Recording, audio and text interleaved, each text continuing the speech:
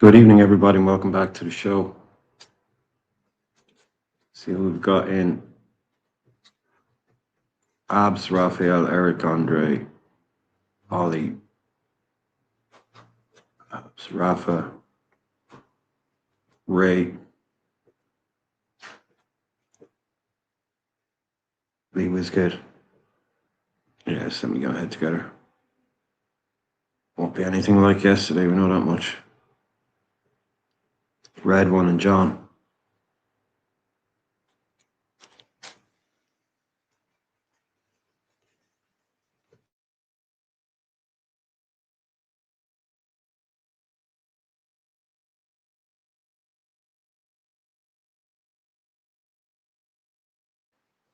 So yeah, we can start with the main news. Main news of the day. Obviously, main news of the day. Like and subscribe. If you are new, you know it works.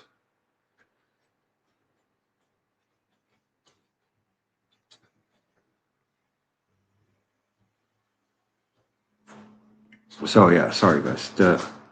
Obviously the main one is the Araujo deal going through, signing on. Just the standard kind of stuff. Excited to be here, meet his teammates. Ideal move. Super happy, excited to get started.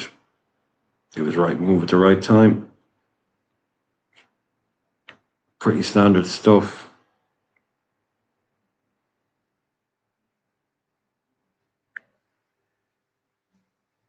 Pretty standard stuff so far, but yeah, it's a deal. It's done. It's over the line.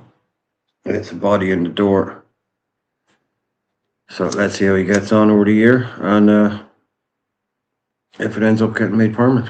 Well, it is a done deal. Who knows what the plan is? Is he going to be starter for us? Rotation with Jacke? Who knows?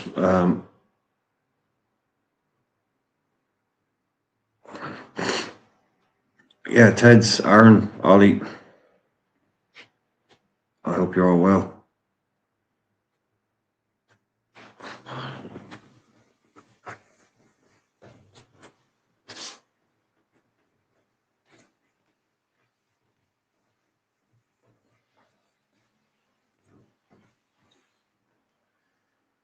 Sorry, yeah, I hope everyone is well.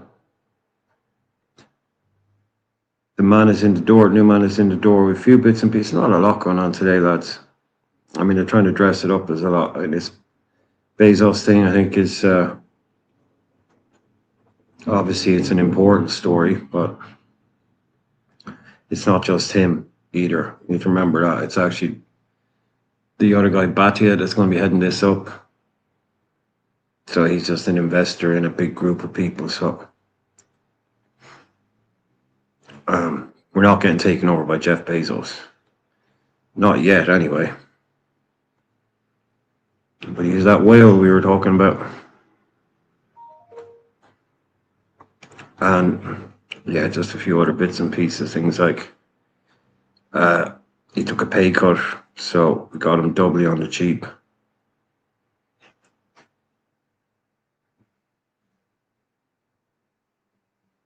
No worries, Sonny.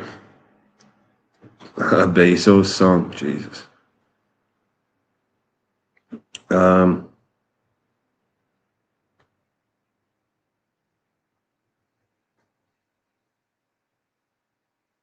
I don't know, Wayne, what happened to Redbird Investment. I really couldn't tell you, mate. But okay. I don't know, is this a good thing or a bad thing? This guy's taking a pay cut. Did we offer him a straight, 100 grand a week or nothing? I'm sure he's got more than that, but. So what do you guys think? Do you think he's going to be do you think he's going to be Virgil's starting partner? Or do you think he's going to be rotated with Jackie? Hang on one second.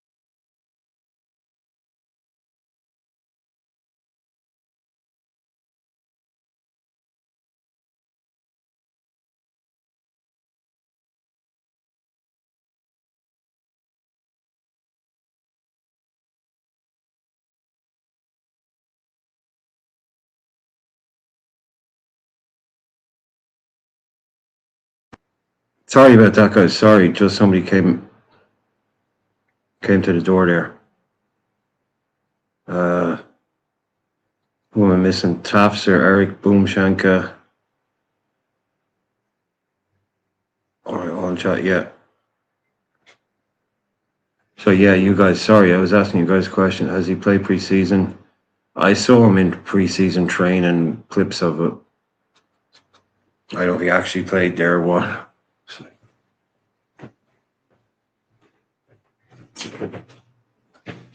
Oh, Coco, fuck off, will you?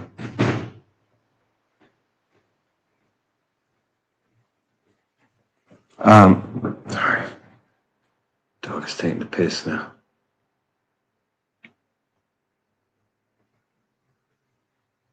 Right, let me see.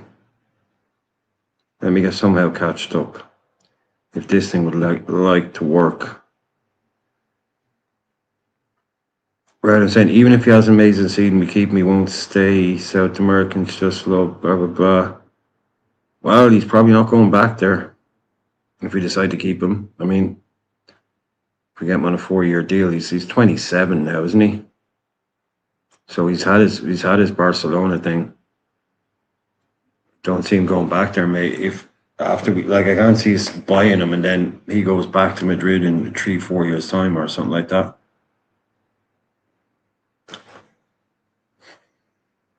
2-year stopgap. But do you see him as actually starting? I mean, can you see this guy starting against Newcastle? Yeah, but you said if we decide to keep him. Like, I'm assuming you meant if we buy him. So if you're saying, yeah, we decide we want to buy him, he says, oh, no, I'm going to go back to Barca. That's different. Well, I don't know. I think he might have done his time there. How do I know? I don't know, but it just seems the best move for me, blah, blah, blah. Good time in my career. They might move on from him. They'd be happy to get 50 million, 55 million. Yeah, I don't see why he wouldn't start if Xhaka still isn't fit. I mean, I know it is very quick, very soon after getting him.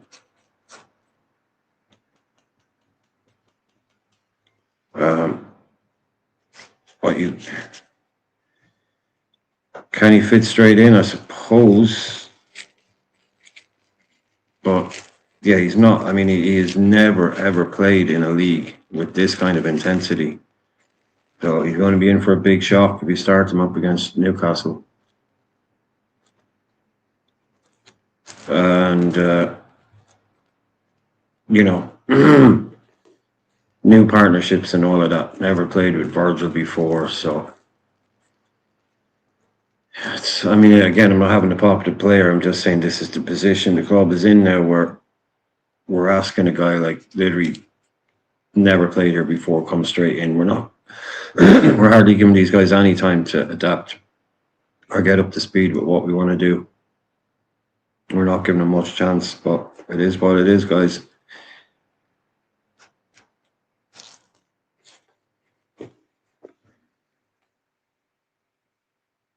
But he will start the season, Leone Jacquet. I know, man. Gomez out. You're starting the season with a guy who's, no time to bet in at all. So maybe he's definitely going to have to be ready to go for Como. Either I'd suggest a behind closed doors game. Both. But at least one so the manager gets to have a look at him in that position. Nobody has played with Virgil before. Oh yeah, exactly. All of them are new partnerships. So I guess it is good. It's good. But not everything's perfect, and it's not perfect. Yeah, hopefully we'll see a bit more Munoz against Como. The guy looked dangerously quick. The one chance he got to show it off, the pace was there.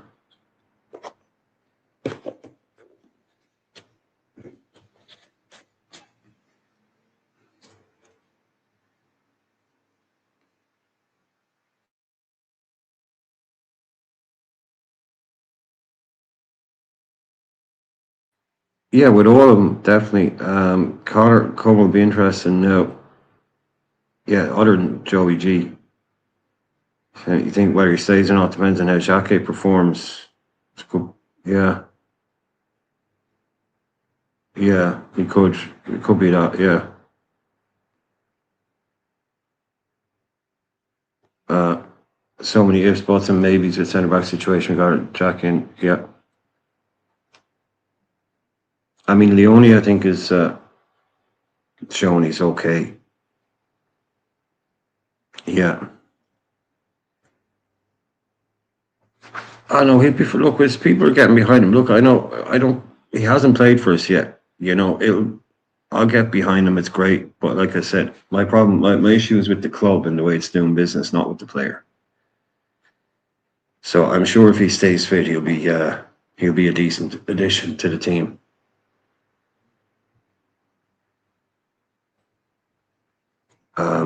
I don't know. I don't know how much. I know. I hear some people are having a pop at him, but I mean, I do keep trying to preface this. I'm not having a go with the player. I have an issue with the way the club is operating, and it's not about buying world class players in every position. You don't have to get world. It's not like you can only have a world class player or a lone player. But hey, maybe it works out well for us. Loans usually do work out amazingly, brilliantly well for us.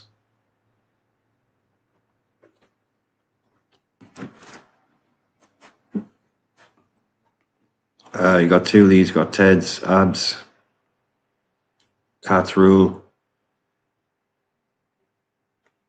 Yeah, I stay out of some places, man, because they're all some of them are already talking like Jeff Bezos owns the club. You know, there's a long, long way to go on that.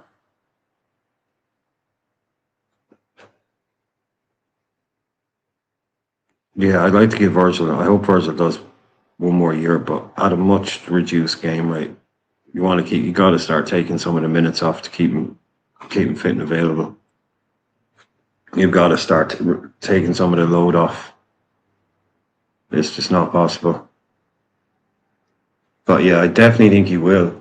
I don't think it's his last year in football. I don't know. Does he go somewhere else? Does he go on a free? Does he have that Saudi kind of vibe about him? I don't know. America maybe. But I don't think this is certainly not Virgil's last year in football. So he'll either renew with us or go somewhere else. Almost certainly he'll have plenty of offers. Certainly in the States and Saudi Arabia. So yeah, he is. He's happy to be here. He's given the standard interview. Just double check it isn't up online.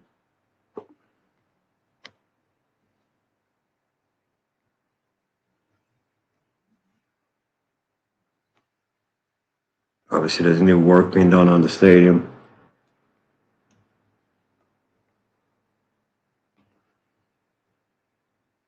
No, nothing there yet. As of yet.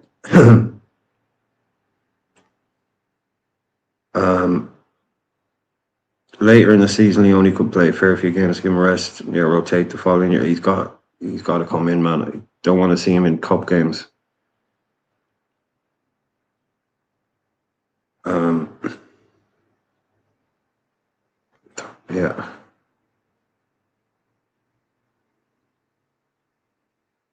I don't know, Lee. Apparently, it's just all that money is going to be invested in FSG, not LFC. I don't know. There's a lot of twists and turns to go on that one, mate.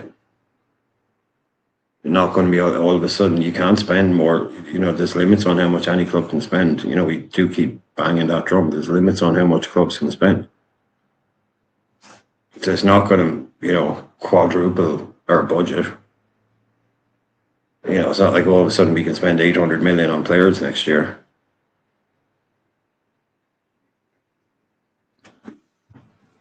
Jeff Bezos is a minor part of a consortium that owns 30%, and apparently they won't have football in control. Yeah, I know, Ted. Yeah, new stadium. I mean, Jesus, anybody who thinks we need to build a new stadium needs to be locked up in an insane asylum. They just, oh, it's just stupid. Like, why the fuck would Liverpool build a new stadium?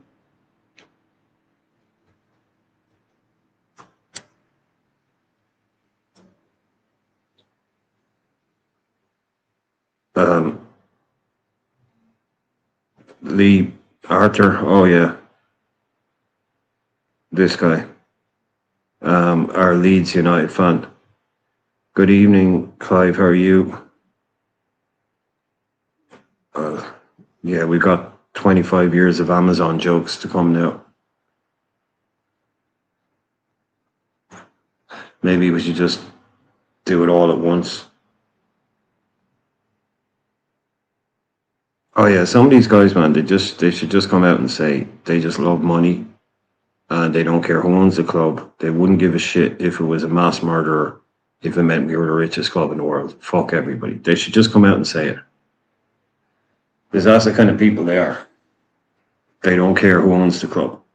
But so you can't be going out and saying, oh, Liverpool is this special club, special, we have a special this, we have a special that, and you want people like Bezos to own the club. Can't have it both ways. We're just like every other club.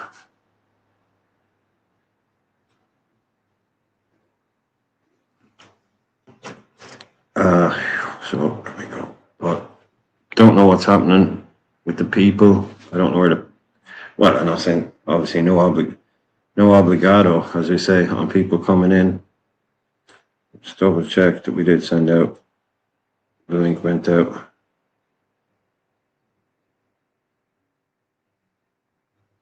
Let's see. I think it did anyway. I mean, it's short but sweet. We'll have to cover it because we stuck it in the title.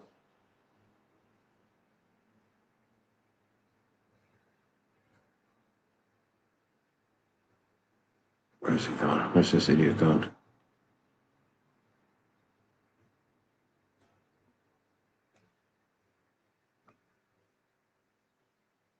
I mean, this is basically this is the tweet, as they say. But it is indicated that they just basically saying Liverpool is actively in the transfer market for a number 9 as cover for Alexander Isak.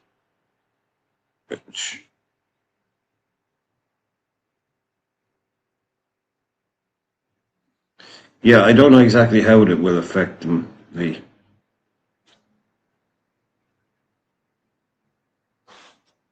don't know exactly the effect. Nobody does.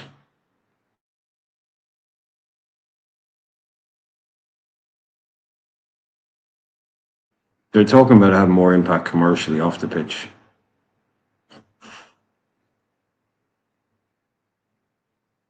Massively worried, John. Massively worried. If he's our only right back. I'm not sure what the game plan was with him kind of going into midfield when we had the ball stuff yesterday. Sure, exactly what that was all about. If that's the plan going forward. Again, trying to watch it on a phone isn't easy to get picture the whole game. Yeah, that partly. Yeah, that's kind of funny. We aren't interested in loan deals apparently. That's why we're not interested in Hendrick, because we're not interested in loan deals, only permanent deals. That's okay. I mean, it is kind of ironic. I'm not saying it. I get what they mean to a degree, but it is ironic to have that out there on the day that we sign someone on loan.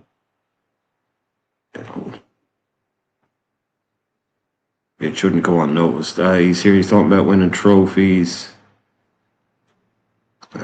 He's already been in training. He's got a message for the fans. Message for Darwin Núñez. He's going to wear number 33.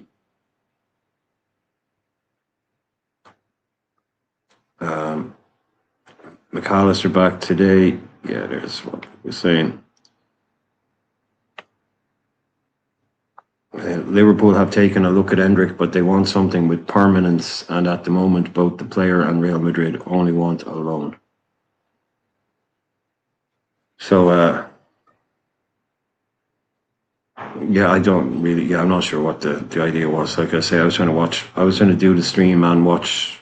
It was on my phone, and I was trying to watch the stream as well. So I haven't had a chance to rewatch it back properly. Don't know if I will. But yeah, sorry, Carl's there. Where are we? Sorry, Honey is there. Carl is there. Hey, what's up? I thought you were feeling lonely, man. Well, you only have to wait a minute. You only have to wait a minute, and some people will come in. Yeah, I just have to start moaning online that there's nobody on the panel, and people feel guilty and they call in. Nah, I didn't feel guilt, man. I was trying to make myself a sandwich, and I was like, oh, I get online once I'm done. Oh, yeah, cool. There's some people going. How's your day so far? Is everything been good? Work? Hello, boys, Everything you right? Yeah, good? I'm Yeah. good. I'll be back in a second. Give me 1 second. Whatever that news is on Hendrick, I agree. If that's the sentiment the club is putting out, we want a permanent a move instead of a loan. I'm perfectly fine from walking away from that, even though he's a good player and he would be serviceable as a loan. Yeah, it'd be a bit, I don't know, a bit like demoralised, wouldn't it? Like, you get a player in, comes in, fills, like, what if he comes in, smashes it for us, like, ends up being one of the best strikers we've had in a long time, and then, like, at the end of the season comes, you know what I mean? Real Madrid, they're coming back to collect them, and we can't even buy them or, do anything about it. Like, it's a bit of a tricky situation, like, but he would obviously fill a gap this season of, with obviously Akatike being down as well, so, and obviously can play on the right wing as well, so it would make sense if he was like interested in him. Yeah, like he'll be a great backup for Isak. He'll be a good backup for Isak. I think he does play with a little bit of he plays with a little bit of aggressiveness and he play above his height. Like you say, he can play the right wing. Like he's a perfect utility player for on the front side. So on the forward line. So I mean I would if we could get him. I think they were quoting around 50 million pound or 50 million euros, something like that. So I think it would be a great deal for us. And I think this idea of Madrid, man. Sometimes these players, bro, let it go, let it go, let it go, man. If you want to become a player, let it go. Sometimes things are not for you. Yeah, I mean, Coffee is there saying no Liverpool fan should be happy with loan with Madrid shouldn't sit right with any Liverpool fan. Yeah, I'd agree with that if it is what they're doing there. If it is just a loan and he has to go back, because the main reason I want to loan him in, number one, he's brilliant. Number two, he can play off the right and he can cover the striker. He can play. He is a striker really that can play off the right. He's been out on loan for a year, and if they're prepared to send him out on loan for another year, I was kind of hoping maybe we could get, you get to work on the kid, and over the course of a year, convince him that this is the place to be. I wouldn't be happy just taking him for a year and sending him back and doing them a favor. No, I want some kind of option. But I just like the idea that he's been away 2 years, and if we could convince him to, Liverpool was the place to be. But I don't he's not going to come. But that's kind of the way I was looking at: get him here and then convince him, and then get him on a permanent. It's the disease of Madrid, my guy. I call it a disease with a lot of this, but it's the same thing with Vinicius, man. Like they coming to Arsenal would have been an ambitious move for him, and then but decide to stay at Madrid because it's again I get it. It's it's the lore, but my God, like whatever you accomplish at Madrid, it I'm not saying it doesn't mean much. What I'm saying is that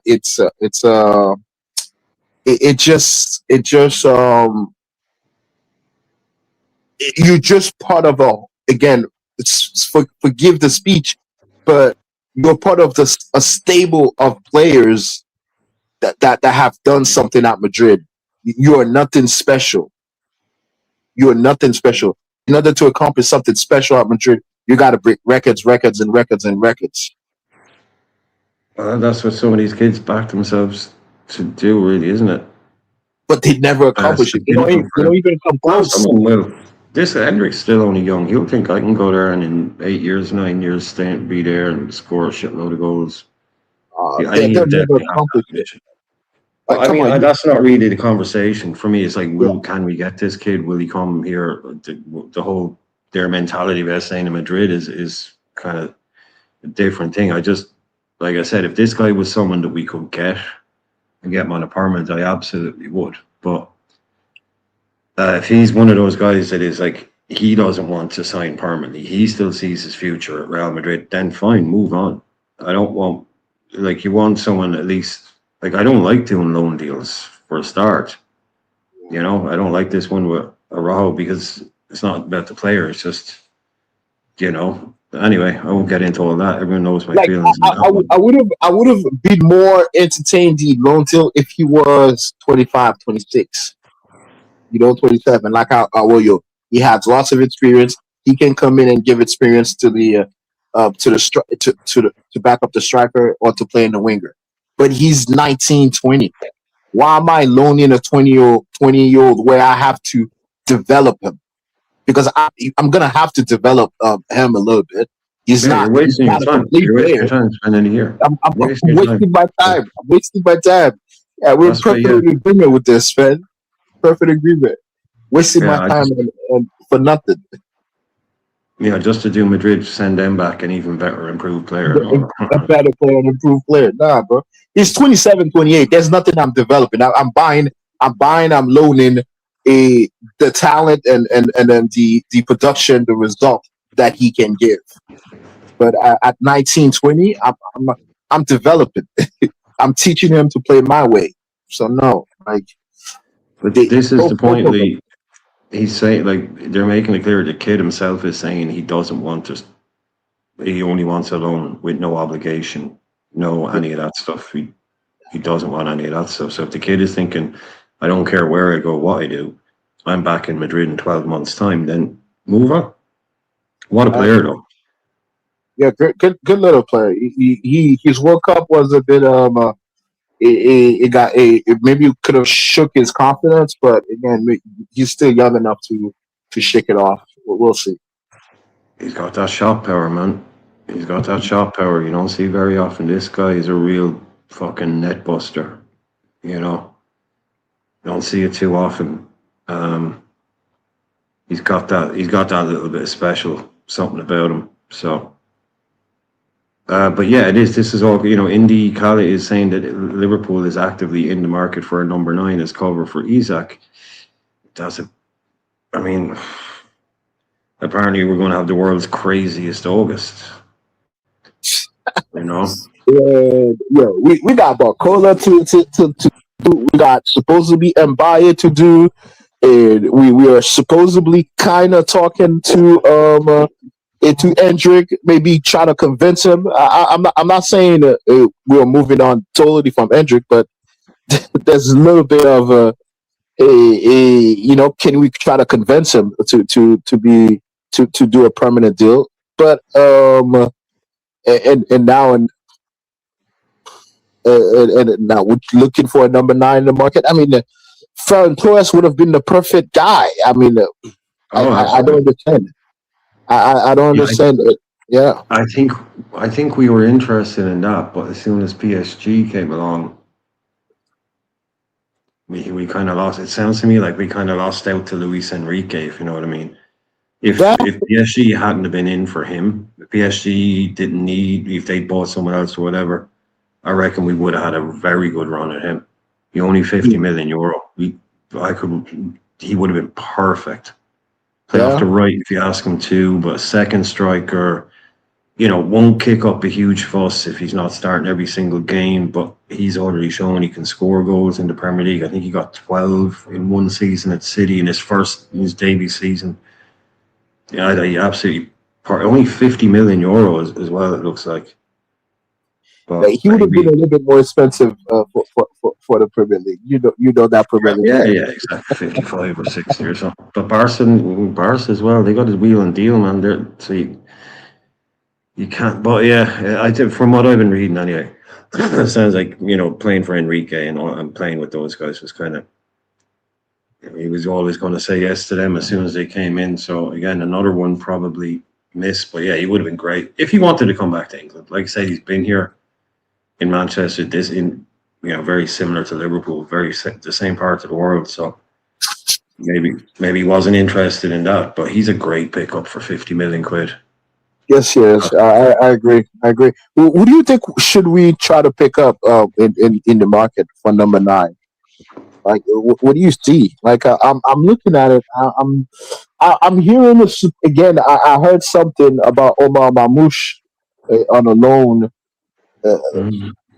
I did you see something like that? I don't know what's gone wrong for him at City. Because he came in, he was ripping it up. He came in, I think he had like 7 goals, first 10 games, some of that kind of thing. Yeah, he saved him a lot that year. We won the league. He came in, just like you said, he scored a lot of goals, but also he rescued points for them. When Haaland Erling wasn't firing, he came in and gave them some points and won 3 points for them. I don't know what happened the last few years.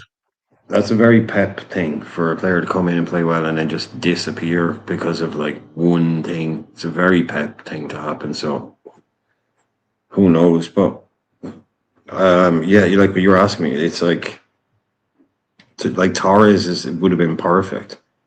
Only 50 million, shows these kind of players are out there, but they're thin on the ground. I am kind of stumped, man, on who you. Like I said, I know, shock horror said this Ekitike injury is going to really fuck us up. Yeah, it fuck us up a lot. Very unfortunate for him, but if he was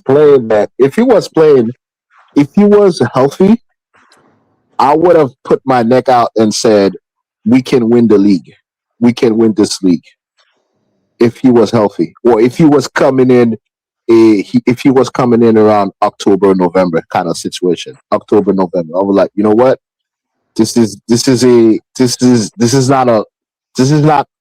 almost like a season-ending injury, kind of thing, because it's coming in March.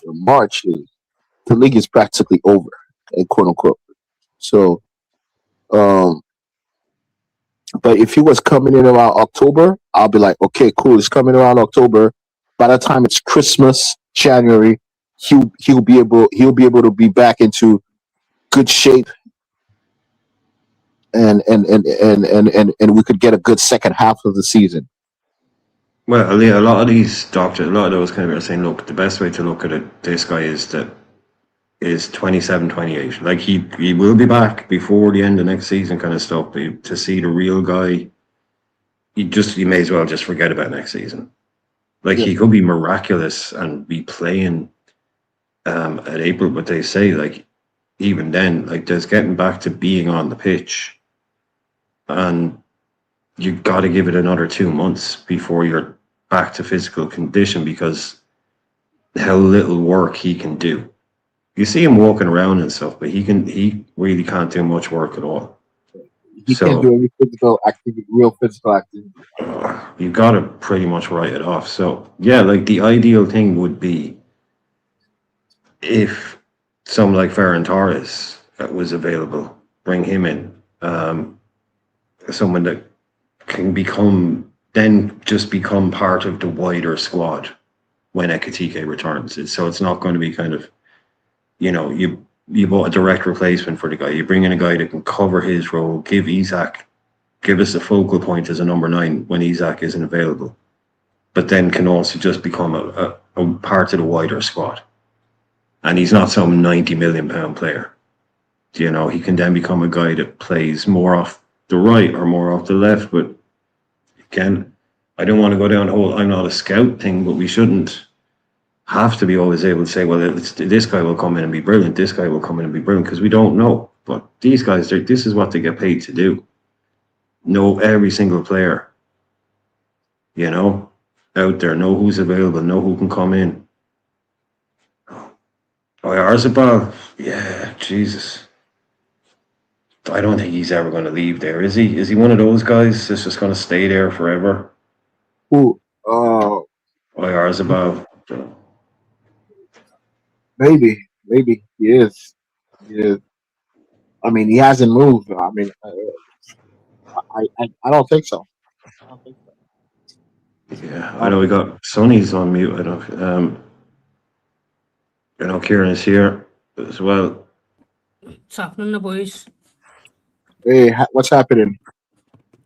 Not much. I reckon it's a cracking signing, Araujo. There's no loan fee, so there was rumours when it's going to cost 8 mil, and he took a pay cut as well. So shows you he's a footballer, man, and he wants to get back to his football rather than coming for the money. Hopefully he can. Hopefully he can get his form back. Because we're going to need him to. He's going to be straight in at the deep end, I reckon. He's been in the deep end so, before. Look, I personally would. I think the Premier League will suit him a little bit better because of the physicality they play at. I think the La Liga was asking him to be a ball playing center back. I just think that this league will suit him a little bit better if they're just asking him to be physical. If he can just be that, I think we'll be fine. I think we'll be fine, and I think we're just 100%. using. I think we're just using them to get Jacquet and Leone healthy. That's it. And He's another body. He's another body. So where Jacquet and Leone's come back from long-term injuries, it helps them develop in the correct way rather than rushing them back.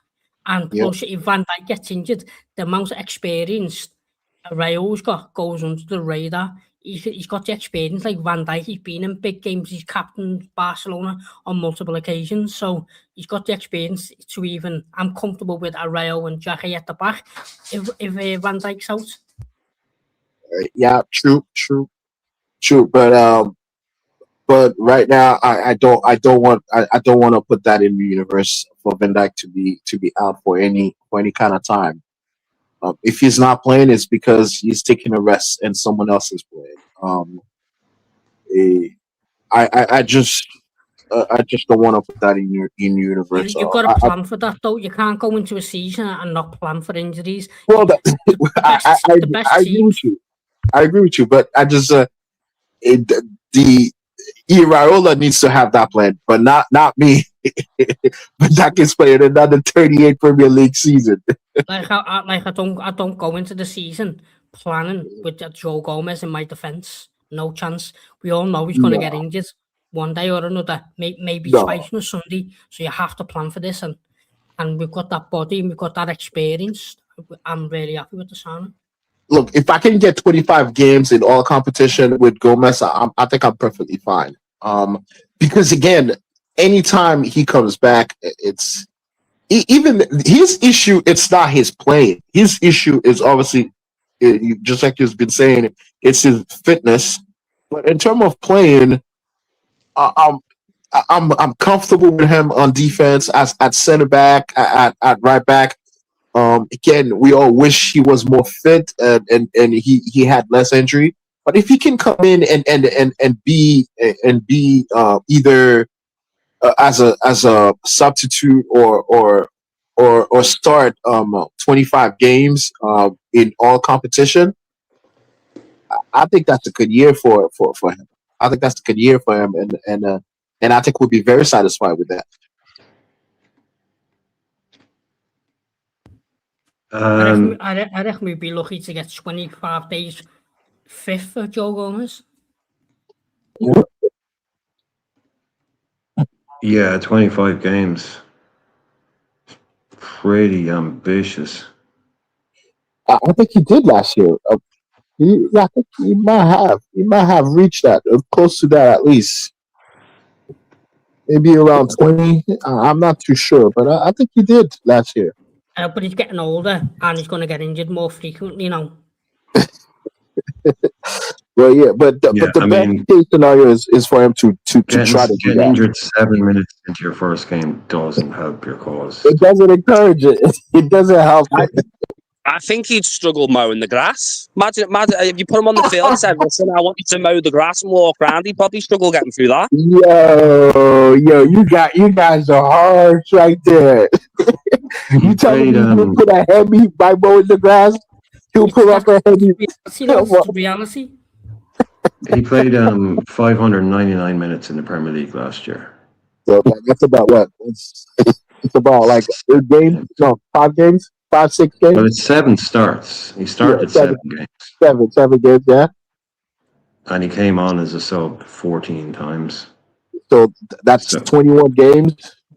Okay. 21 appearances, yeah. Some of the subs like the last 10 minutes so far, like Conor Bradley or whatever. Yeah, but if he comes and do that, if he can come and do this 25 times during the season for all competition, then that's good. That's what we want, right? Yes or no? No, I don't need him here. The wages he's taking as well, no chance. Wow, you guys don't even want him to look. Perfect example. He's a perfect guy to he's healthy. Give him the especially the League Cup games. Him and Jacquet, him and Leone, Marshall, the center back. He's perfect for that. He's above that level. He's very assured of him. He's very good in that sense. We are not questioning his ability. We are questioning his fitness and his injuries. Nobody's ever questioned. Joe Gomez, when he's fit, is an absolutely top player. It's been saying this has been the same conversation we've been having for 6, 7 years. Yeah. It's just everybody just repeating themselves over and over and over. He's a great player, but you cannot rely on him. Yeah. He comes into games and he gets injured after the first 6 minutes.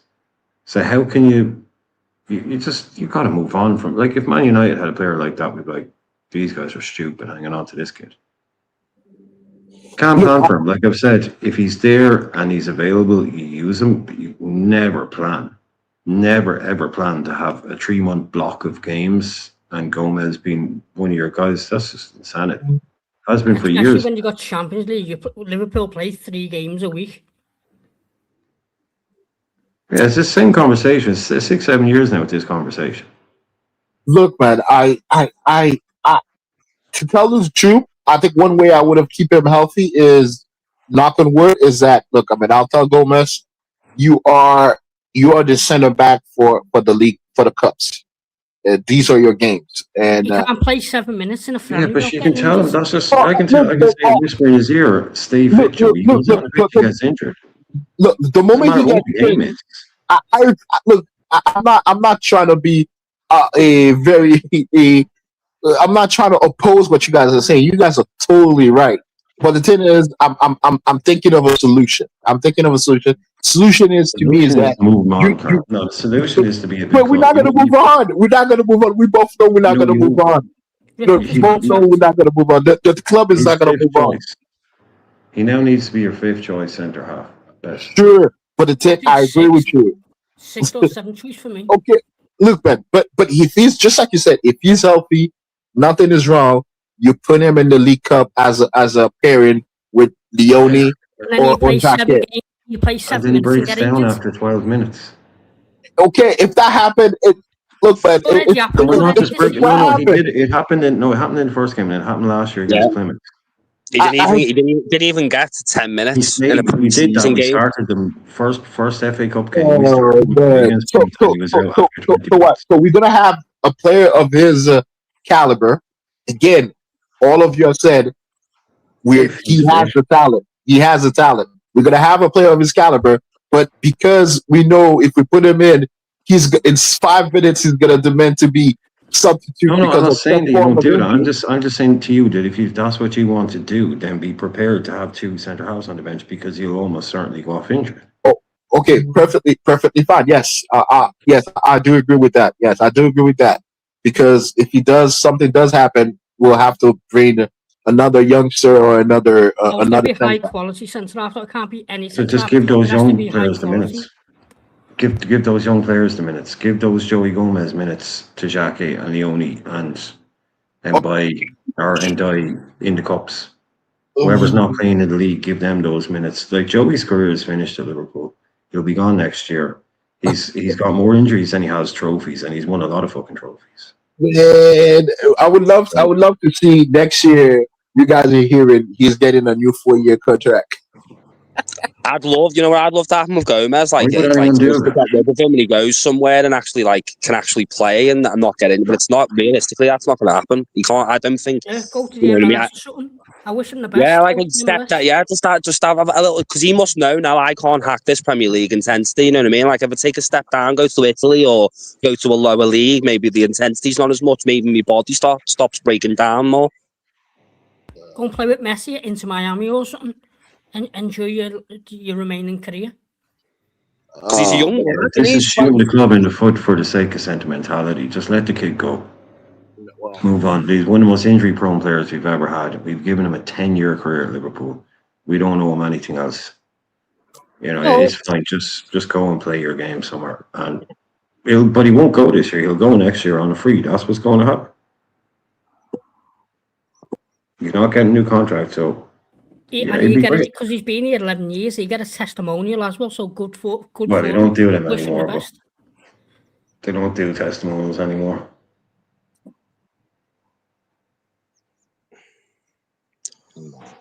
Yeah, it's got to that stage now with Gomez. It's like, yeah, regardless of us being the longest serving player and all the sentiment and stuff, it's like, if I was in charge, like, as much as it'd be brutal, I'd rip his contract up. You know what I mean? Pay him off, pay him as old as he is. No, you don't do that. You don't do that. I do think that he's a good locker room guy. He's a good locker room guy. He's a leader. Even though we might not view it that way. He's a marshal for Van Dijk. You know, kind of thing because they're best buddies. They're good friends. The amount of time he's been in a medical room, he could train to be a doctor. Yeah, he must know all them physio routines off by heart now, how to get people back fit. Maybe he might be a good mental support for Leone and Xhaka over there. Jesus Christ, are you telling me this guy is a fucking support dog now at this stage? Is that what you're telling? Emotional support animal? Is that what you're telling me? I mean, look, I've said I've not tried to support him or defend. No, we'll move on. I think you're right. I think we need to move on because all of you are ready to let him go, and I'm saying he has some usefulness. I think he does have some usefulness for us.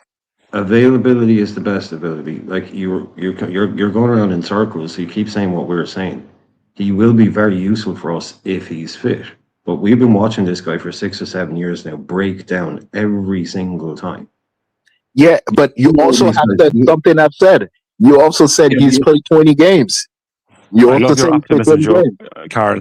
I love your optimism, Carl. He's one of those guys, you'll know them. There's guys in basketball, in American football, in rugby, in every sport. There's those guys that in tennis, people say, that kid, if his body just let him down. If he'd been able to stay fit, and it's just some people just get born like that. Like Virgil can play basically 8 years without getting an injury. Their bodies let them down. Everybody in the sports people like that. Joey's just one of those guys. Now, if end of conversation, Joey Gomez is a brilliant player when he's fit, but he's never available. So planning with him is silly. You know, We're a big bad football club now. We're supposed to be big boys. You know, great in the locker room and all that. You bring in people every year that can be great in the locker. You'll be talking about in 2 years' time. People will be talking about some of the guys who are brilliant in the locker room. There isn't just one leader. If you hang on to these guys, man, and you make them part of your team, it just says you're not. You know, to me, you're not planning stuff right at all. So he's the only. It's like Man City. They went and got Gahey, but they didn't feel sorry for John Stones, did they? They went out and go and get someone who's available. Yeah. No sentiment, no nothing. They replace you. They're not bothered. It's all about winning like that. Like that's what I'd love Liverpool to do a bit more ruthless. Like when Mane was started, we went out and got Diaz. Let him finish. Look, I think again, we all know this. I'm not going to have someone sit here saying we're wrong for saying we need to let Joey Gomez go in the next year. Come on, Carl. Seriously, dude. That's not what I said. That's not what I said. I think you miscategorizing what I said. I said if he can come in and give us 20 to 25 games, he's good. And then you gave an example that he started 7 and played 14 games, and I'm like, okay, that gives 21 games, and I'm like, that's the amount of game we should try to get him to play. Try to get him to play throughout the season. And that's that's enough for the wages he's on. It's not good enough. I'm sorry, that's not good enough for the wages he's on. Yeah, no, you're supposed to be fitting the bill. I mean, you talk to some of the big boys at this club, they'd be saying, Jesus Christ, I would have been out after 3 years. Yeah, but he's a good guy. There's such a thing sometimes being a good person. Like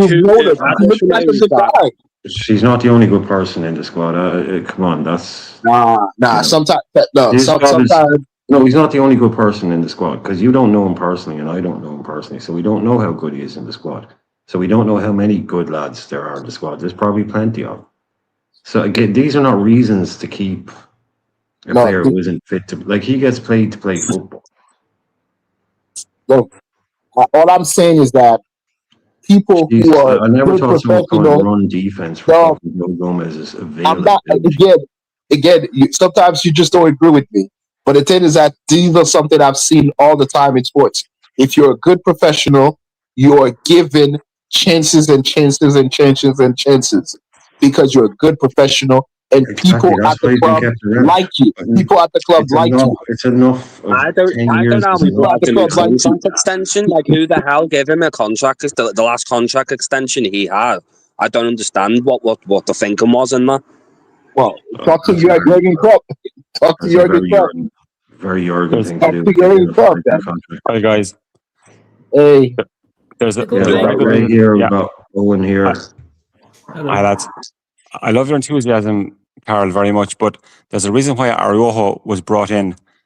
He's brought in as the Gomez replacement, you know. So, you know, I just don't believe we can rely on Joe Gomez. You know, to be honest, you know, we just can't. I'm afraid. You guys make it sound like I want him to play in the Premier League. I just said I want him to play the cup games. Yeah. Let him play the cup games. I just think, I just think, you know, to be quite honest and to be blunt about it, Joe Gomez is crocked. End of story. He's crocked. You know, he'll come back for a game or two, or he'll break down in the next game. Half an hour in, he'll break down. Something will go wrong, you know, and we just can't. We can't depend on that. You know, that's why Araujo was brought in to replace Joe Gomez and phase out Joe Gomez. And I'd said the lads are right. Joe's gone next season. Without doubt, he's gone next season. They'll keep him till next year. But who's going to buy him now? Like who's going to buy a Crocs player? Who's going to buy Joe Gomez next season? Nobody. The worst thing about Joe Gomez as well is injuries are not contact. They're always off the ball injuries, which is serious than contact injuries. Yeah, Kieran. Yeah, you're right there. Yeah. Look, you know, when Joe performs, he's a fantastic centre back and right back. He's very professional when he plays. When he plays well, and he gives it all. And he's an excellent centre back, not world class, but he's a brilliant centre back, right back, and at centre back. But we can no longer rely on Joe. We really can't. You know, we really can't. I can't see him put together, you know, 20 games, 20 appearances next season. Not a hope. I maybe 7-8 max, if we're lucky. You know. Well, on that, I mean, Joe Gomez in 11 seasons, according to FB Ref, has 17,000 minutes, more or less. in total in all competitions, 17,000 minutes. And for comparison, Virgil van Dijk in 9 seasons has double that, 34,000 minutes. Wow.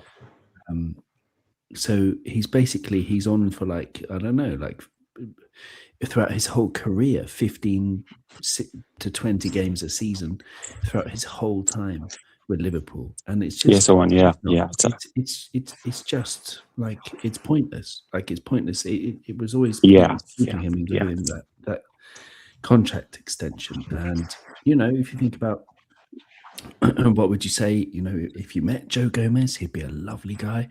He seems like a lovely guy. I'd love to sit down with a cup of tea with him and talk about the art of defending. He's a great player. He's a fantastic player. But it's just like I'd like us to be a lot colder than we are. Not just with Joe Gomez, but with other. We're an emotional club. We are one, which is a strength, but it becomes a weakness when we give big contracts to players because of, I don't know, vibes or fumes or whatever the kids are saying these days. Whatever you're in the top of smoking. Yes, exactly. Yeah, we need to drop the sentimentality, Anyway, Joe Gomez is very much the past of Liverpool, but like we said, nothing against him. It's just he's someone who I feel very sorry for because, but Brian, one of those guys, like I said, their bodies let them down. You have him in every sport. Are people in life as well? Just he would have been a great golfer. He would have been a great this, but his body always let him down, kind of thing. He could never do it that way. So, but it's 10 years now. He's won everything. He's seen the Axel. He's Jurgen come and go. He's seen it all, man. Like his book, Joey Gomez's book. If he does one, which he obviously will, if it's a good one, like he spent 10 years at Liverpool, from Brendan all the way through Jurgen, winning trophies, Ali coming in, like the stories he'll have will be great. It'll be a great book. But books don't win fucking league titles. It's time for him to move on. You have someone, and like Sabazai said, and this is the most important thing: clubs are transient. Football clubs are transient. But Sabazai said, we've lost a lot of experience. Boo-hoo. Fucking boo-hoo. We've lost experience. So the guys that are here now standing in the shadows perhaps a little bit, step up. Exactly. New leaders, because we bought Robbo. We bought Mo Salah. They came here and they became leaders. Mo Salah didn't walk in as a world-class leader. He came in as a guy trying to prove himself back in England. Exactly. So Sabazai said, when leaders walk out the door, what happens? You don't just crumble. New leaders step up. New people step up. And so who is going to be the new guy? Who does it force out of their shell? Because it's easy to stand behind someone when you're in work with someone and he's the main man. It's easy let him be the main man. But when he goes and you have to step in, then, you have to become that leader then. So you can't expect someone else to do it for you. Say, well, he's gone. We have no leadership. And if Soboslai's getting the batting armband, he's going to have to step up. Definitely.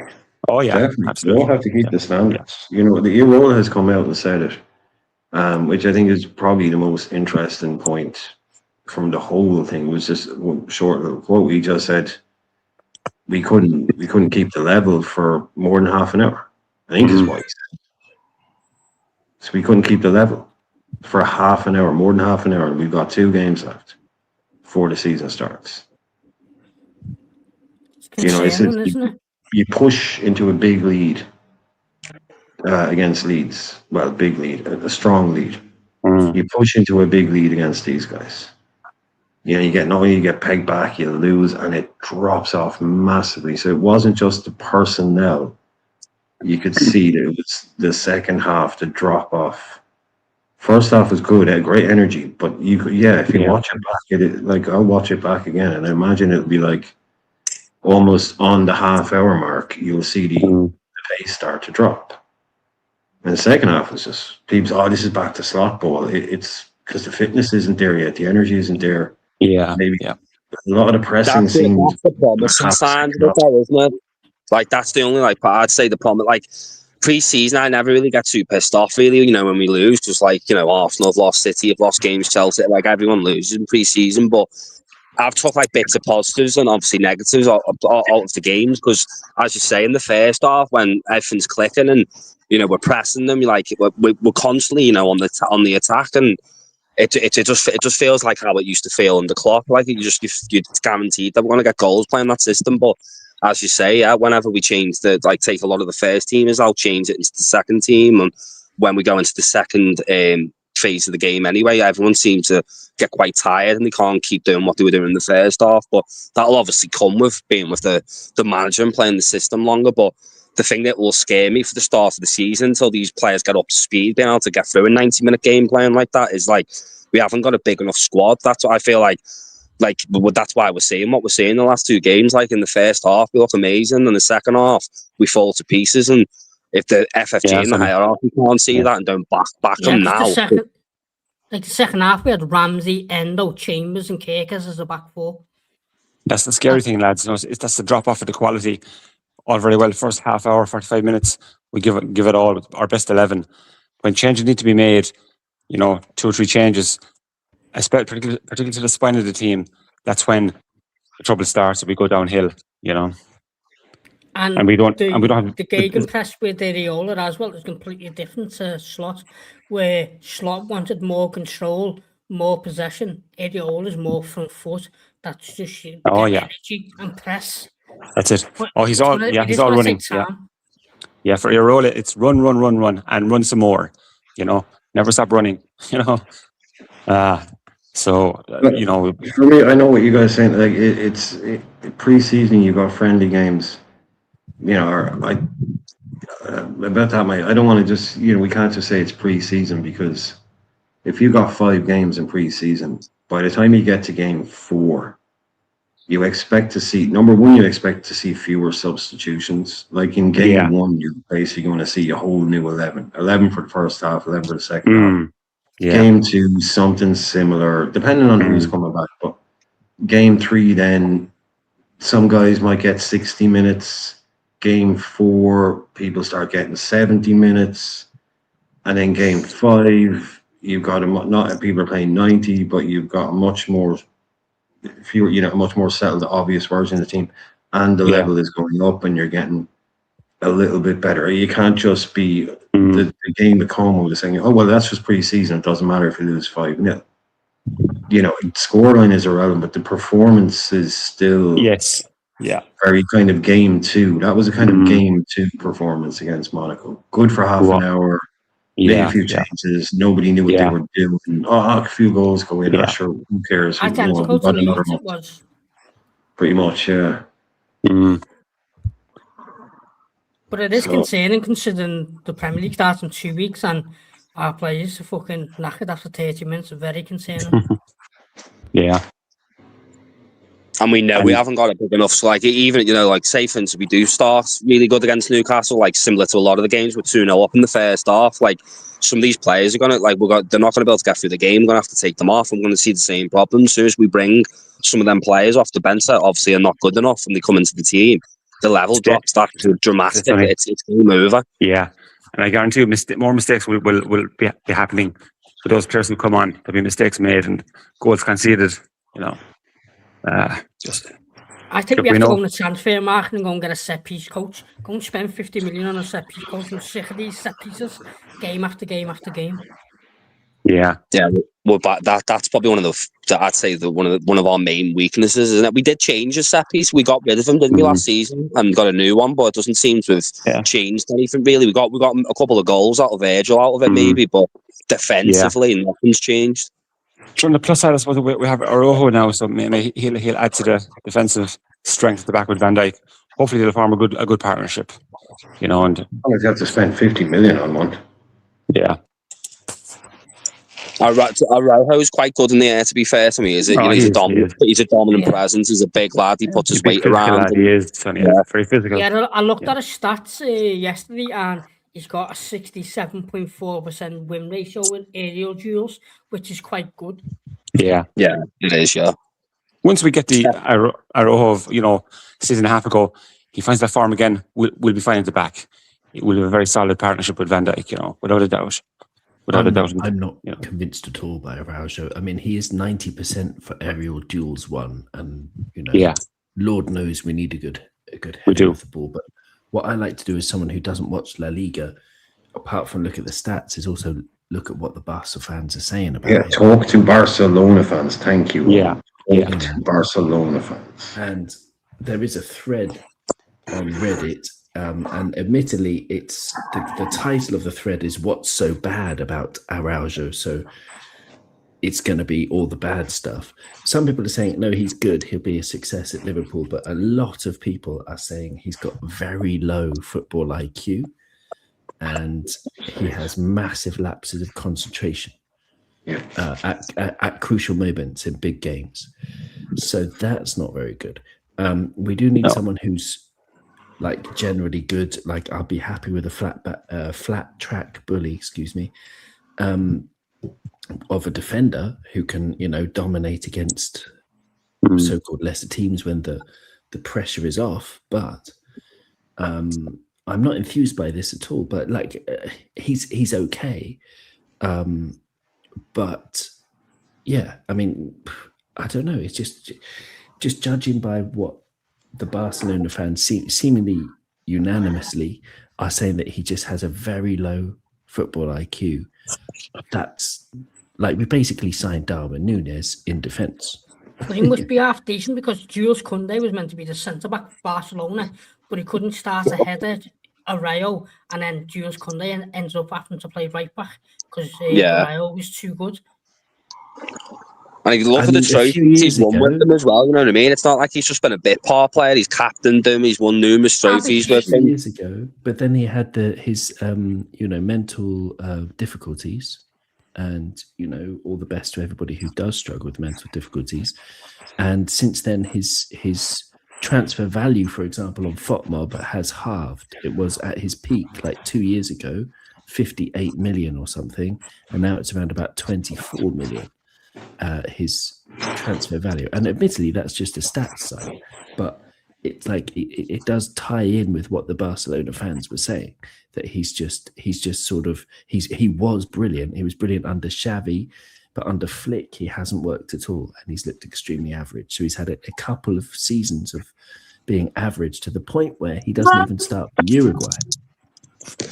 Yeah, he was unbelievable under Xavi, wasn't he? But like I've seen a thing about him. Like, as soon as Hansi Flick come in, he was playing with the high line of the football he was playing. Like didn't like transcend well with the way Araujo obviously wants to defend. And ever since had Flick's come in, but I'm just hoping that maybe Iraola's systems maybe a little bit different, and we do see that like the good side of it when he was at Xavi.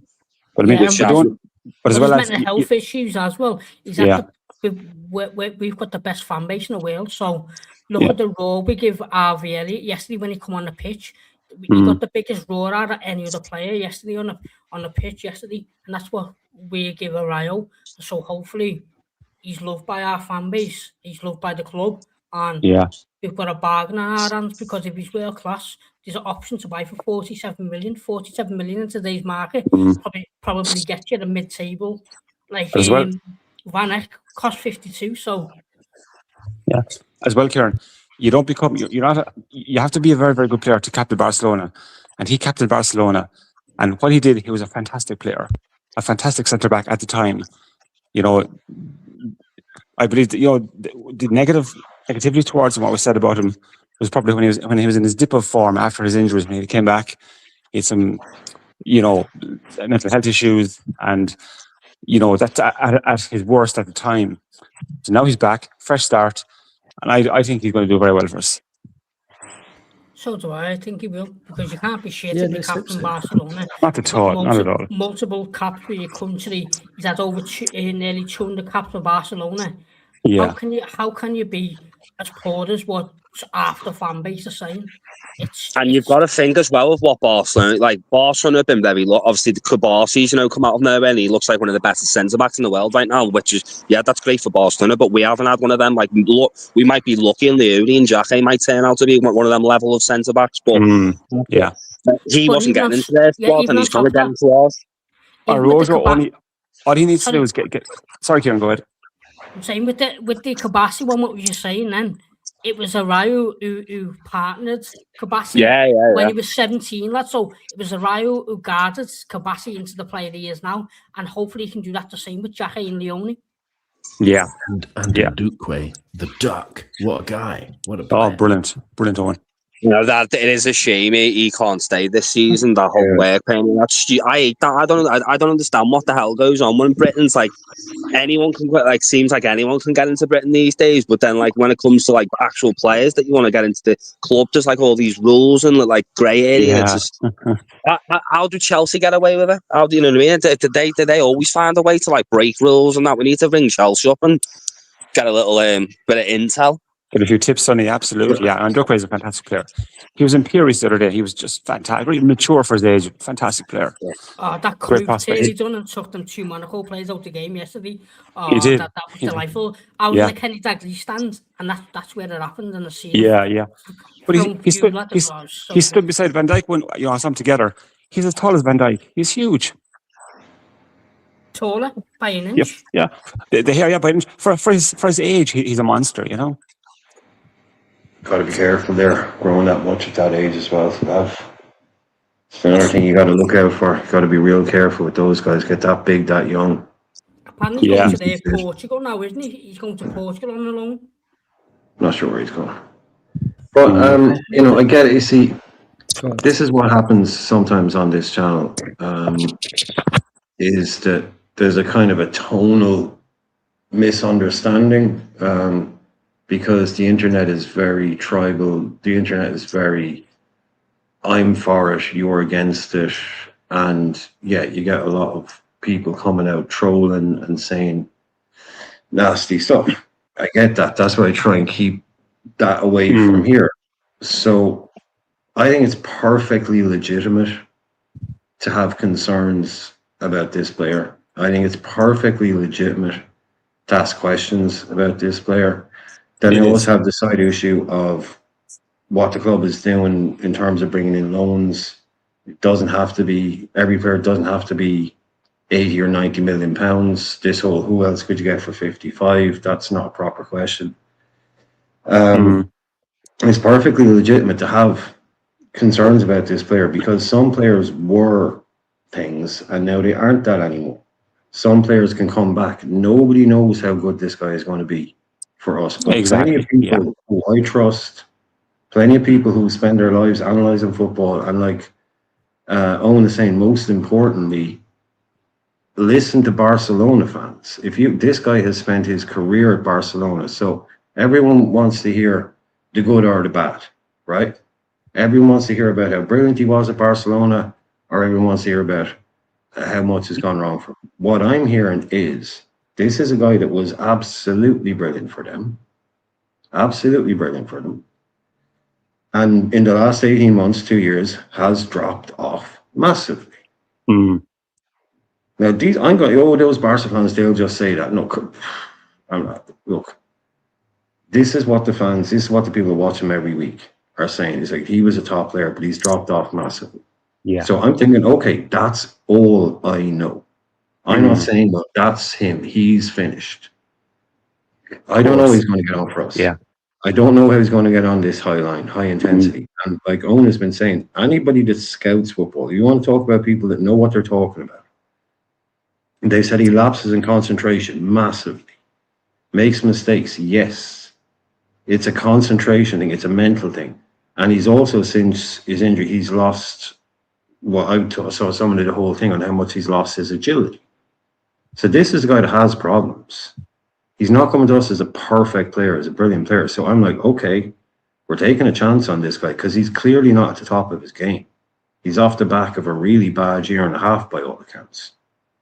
So I'm not going to be all in on this. This is definitely going to be brilliant for us. I hope he's brilliant. I've never met him. I'm sure he's a great player. I don't like his politics, but that's different. Okay? That's got nothing to do with it. I won't dislike him because of that. I'll just be aware of it. But I'm just saying, there's nothing wrong with having genuine concerns about this guy. It's not like, oh, you all hate him, you don't want him to succeed. That's not for grown-ups. That's not a grown-up conversation. That's why I started trying to get away from you say you criticize somebody once. Like, I know people don't do it so much anymore, but you criticize and you get someone coming, oh, I didn't realize you were a Darwin hater. I didn't realize you were a Grav hater because you criticize parts of their game. You can't have those conversations. This is supposed to be a fucking, a grown-up channel where I get there's a load of people on the internet being dickheads. But that's not what this is about. It's not just one camp or the other. None of us know how it's going to work out. None of us know how it's going to work out. And I just don't like the fact that the club is taking this risk. The player completely separate. This it's not, I just don't like, it just seems to be, again, one rule for this guy and one rule for another. You got people that are saying Barcola is absolute dog shit. But this guy, he's brilliant. It's just all over the shop with this guy. It is, yeah. Joe Brian, no, they're perfectly reasonable concerns to have. Perfectly reasonable. All we can do is hope he'll find the form of year and a half, 2 years ago. Luckily, he's only 27, so he has, age-wise, he has the time to find that form again. Hopefully he'll find it very quickly. And look, there are legitimate concerns, Brian. Absolutely. We don't know how he's going to get on. We hope he'll perform well. Ray, can I just say, first of all, evening panel, evening chat. But everything I've heard so far is that, he was good a while ago. He's not at the top of his game right now. Hopefully he can rediscover his form. Does this not sound like Arthur Melo? Is this not everything we said about Arthur Melo? I remember this vividly. Does Arthur Melo captain Barcelona, did he? No. Probably. No. To be honest, yeah. I know very little about Arthur Melo before he joined, I know very little of him. All clear. Someone's got a song in the back. It's Lizada, you've got a song in the background. Oh, sorry.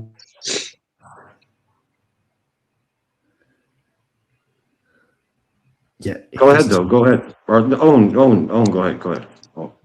Is that better? Yeah. I'll let Owen go and then you come back in. Okay. Because there was an echo before, but it's gone now. Yeah, that's better. Yeah, that's Lizada's echo. Yeah. But hang on. No, I don't know. He's not going to be as bad as Arthur Melo, but it's a similar thing maybe to Chiesa. Chiesa had a massive, horrible injury that just still he's never going to get better from.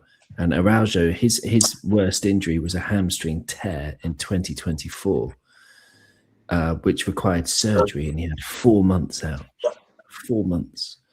And after a hamstring tear, apparently he's lost his agility, like his pace, a little bit of his pace. He's still strong, he's still athletic, but he's not lightning like he used to be. And that's the moment, if you look at the sort of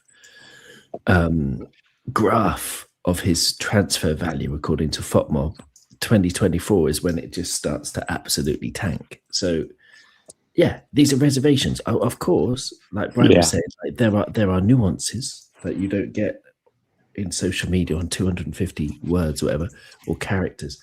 But like I hope it works out. Like I hoped that Arthur Melo worked out and Chiesa worked out. But if I was the director of football, it's a transfer I would have avoided, to be honest. But let's stay with the idea that it could work out, which is true. And it could be third time lucky. And, it's not Arthur Melo and he's not Chiesa and he's got his own story to write. So I think it's a win-win on the transfer because it costs nothing. He took a pay cut. So if he's shit, we can send him back to Barca. But if he's good... And you're the guy that always slags off FSG for being cheap. And now you're counting the pennies. Okay, I'll take it.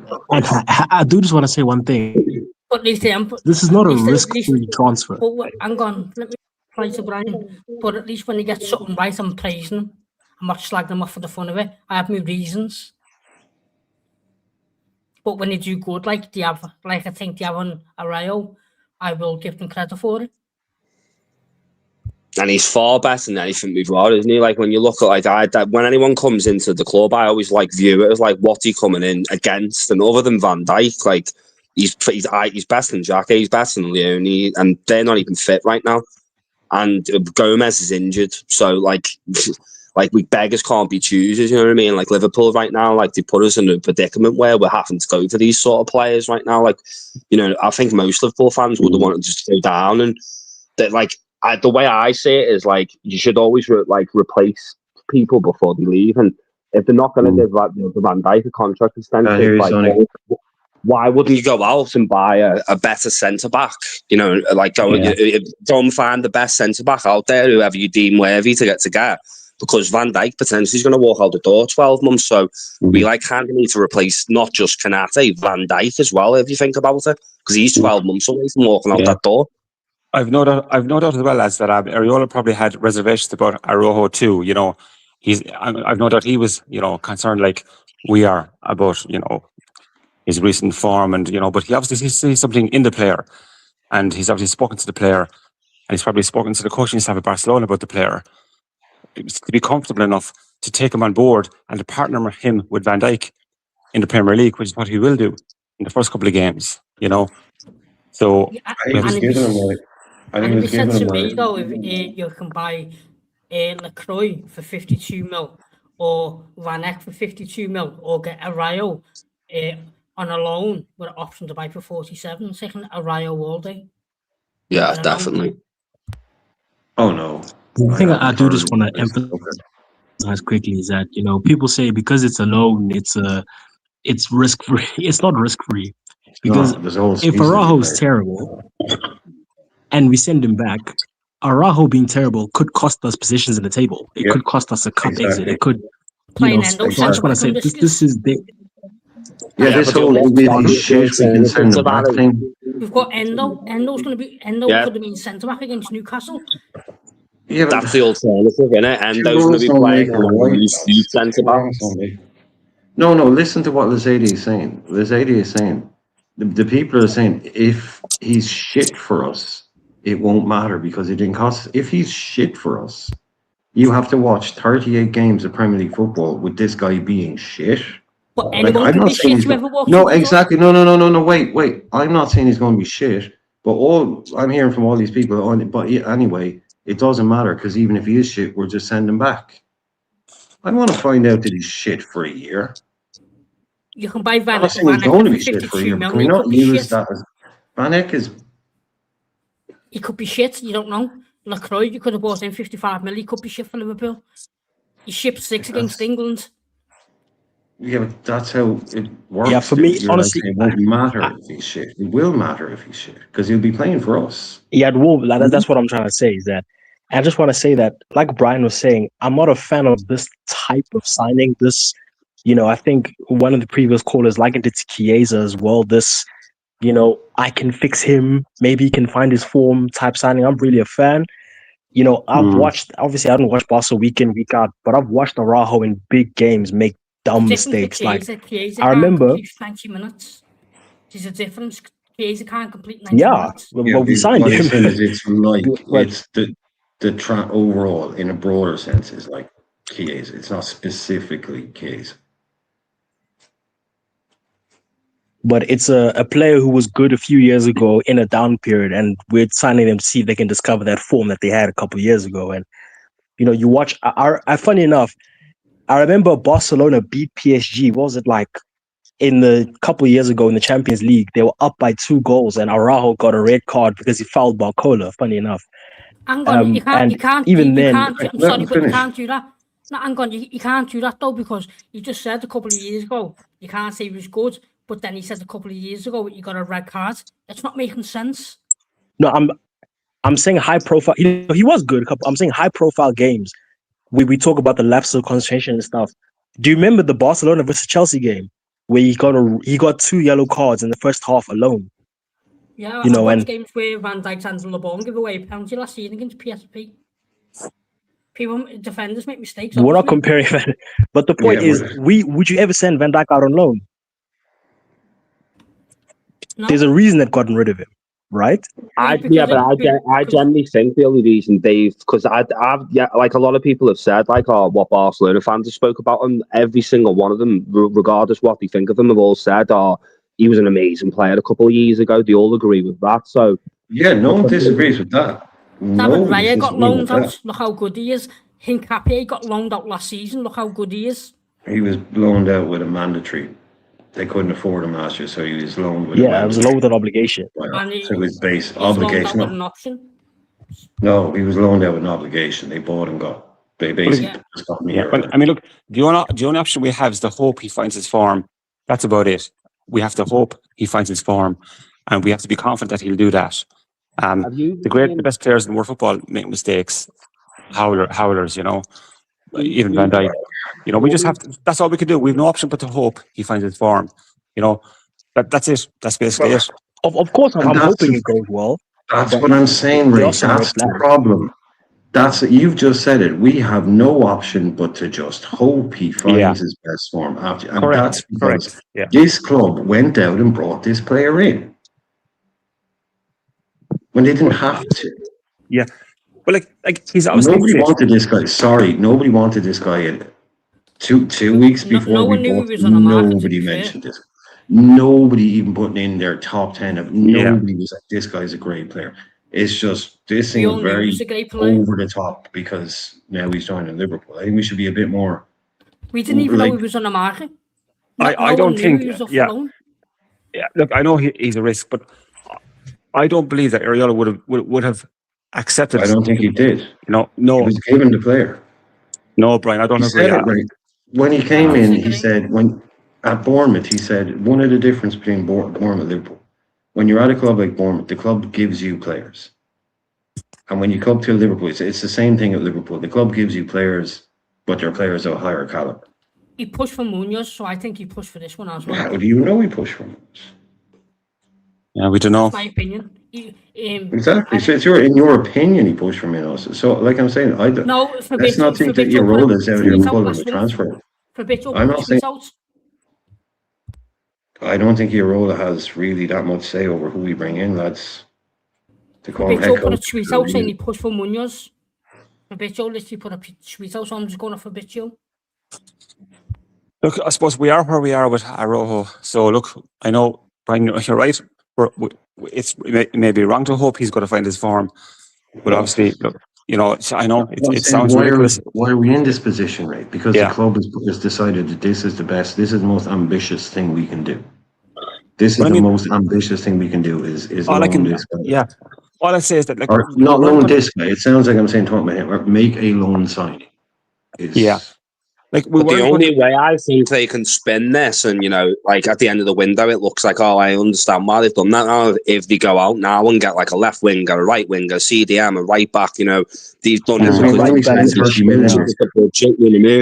But we spent 30 million this year. Yeah. That's all we spent this year. 30 million. We might not have the money like Arsenal didn't have the money for Hincapié last year, so that's why. 30 million is all we spent.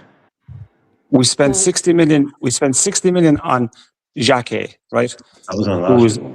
Who they planned it comes into this summer market though when you buy in January. Yeah, but like if they spend 60 million on Xhaka, there's no way they'd spend another 50 or 60 million on another centre back when they have other positions to fill as a priority. And especially if Barco's going to cost you 120 as well.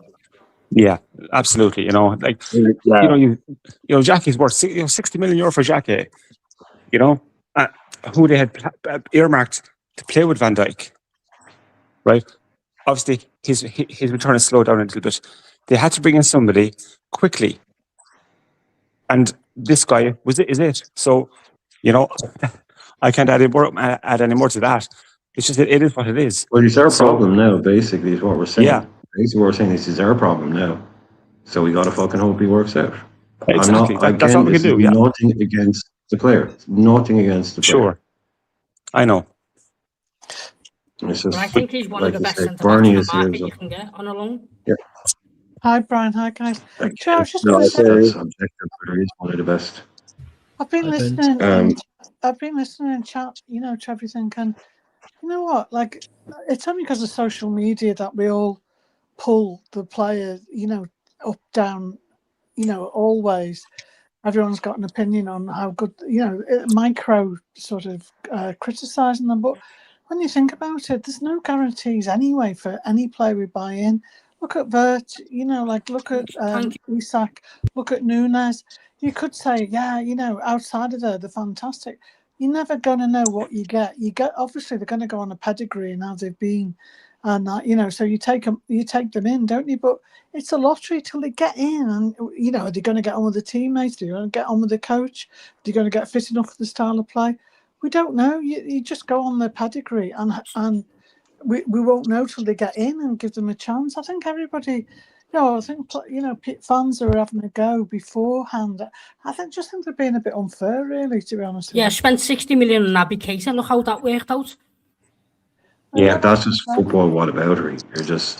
I'm talking about this player, this transfer, this. It's like you can sit there all day. Well, that didn't work, and he didn't work, and he was shit. What about all the other loan players? I can just sit here and say every other loan player that we've loaned in that has been horrible for us. But we all know what we expected of them players. We all know. See, that's it. We're changing the game now again. Because all I'm saying is, I don't know how this is. I'm not sitting here saying this guy's going to be shit for us. But I'm just saying, if I hear someone say, "Oh, this guy, what are you talking about? This guy's going to be brilliant for Liverpool." So how to hold your horses there? Anyone that's coming in saying, "Oh, he will be brilliant for us," I can guarantee you. What would you rather do? Pay 55 mil for? Do you want me to answer your fucking question? Yeah, buy Lacroix or buy Van Heck. They're both better than this guy. Yes. Now, Van Heck is better than him. I want to go down a panel to give their opinion. Well, I'd rather let Barney talk and then let Lizady come in and Owen, because they've been in and they haven't had a chance to talk much at all. So Lizady and Owen and then Barney. Yeah, overall, I'm not sure we've spoken about the game yet. And sorry, I'm a bit ill. We're having a cold snap right now. But just about the game, and I saw in the title that there was a thing that we're looking for a striker to back up Isak. And I think we were speaking about this the other week. I think it's necessary. And especially the game against Monaco kind of showed me that Kumas, as much as I appreciate the industry and the work rate and his willingness to get stuck in, I haven't really, especially on the ball, I don't think he's shown the level. In my opinion, I just don't think he's at the level we need, even for a backup. Yeah, I mean, you look at his stats in the championship as well; they don't really jump off the page. So I probably would shift Kumas and look for, like we said, a 9 that can play out wide. It said Endrick is, I think Fabrizio reported Endrick is staying at Madrid. Yeah, that's over. So I think you have to go out and find that type of profile. Could we prize Ryan away from Bournemouth, even with? Oh, that's a hell of a pricing. Isn't it? Yeah. That's an expensive. His injury, you know. Yeah. Owen, you've been patient. No, it's good. I'm enjoying the chat. I'm enjoying the debate. Yeah, we need number 9. I'm sorry to hit it just now that Endrick is off the market. I'm out of social media. I'm completely out of the loop. So okay, that ship has sailed. But yeah, you're absolutely right, Lizady. It's that's the profile we need. We need someone young and hungry and pacey, and someone who can score, play out wide. Yeah, I don't know how many of those players there are out there, but hopefully we can find one. There's one at Let's Go trying to sign from Lille. I think I like him. Who's that? Do you know his name? Matthijs Fernandes-Pardo. He's a Belgian. Yes. I mean, I looked at his stats, Fernandes-Pardo, and there was something I can't remember what, because I don't know. My memory's got more holes than the cheese you get in the market on a Friday here. But it's Fernandes-Pardo. There was something about him that I didn't like, and I can't remember what it was. Is he that striker flat winger, isn't he? He's like a striker play on the wing, yeah. He's a guy, he's one of those can play across the front line, but prefers to play through the middle. Like Kumas, basically. Like Jota almost.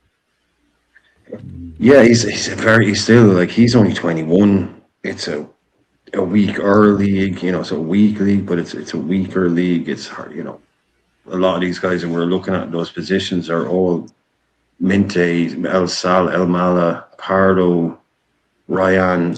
They're all 20, 21. Mbaye. Mbaye is fucking 18. Yeah. All very inexperienced, very, young, obviously young, good players and all that, but there's a lack of kind of body of work there for a lot of the guys we're looking at. Of course, body of work does. I mean, I told you who I wanted at the beginning of the summer as a backup 9. Lewandowski's the one I really wanted on a free from Barca, but he's obviously gone to the MLS now, so we have to look in different markets, unfortunately. Unfortunately, I mean, even Lewandowski came out and said, I'm realistic. I know I can't go and I know I can't play in one of the bigger leagues. Basically, he was saying, I'm 38 now. So I think he would have said to me, no, I can't do Premier League. He was like, yeah, I know I need to go down a level now at my age kind of thing. So I think, it would have chewed him up. Maybe could have gotten 10 appearances out of him if Isak stayed fit. I would have taken the risk on it, yes. But if he gets offered a 2-3 year contract in America or something, sure, we're never going to kind of match that up. But Lewandowski at 35 on a 1 year contract to cover Ekitike, that's dreamland. He's 37, Lewandowski. Yeah, he said himself, man, he's ready to step down basically a level. So, going up in intensity, I don't think was what he was open for. Like I said, him 3 years ago, if he said, fuck it, I'll do the Premier League for a year. As a rotation option, he'd get you 14, 15 goals, no problem, in 25, 26 appearances probably. The kind of player he is. But yeah, there's no one really. I think to kill two birds with one stone, Brian, I think the best option probably at the moment is Ryan. He could play right wing, and if he's to cover Isak, he can cover Isak, and we can stick Munoz or Rio on the right wing if needed, He's not available though, is he? No, actually, I know Krupi's injured, would they let him go? Probably not, but they would if you broke the bank. If you went in there and you offered stupid money, they would. Yeah. They wouldn't appreciate it. Yeah, I'm just not convinced. Liverpool doing that though if you want Barcola. Do you think Liverpool could maybe go and kind of similar to what we've done with Araujo, maybe try and get a loan or someone like an Ivan Toney or something, try and pry him out of Saudi or something, just to cover a position for a season or two? Hendrick's there, isn't he? But Liverpool won't do it because Liverpool don't want to loan someone who there's no option or obligation. It's because Hendrick is staying at Madrid. Yeah, but they've already Romano's already tweeted there about half an hour ago. He's staying at Madrid. He's not going anywhere. And Welbeck wouldn't have been a bad shout, eh? Yeah, not sure. I said he's on a wind up. But I like the Ivan Toney shout. He wasn't tied to United and stuff like that. Yeah, maybe for a little. Yeah, to plug a hole for the season.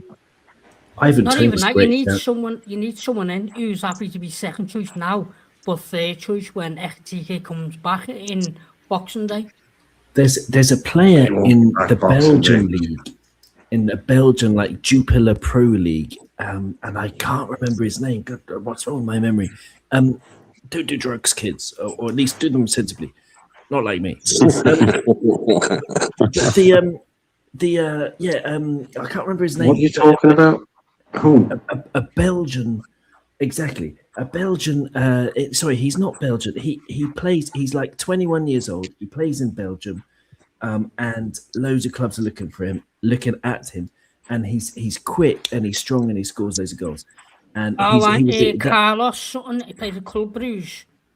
Could be, not sure, can't remember. But I actually have two students who play in Belgium, and they both told me about this guy. They're like, have you heard of this guy? And I was like, no.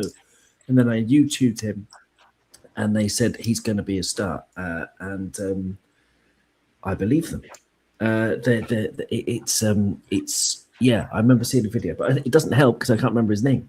But that profile of coming from Belgium, one of the unfashionable leagues, but being the best young star in that unfashionable league, it could be a good option, at least. Could be on, yeah.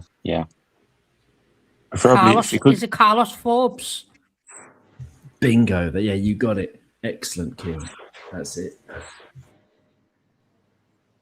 It'd be great to be able to get a right winger who's capable of playing through the centre, wouldn't it? You know, because that's what Carl Forbes does. Does he? Oh, right. I think Munoz best off the left. Kevin, I think Munoz is more of a left-sided player from what I can see. He looks unbelievable, though, Munoz. Like, I think a lot of people, like, the way they've been speaking about Munoz, like, you know, he's going to come in and be, like, a bit Paul. I genuinely think he's going to be a starter for us, mate. He looks special, that kid. Like, his electric, his pace, the way he can take people on. He's everything Gakpo isn't. His pace is special. No, his pace, people are not ready for. He's poor yesterday, like, he took a player on once and that was it. Took him not an all game when he come on. But he was only on a short time. Yeah, he's only on a bit, but you can see the pace. That's that time he like saying he took that guy on. Yeah, he gave him a good shot. It's really strange because. Sorry, go ahead, Bernie. Spain is not known for. Sorry.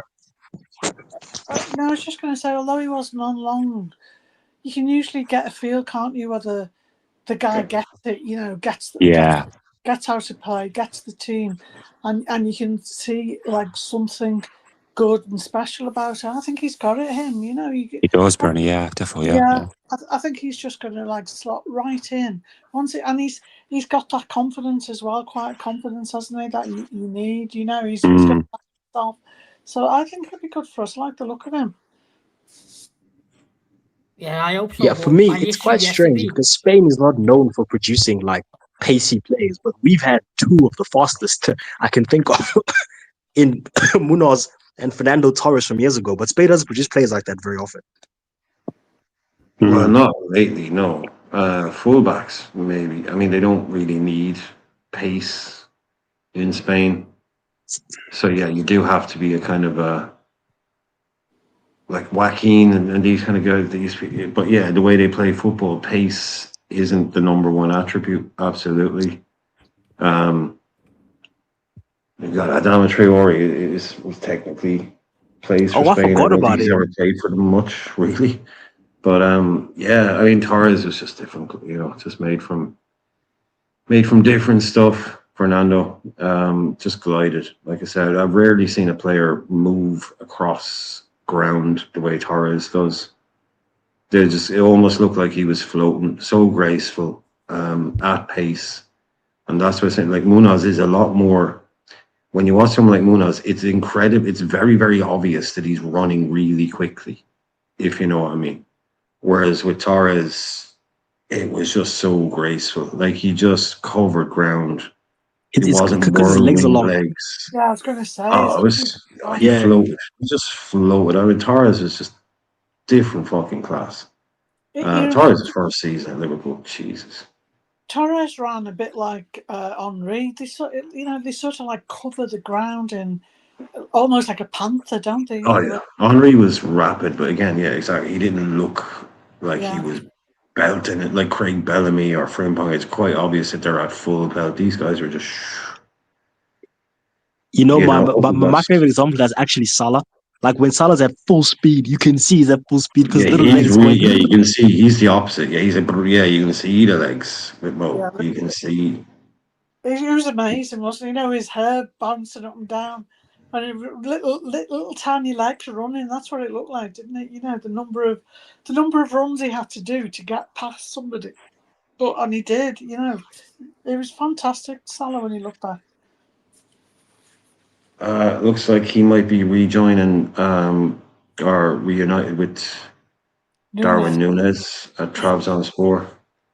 So that's one of the number 9s we can take off the market for us. Please don't say that they're mates and they wanted to join each other, because that just blows. Oh, that's the most important thing in football, isn't it? Having fun with your mates. Not at the top, it ain't. Not at the top, it ain't. Yeah, Mickey van de Ven, new 5-year contract signed at Spurs. Great player. You talk about pace. Jesus. He's another one. He's absolutely rapid. Shit at the fan. According, where are we? What are we going on here? Where are we going? Sorry. According to Ben Jacobs, again, like I say, make up your own mind, know where this stuff comes from. Alexis McAllister has been mentioned internally at Manchester City. That sounds painful. But there has been no contact yet with Liverpool.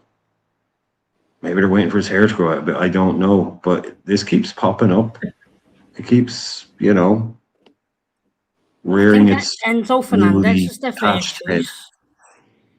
I'll try get him off Chelsea for less than what they paid for him. And McAllister's the second choice, I think. But I mean, they're about to get that Buwadi kid for like very expensive, and they spent 100 million on Elliot Anderson. I understand they're about to lose Rodri, but you can't imagine they want 3. Pardon? They're throwing everything at trying to replace Rodri. They're trying to replace But do you need Rodri. 3 like big signings? Oh, I don't know about that. But they're definitely. You lost Bernardo Silva as well. Yeah, I think they're trying to maybe. Oh yeah, I forgot about that. Buwadi is like what everybody wanted. Nobody wanted him to go to the World Cup and do what he did. Everybody that was looking at him just wanted him to stay at Lille and just be all quiet and don't show yourself up. We're going to get this guy in 2 years. We're going to get this guy when he's 20. But he just went out and just blew the doors off at the World Cup. Had a breakout star performance against Brazil, all that kind of stuff. And now everyone is looking at him. People get forced into pulling the trigger on him. At only 18, Man City are paying the bones of 90 million for this guy. Because they have to pay extra to bring him this year and all that. They're still only 18, so I can see. But they're trying to think, well, we've lost this and this and this with Rodri. We can replace this bit of Rodri with Elliot Anderson, this bit of Rodri with fucking Buwadi, this bit of Rodri with McAllister, or whoever else, or Enzo that they want to bring in. I mean, Rodri is that good. He is that good, to be fair. Yeah, he is. They're panicking, man. I mean, it cannot be overstated. And they're trying to, like I've said, this whole Maresca thing, where they've made it known for 2 years that Maresca is going to be taken over, so it doesn't look like there's any big kerfuffle. And this is a team that's just lost one of the greatest managers of all time and one of the best defensive midfielders of the last 50 years in the same summer, as well as losing Bernardo Silva. And they're just going, oh, that's going to be fine. Maybe it will be. But that's just like to lose Pep and Rodri in the same summer. No team just says, no, it's fine. We're all planned. We're all prepared. They might get away with it. But that's one of the biggest, what would you call it, walkouts, I think, in football history, is losing that manager and those players that they've lost this summer. They'll do well. Yeah, Pep, Rodri, Bernardo Silva, John Stones, they're losing a lot all at once, and they're going to have a massive fall off next season. I still think there'll be I don't think they're going to fall completely out the Champions League spaces or anything like that. Good for that. I think they win the league, mate. Yeah. They could win the league, but it's like I say, losing Pep Guardiola and Rodri is a huge challenge for any club. But they're doing what owners do, they're backing the fucking manager. That's the one thing you can say about the City owners, even though that's the thing. How long is Maresca going to last? He could last 5 minutes, he could last 5 years. It's City, nobody knows. This is uncharted territory for them. Replacing Pep Guardiola for 10 years. I'm not disagreeing with that. What I'm saying, this is Enzo Maresca you're talking like the guy that coaches the last 10, 15 years that everybody copies Pep. Everyone's copying Pep. It's huge. It's huge boots to fill, So let's see how he gets on. But yeah, they are that big a club, they can. Are you guys open to? Oh, sorry. No, go ahead. Do you guys? Does the panel want to sell McAllister in the chats as well? Does it have to be to Man City? Oh, hell yeah! I'd give him a piggyback to anyone free of charge. As long as he's replaced. Yeah, we could definitely upgrade. One in, one out. I'll be happy. As long as he's replaced, absolutely. What would you replace him with? Because again, the Liverpool midfield has come under like much the criticism after the Monaco game, because sorry, once again, people are saying we need that defensive cover. Don't die on the stream. Yeah. So this weather, I think the maximum is going to be 8 tomorrow. We're freezing down here. As I'm walking on, but yeah, so you see, that's what I'm actually asking the cop right is, do you want the passer or the defensive-minded engine type? We need both, but I'll take either one at the moment. Kamara would be a good signing because he can do a bit of both. Like, he's like not just a destroyer, he's very good at passing as well. So getting someone like that through the door would be unbelievable, yeah. He got bullied yesterday, though. He was absolutely garbage yesterday.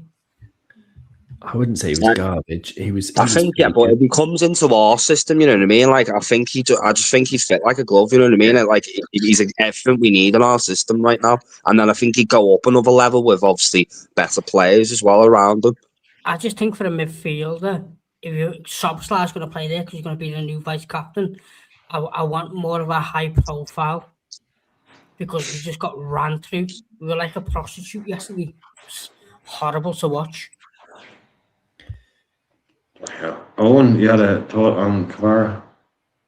Well, I was just going to say that I was actually more impressed with Pep Cabral. Was that his name? He was 19 years old, the number 19 for Monaco. He had a really good game defensively and, smart with the ball. He, made good decisions.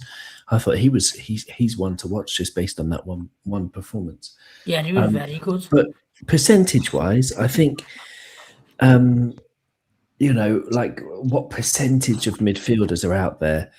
If you take all of the midfielders in like all the top leagues, I would say there's like, I don't know, there's about maybe 10 or 15% of midfielders are sort of better than McAllister, in my opinion. I don't know, internet exploded? I don't know. Maybe someone's house. No, you're okay. Yeah. You went, but you came back. Okay, so I was just wondering, like for me, like 10% of midfielders out there are going to be better than McAllister, and so we need to find one player in that 10%, hopefully for not too much money, because McAllister can't run. It's as simple as that. It's the wrong Sangari, Derek. The right Sangari went to Brentford, but that's a story for another day. I think he's on about Diamanda, isn't he? No, he's saying Sangari off Forest, the defensive midfielder Sangari that plays for Forest. He's not bad, like, to be fair. It would all depend on the price. Like, it was a little cheap deal we could get off them. He's all right, like. We need to start aiming higher, Sonny. Come on, man. We need to start aiming higher here. Liverpool. But you know what was weird as well, after the last window, I was fully expecting this, because we've been through this over and over again with FFG. Like, if you have one window where they spend a lot of money, and then the window after and the seasons after, they don't really spend much. So I was fully expecting that this window, to be honest. Is our Monaco shit? Our Monaco shit. Yeah. They looked awful yesterday. No, I know. Can't compare. Right. Okay. Fair. Cool. Go on. Barney. Have we got Barney? Did we lose Barney? We got Barney? Yeah, no, I'm here, Brian. Hello? Yeah, I can hear you. Obviously, would you have anybody in particular, like Lizzie was saying, who would the panel bring in if they sold McAllister? Would you have a preferred kind of person? Like, obviously, for me, Wharton, sitting here for 2 years saying buy Adam Wharton, but he needs a partner to work. We don't have the Wharton partner in this team. So that would be my thing on that. I mean, it's easy for me to say, because I don't think Gravenberch. I think Gravenberch is a bench player for me, to be honest with you. I don't know who to replace him with, but either Wharton or Stiller, they're the only two that I've ever sort of like, in the that we could get that would may come, but otherwise I haven't got anyone, Brian, to be honest with you. Like, I know we all say, don't we, the midfielders, ours aren't good enough, but they're like hen's teeth to get somebody really good at the moment, I think. Well, there was a lot out there at the start of the summer. There was a lot of promising midfielders out there. And then after about 2 months of the summer, we hear Liverpool won't be buying midfield reinforcements unless they sell. So, okay, well, sell Jones and McAllister then. Yeah. Sell Endo, sell Jones, whatever, whoever it is you need that aren't playing, sell those two guys and bring in How those is Endo midfielders. still here, by the way? Looks like we're trying to push something on him. Today, I've seen a couple of stories now that he might go. Obviously, he's available. I think he's only got 1 year left. He's 33 now, I think, 32, 33. Yeah, he's got to go, isn't he? But up to the World Cup, I wanted McAllister out the door, because I just thought he's done nothing for us. You can always tell it's not just by the play, it's by their attitude. You can tell when they're not, it's like they've fallen out of love with the job almost. And that's the way I felt about McAllister. Then he's had a really good World Cup. So, and I'm always prepared to give someone another chance if he can play under Araujo and he can get the tune out of him. But otherwise, if he's like the McAllister of last season, he's got to go, definitely. But apart from Morton, or as I say, or Stiller, I don't know who else there is to bring in. Under Araujo, you can't get a tune out of McAllister. He hasn't got that pressure on him.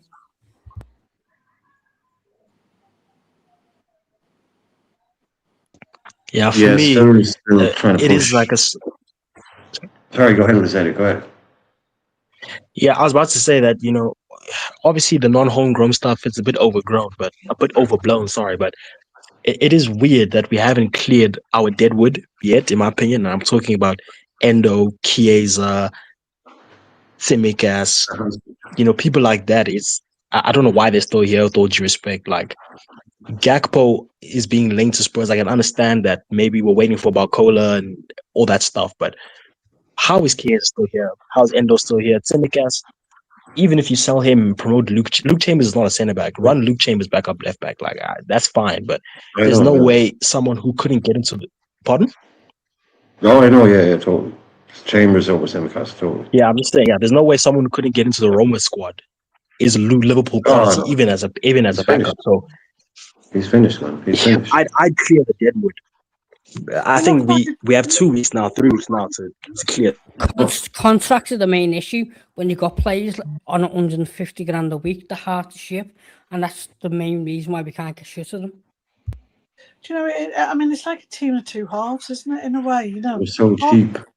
Half the team looks like the bad old days where you thought, is this what we're going to settle with? Because Tsimikas, Endo, all those ends, and you think, is this what we've got to play with? And then you look at the other half, and you've got like Wirtz and and if Barcola comes in, but you've got those elite players, and then you just think, we are two halves. Why aren't we the full team that we were a couple of years ago? It doesn't make sense. Nothing at the moment makes sense to me. This is why I was saying we'd do well to finish 12th, and people are not happy with that, and I understand that. I said 8th. But you said 8th, okay. And I think we do very well because we're in relegation form with this current squad.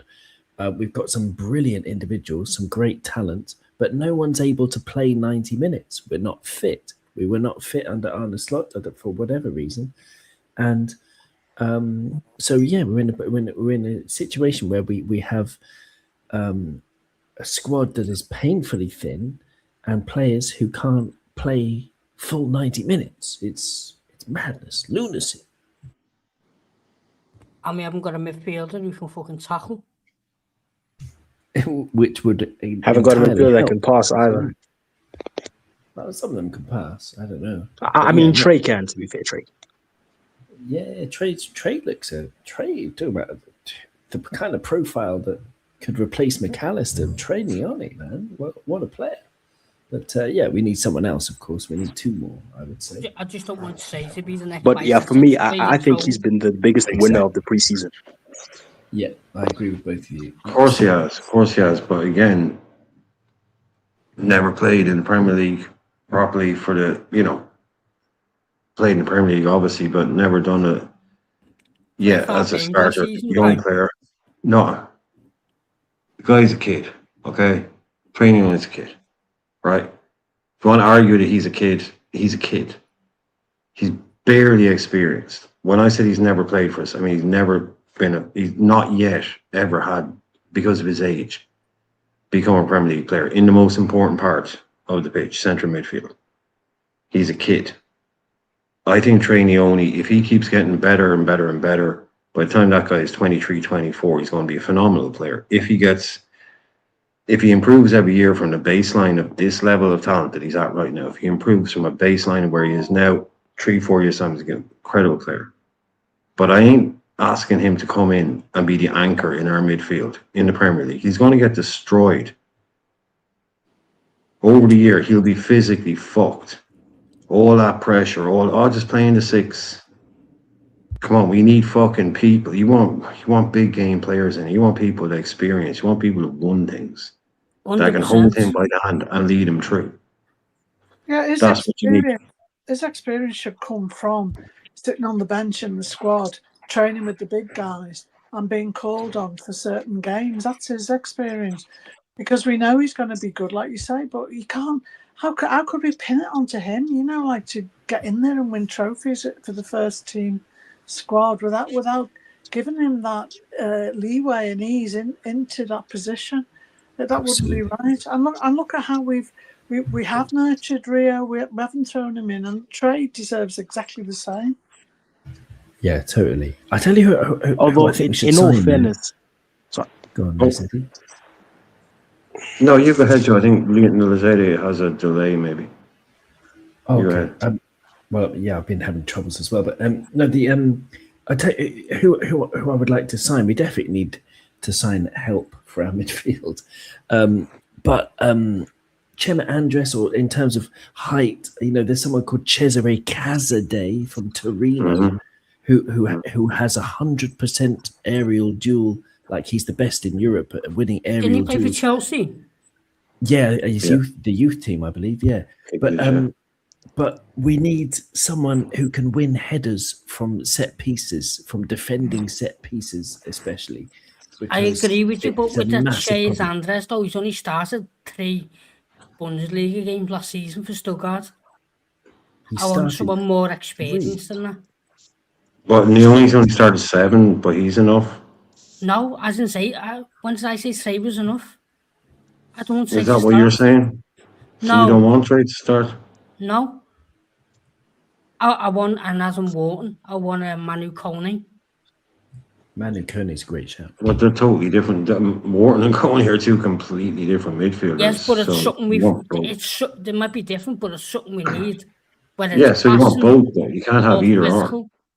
Yeah, you can't have either or. You can't just say I'll be happy with one or the other.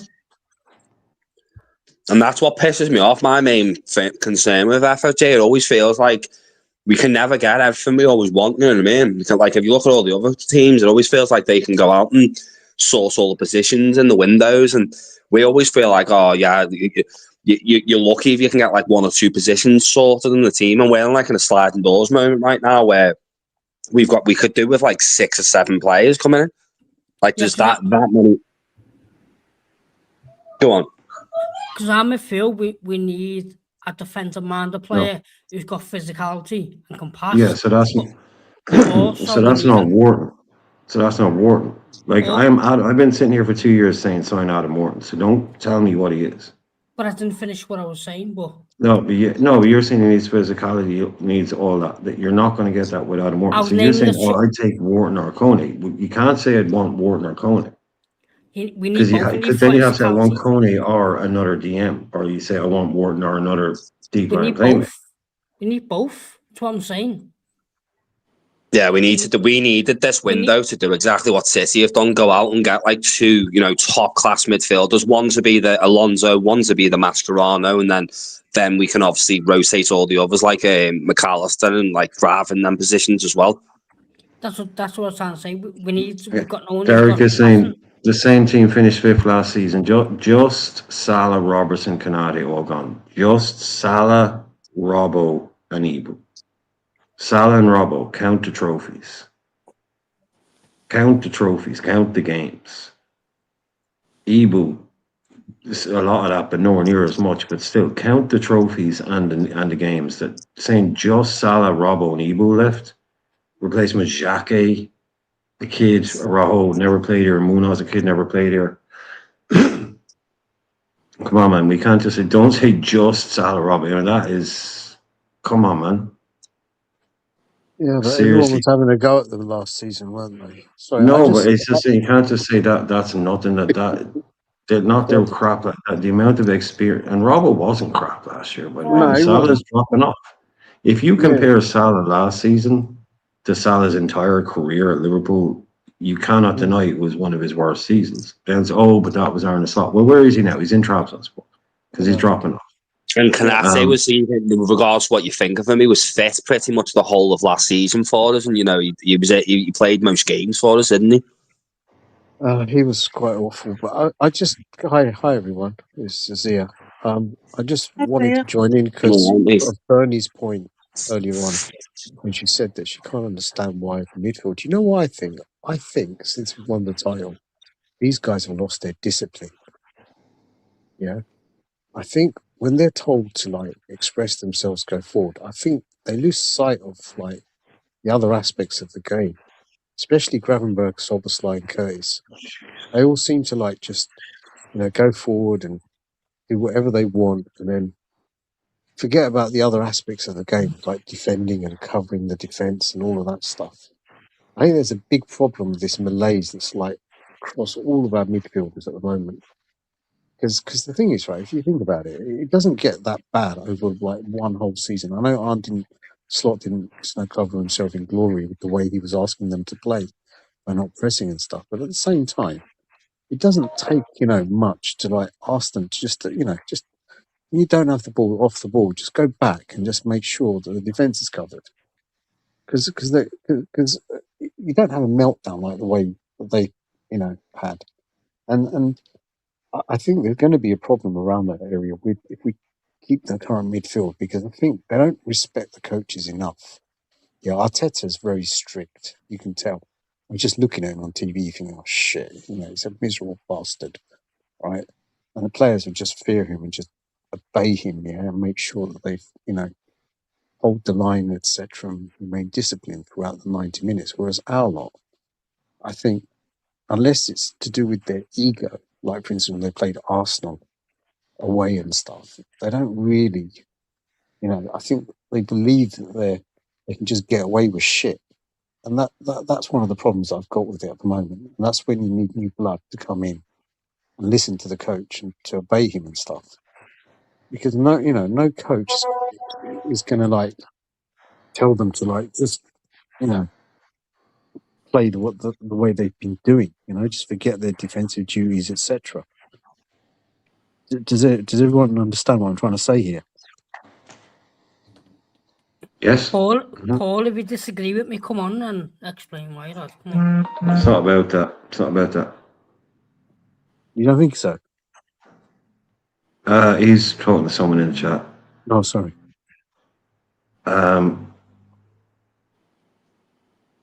So I just don't think they're respectful enough to actually obey the coach. I think after the big party, the parade and stuff, if you look at it, I mean, we started being completely lapsed straight after we guaranteed the title.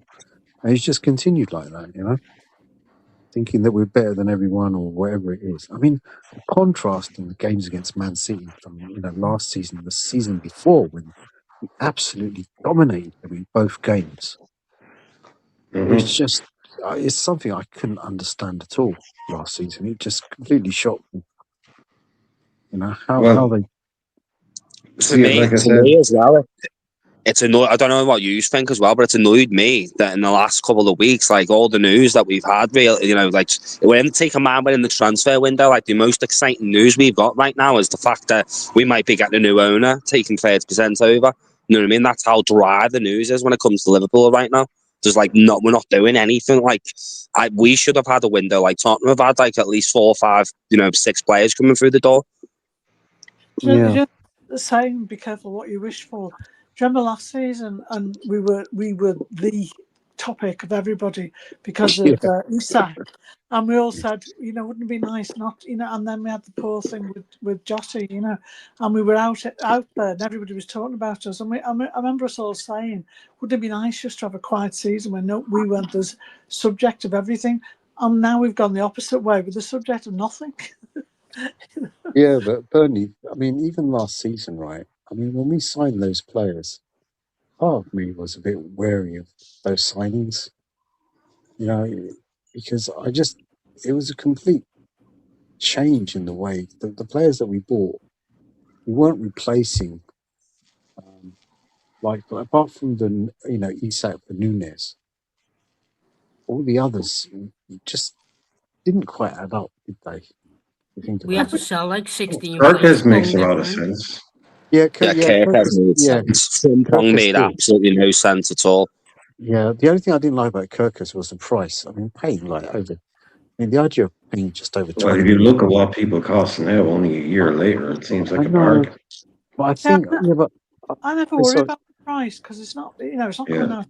It's not me who's paying for it, and you've got to pay the go. If you want the player, I think you've got to pay the going price for them. But we didn't pay an enormous amount for him. We only paid and he did break into team of the year that season that we bought him. You know what I mean? Like that would have bumped him up a little bit. You know what I mean? Well, obviously, what they were asking for him.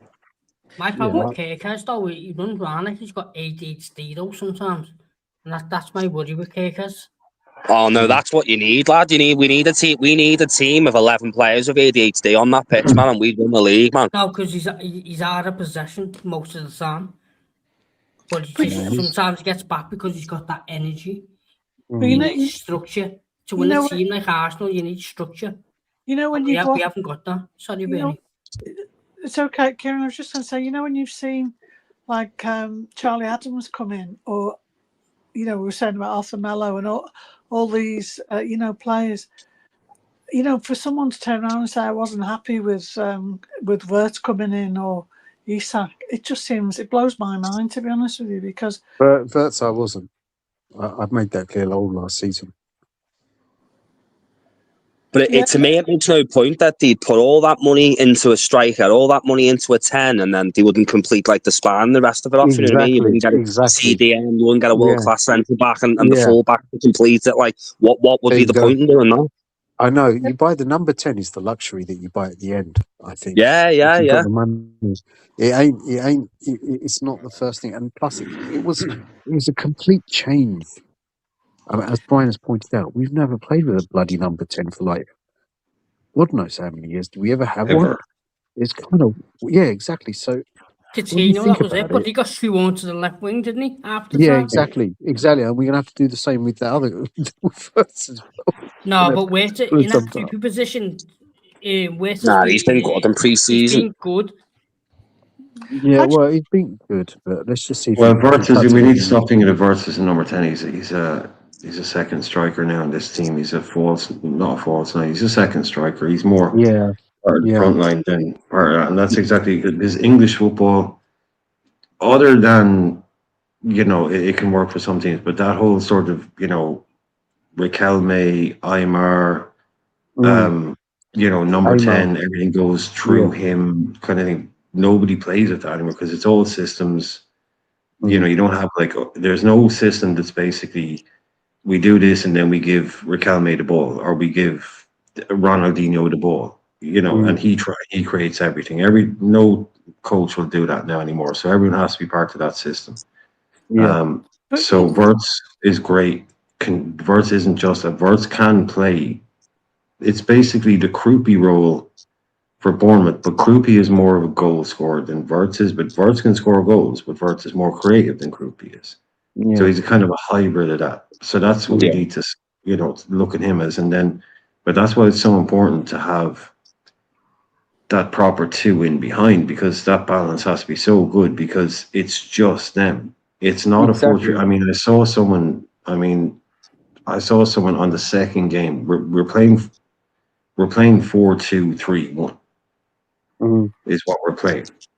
Yeah. It's 4-2 whatever. And we've been doing that, and that's what we're doing. And I see someone who makes fucking videos every day saying this 4-3-3 shit needs to stop. We're not playing 4-3-3. Yeah. So those two guys, in behind need to be so good. That needs to be such a good balance. And Dom and Grab is shit. Grab and Mac is crap. Endo and anybody, Trey is too young. Sabozlai needs to really step up, and he's not a tackler, he's not a jeweler, he's not someone that's going to get stuck in and win stuff. He's all energy up and down, but he'll get beat in the tackle. That's not his game. So after that, who is it?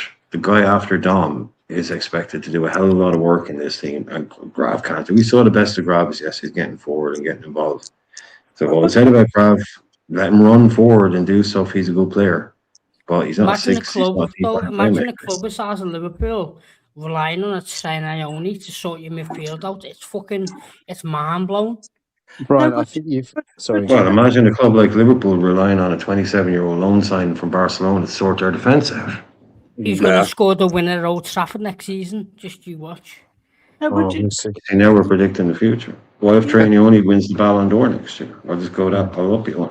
What if he scores a hat-trick at Old Trafford? I don't think you get that many minutes too. He's got the potential to do it, but I don't think you get the minutes. See, it's easy to do. We're saying about Slobozlai, though, certain ones having to step up. It doesn't matter how much they step up if there isn't somebody in the position behind them. That should be who isn't there because we haven't brought them in. For that team, we all know for that team to work, we need the right player in every position to form that team. And the naivety of the club. I mean, one thing that I've always known, throughout my career is if you don't have a plan B, prepare to fail, because you have to have a plan B. And that Hughes with Gahey, that was the biggest, one of the biggest mistakes he's ever made for me, because he pinned everything on getting Gahey in and didn't get him in. And then we've been left, and then not to get him and someone in after Gahey and leave us where we are. It's just, that's negligent to me. We're operating like. I'm glad we didn't do it. It feels like they've abandoned the CDM position completely as well, isn't it? It's like 3-4 years down the line now, and there's not even a link to an actual 6. It's just not. I don't understand. Most top teams now, you look at PSG, Arsenal, City, they've got an overload of 6s. You know what I mean? PSG have got loads. City have just bought 2 more. I know, and we've literally got half a 6, a 33-year-old Endo that can't even get fit, and that's what we're expected to work with next season. That's the problem, though. You see, the game verse has highlighted this problem even more. As Brian says, you play with 4-2. Yeah. So those 2 have to be absolutely perfect now. Yeah. Before, if you had the third one there and you didn't have verts, you had the 4-3-3, you could at least get the 3 of them to work together in some way and cover each other and do that shit. But now you can't afford to do that because you've got a pussy playing in number 10. Yeah. Even Tottenham back-to-back seasons at 17th have just bought 2 in midfielders who'd walk in our team. And you think about it this way as well, if we're not playing a 4-3-3 system, we bought an overload of 8s because obviously when you've got a 4-3-3, you've always got 2 8s on the pitch at all times, and you need loads of them.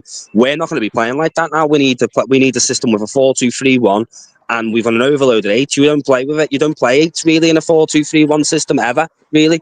You'd have your 2 6s, you'd have a 10, your 2 wingers, obviously, and your striker. So it's we've got an overload of 8s in the team. We don't even need them really.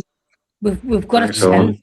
We've got a 10 playing in DM because he's going to be vice captain next season. And so he's not even an 8. He's a 10. It's crazy, man. Szoboszlai is an 8. He's an attacker. He's not a 10, man. You can't play him in a number 10 system. He played 10 for Leipzig. He played 10 at Liverpool. He can, but he's a crap. He's an 8. He's a box midfielder. He's not a 10. But I'm just going off where he's played the most games, and that's 10. And now he's being shoehorned into a 6 because he's not being shoehorned. He's not playing 6 either. He's not playing good as a enough to play hybrid. it. Pardon? So he's not good to play 6. I'd sell him if it was me. He's not good enough to play 6, but he has to play 6 because he's the new vice captain. No, but he's going to play as in the 2. He's not going to play as a 6. No, but what he's going to be good for is the energy to run between. If we had a 6, he could be the runner between the 6 and Wirtz. Yeah, he's the one that can do that. That's the guy. He's got the energy to do that. If you want energy, go and Will Hughes. Then he plays the 6 and he's got energy. Will Hughes is like 33 years of age, man. Yeah, that's a problem. We don't want we don't want him to play in the 6 with energy. He's not going to play as a 6. He's going to play in a 2, but he's not going to be the 6 in that. You play you play 2 6s and a 10, 2 pivots and a 10. That's why it's pivotal. 2 pivots, but one of them's more defensive. Okay. Yeah. That's why it's pivotal to get that defensive minded. But like if we went and signed like a Coney, you know what I mean? Maybe you can get away with like next season, playing Soboslai and Coney, Maka and Coney, because it may be like a Maka and all these other players next to Coney would go up another level because you don't have to worry as much. He's more the defensive minded one who's going to sit back and sweep everything up. Like that would kind of work, but realistically, we need to bring 2 in, like what City have done. Like I don't understand why we went in for Boardi as well. I think he's like one of the better 6s in the world right now. I know he's only a younger lad, but he's the same age as Diamonde, and they deemed it worthy to spend all that money on the attack all the time. Why can't they spend that money in the CDM department or the centre backs? That's what I'm saying. No, if you don't bring one in, he's going to have to be defensive minded this season. He has to, otherwise we're going to get exposed massively. Yeah, we will. So now, you see the crux of the problem, no? Don't you? With our current players, you know what I mean? With our current batch of players we've got now, there's not one of them who's good enough. There's not one of them that's good enough to be a 6, isn't it? And we're going to be playing a 4-2-3-1 system where we need 2 top class number 6s, and then also in that system you need a 3rd and a 4th to rotate as well. Sonny, what you need is 2 hybrid 8s. We're not going to get an out-and-out 6. We're not going to get someone just sits. We're not going to get a Fabinho that's a lone 6. Well, that's why we're going to lose the league, and we're not going to continue going forward. He's going to want to have 2 guys that can do both those roles. One will be more this, the other will be a little bit more that. But Szoboszlai has the potential to be the more attacking guy in that if he can get his game together, he can be a bit stronger in midfield. They've given him a brand new contract. He's going to be here. But I'm saying, I'm using reality here. He's going to be vice captain. They've given him a brand new contract. He's staying and he's going to play. So he's going to be starting. He's not going to be on the bench for Newcastle. We have to build a team. Yeah, so when we think about what this team is going to look like, we have to be realistic and say Dominic Szoboszlai is going to be in it. He's not going to be right back. He's not going to be number 10. He's not going to be fucking right wing. He's going to be playing in midfield. So it's Wirtz off Isak, 2 out wide, Dom in the middle, and 1 other guy. Yeah, and that's why 2-8 we're going to get exposed massively. It's not 2-8. It's 2. That's what you need is 2 fucking hybrid 8s. This is what I mean. I don't know if Dom is his guy either. No, I think Dom's going to be his guy. I would have ripped up this whole midfield. Grav, Dom, Mac, Jones, sell them all, and give this guy 250 million and let him do what he wants. But that's football manager stuff. That's not real life. Yeah. But I would have completely ripped up this midfield. Because Jones is gone stale, needs to leave. Grav is just Grav. Mac, obviously, time's up. And, you get as much money. Well, it's Szoboszlai. Look, they're going to keep him. He's on a 2-year contract, so you offer him a new deal because, again, you don't let him wind it down. Fair enough. Maybe we sell him next year for 90 million. Just because he's on a 4-year deal, 5-year doesn't mean he can't go. He wants to play for Madrid. Everybody knows that. So if in a year's time he's got 3 years, 4 years left on his deal, we can charge what he's worth and move him on that way. But with his energy and his work rate, with the amount of work that we need to be done, As we keep saying, we need this, and this. Someone like Szoboszlai is the least of our worries. Yep. Absolutely the least of our worries. I mean, I would change him, yes. But is he... No, McAllister, does he need to go before Szoboszlai does? Yes. Does Jones need to go? Oh, definitely, yes. That's a whole fucking shit show right there. Just let the guy go. Yep. But I don't think if he had Tchouaméni, though, I don't think we can see 3 goals to Monaco if he stops Szoboszlai with Tchouaméni. Yeah, no, I don't. It's the same problem. Like, if you look back right the way through Slot's tenure, when we didn't have a proper number 6, even when we got away with it that season with Grav, like, I think we really got away with it then because everyone was so bad below us. And then, like, we were just lucky. And then as soon as people cottoned on to what we were doing, that we didn't have a really defensive-minded 6, you know what I mean? They found us out very quickly. And I don't get how at that point, like, if you were an owner of Liverpool at that time, like running Liverpool, you would have been like, Gravenberch is doing a good job for us this season, but why he's doing that? Let's go and identify a 6. We'll bring him in the background, integrate him into the team. Why and obviously when Gravenberch slows down, we've got the 6. That's how a proper team works, like what City are doing now. Before Rodgers even left, they signed 2 6s. And we're still 3-4 years down the line, still trying to replace Fabinho, thinking, we'll just go into next season. Like, every single top-class team in the world plays with numerous 6s in the team, and we're the only one right now that deems it, like, worthy to go into next season. Like, oh, no, don't worry, we don't need one. We do have a 6. It's Endo. He's getting sold. Songs, Grav sees the everyone starts laughing. uses not to follow. I don't get it at all. I mean, because he's getting sold. He's old now, but when we got he's getting sold. Pardon? He's probably getting sold this summer. Well, if he gets sold, then we can get the 6 that you guys all want. But the thing is, we have had a 6. It's him. Do you not want a 6? I do want a 6. So what's the you guys thing then? Why are you saying guys all want a 6? Because whenever he's mentioned, it's like it's like that transfer never happened. Like, we never got a 6. We did get a 6. Yeah, and you know what? Do you know what? It's the guy that played that got Kevin De Bruyne a sub. Yeah, and you keep forgetting that. And he was also one of the best players in some of the top games that we had in Klopp's final season. If you look at the record, when the games that he started and played. Right, just look it up. I was looking that up the other day. He played centre back, and it was his fault for the fucking second goal. Zia, you're like a crusader for the lost and hopeless. I'm not trying to say it for now, but you look at the games that he started under Klopp. We didn't lose a single game that he started. Different tactics, different system, different setup, different coach. 33-year-old. He played with the 6. He played with the 6. A 33-year-old that never played in 6-7 months. He's got a year left on his contract. That's not the future, dude. I'm not saying he's the future. All I'm saying is the fact that you guys keep saying that we haven't signed a 6 in 4 years is not true. We signed him 3 seasons ago. But name me another top 6, like a top, elite club right now that has got 1 6 and he's 33. Like, the majority of top class clubs right now, they got 2 or 3 of them. Like, you wouldn't see PSG. You wouldn't see PSG going into a game, in the Champions League, just start Vitinha on his own. You know what I mean? The Vitinha needs that partner next to him. João Neves sweeping everything up. Fabian Ruiz is the cog in the midfield. I'm not saying we should keep him. He's got to sell him. I'm just saying. All I'm saying. Go ahead, Zia. All I'm saying is that people keep ignoring the fact that we got a 6. We did get a 6. He's old now. We need to sell him on.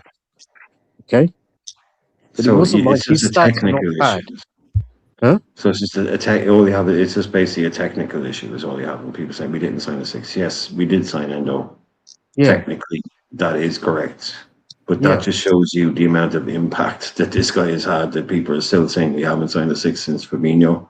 Well, that's unfortunate. They need to look back at the games that we've played and then decide for themselves. Yeah, but how much? If you're looking, like I say, to me, the best players at clubs like Liverpool, you don't point at individual games. You look at seasons, 2, 3, 4. I'm looking at the season. I'm looking at the season under Klopp. Just look at it. Well, how many games did he play? Look, why are we even talking about this? 22 These games are he played in, right? incredibly frustrating. We lost none of them. Do you not realize how incredibly frustrating these conversations? This is like talking to Carl earlier on, and Carl is trying to say we should keep Gomez. Even with his injuries. This is I'm not asking you to keep But if him. I He buy needs a to League go. One, That's this 6, level of frustration. Endo, come on. Who cares what he did 2 years ago? Do you know, What's that going to do for us now? It's not doing nothing for us now. All I'm saying is we did have that's that our 6. point, though. That's our point here. That's our point. He's doing nothing. So move him on and go and get a better Yeah. quality. No, Compete for absolutely. the We league. should do. We should Do do. I'm just you know reminding what? you guys.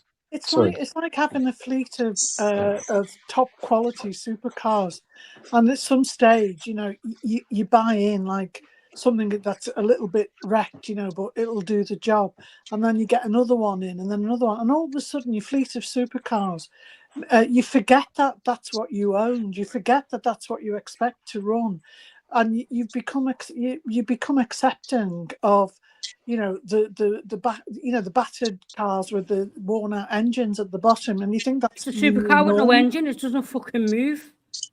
But that's the perfect way to describe it, Bernie, to be honest, because that's what I have. Like Liverpool's supercar right now, obviously our CDMs, the engine room. We have basically like bought a supercar that is and put like some crap Skoda engine in it, you know what I mean, into a Ferrari and expected it to work. That's basically what Endo is. Some Skoda engine, if not worse. And what's worse for me, Sonny, is the fans start accepting that as the norm, and think, well, that you forget that's what you expect. We're not here to expect the lowest. We're here to expect the highest and work with the highest, because that's the club we are. If we were like Nottingham Forest, yeah, maybe you because you're on your ascendant and you're thinking, yeah, we'll introduce all these little other players and we can't afford it, so we'll get a bargain here and there. We're not that club. We are the supercar club that should be getting everything in and maintaining the standards of like an elite racehorse or something. And that's what gets me when fans learn to accept and take garbage. And I think it's the norm. Enzo, Chiesa, Gomez, there's fucking loads you need to be shipped off. Yeah. Elliot, like there's loads there. There's about 4 or 5 players that you can just think of, and then you probably go even further than that, like that need selling and kicking out this club. If it was the fans, we'd be in the fucking championship. Even West Ham have got a better player than Chiesa than fucking Gerard Bowen.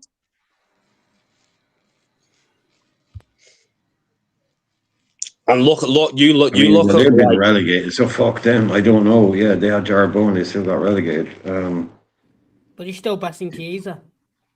Okay, but that's. Well, I don't that's think anybody's going to disagree. But that's what I'm saying. Going to disagree with the fans want championship players.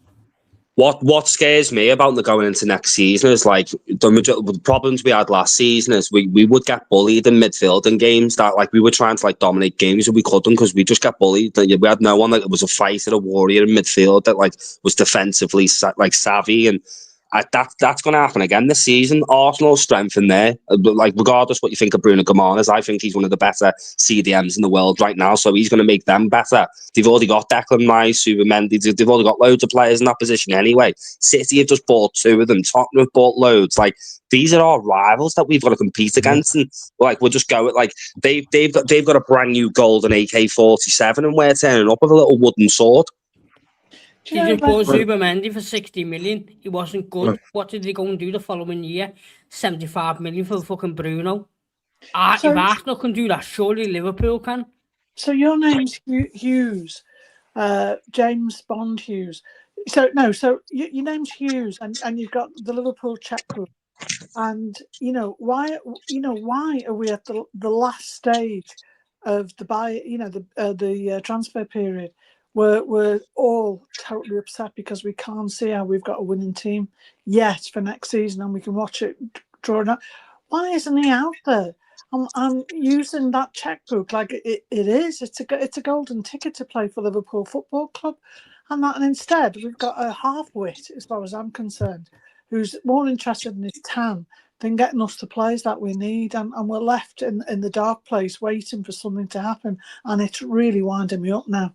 you know what, Bernie? I came on here with a little bit of confidence to go on about how they're not disciplined. But you guys have reduced our midfield to just one player now, which is Soboslai. And I'm really scared now. I like Soboslai. I know. That's what I mean. It's just he's the only one that's going to be like holding it together, because basically you guys have said the other three are just absolute shit. I mean, two of them are going to have to go anyway. Well, three of them are going to have to go now. You're talking McAllister, Endo, and Jones. They've got to leave. Yeah, the way you guys have been on about. So we've got to get. We're going to replace him. We've got Trey, who had a good preseason. So we're going to play him with Soboslai. See, you and Paul held out the longest for Jones. I don't think anybody. Yeah, no, I've given up because look, I don't want to talk about it because he's going to go. Yeah, he's going to piss off. So let him go. Yeah, I don't care what he does, but he's completely out of the picture now for me. Yeah, so now we're stuck with what McAllister and Endo, so they've got to go, and we've got to find players that are going to fit in. And this guy that you've been going on about, the place from Monaco, you guys just said he was shit as well yesterday. So now I've got no idea. I never said he was.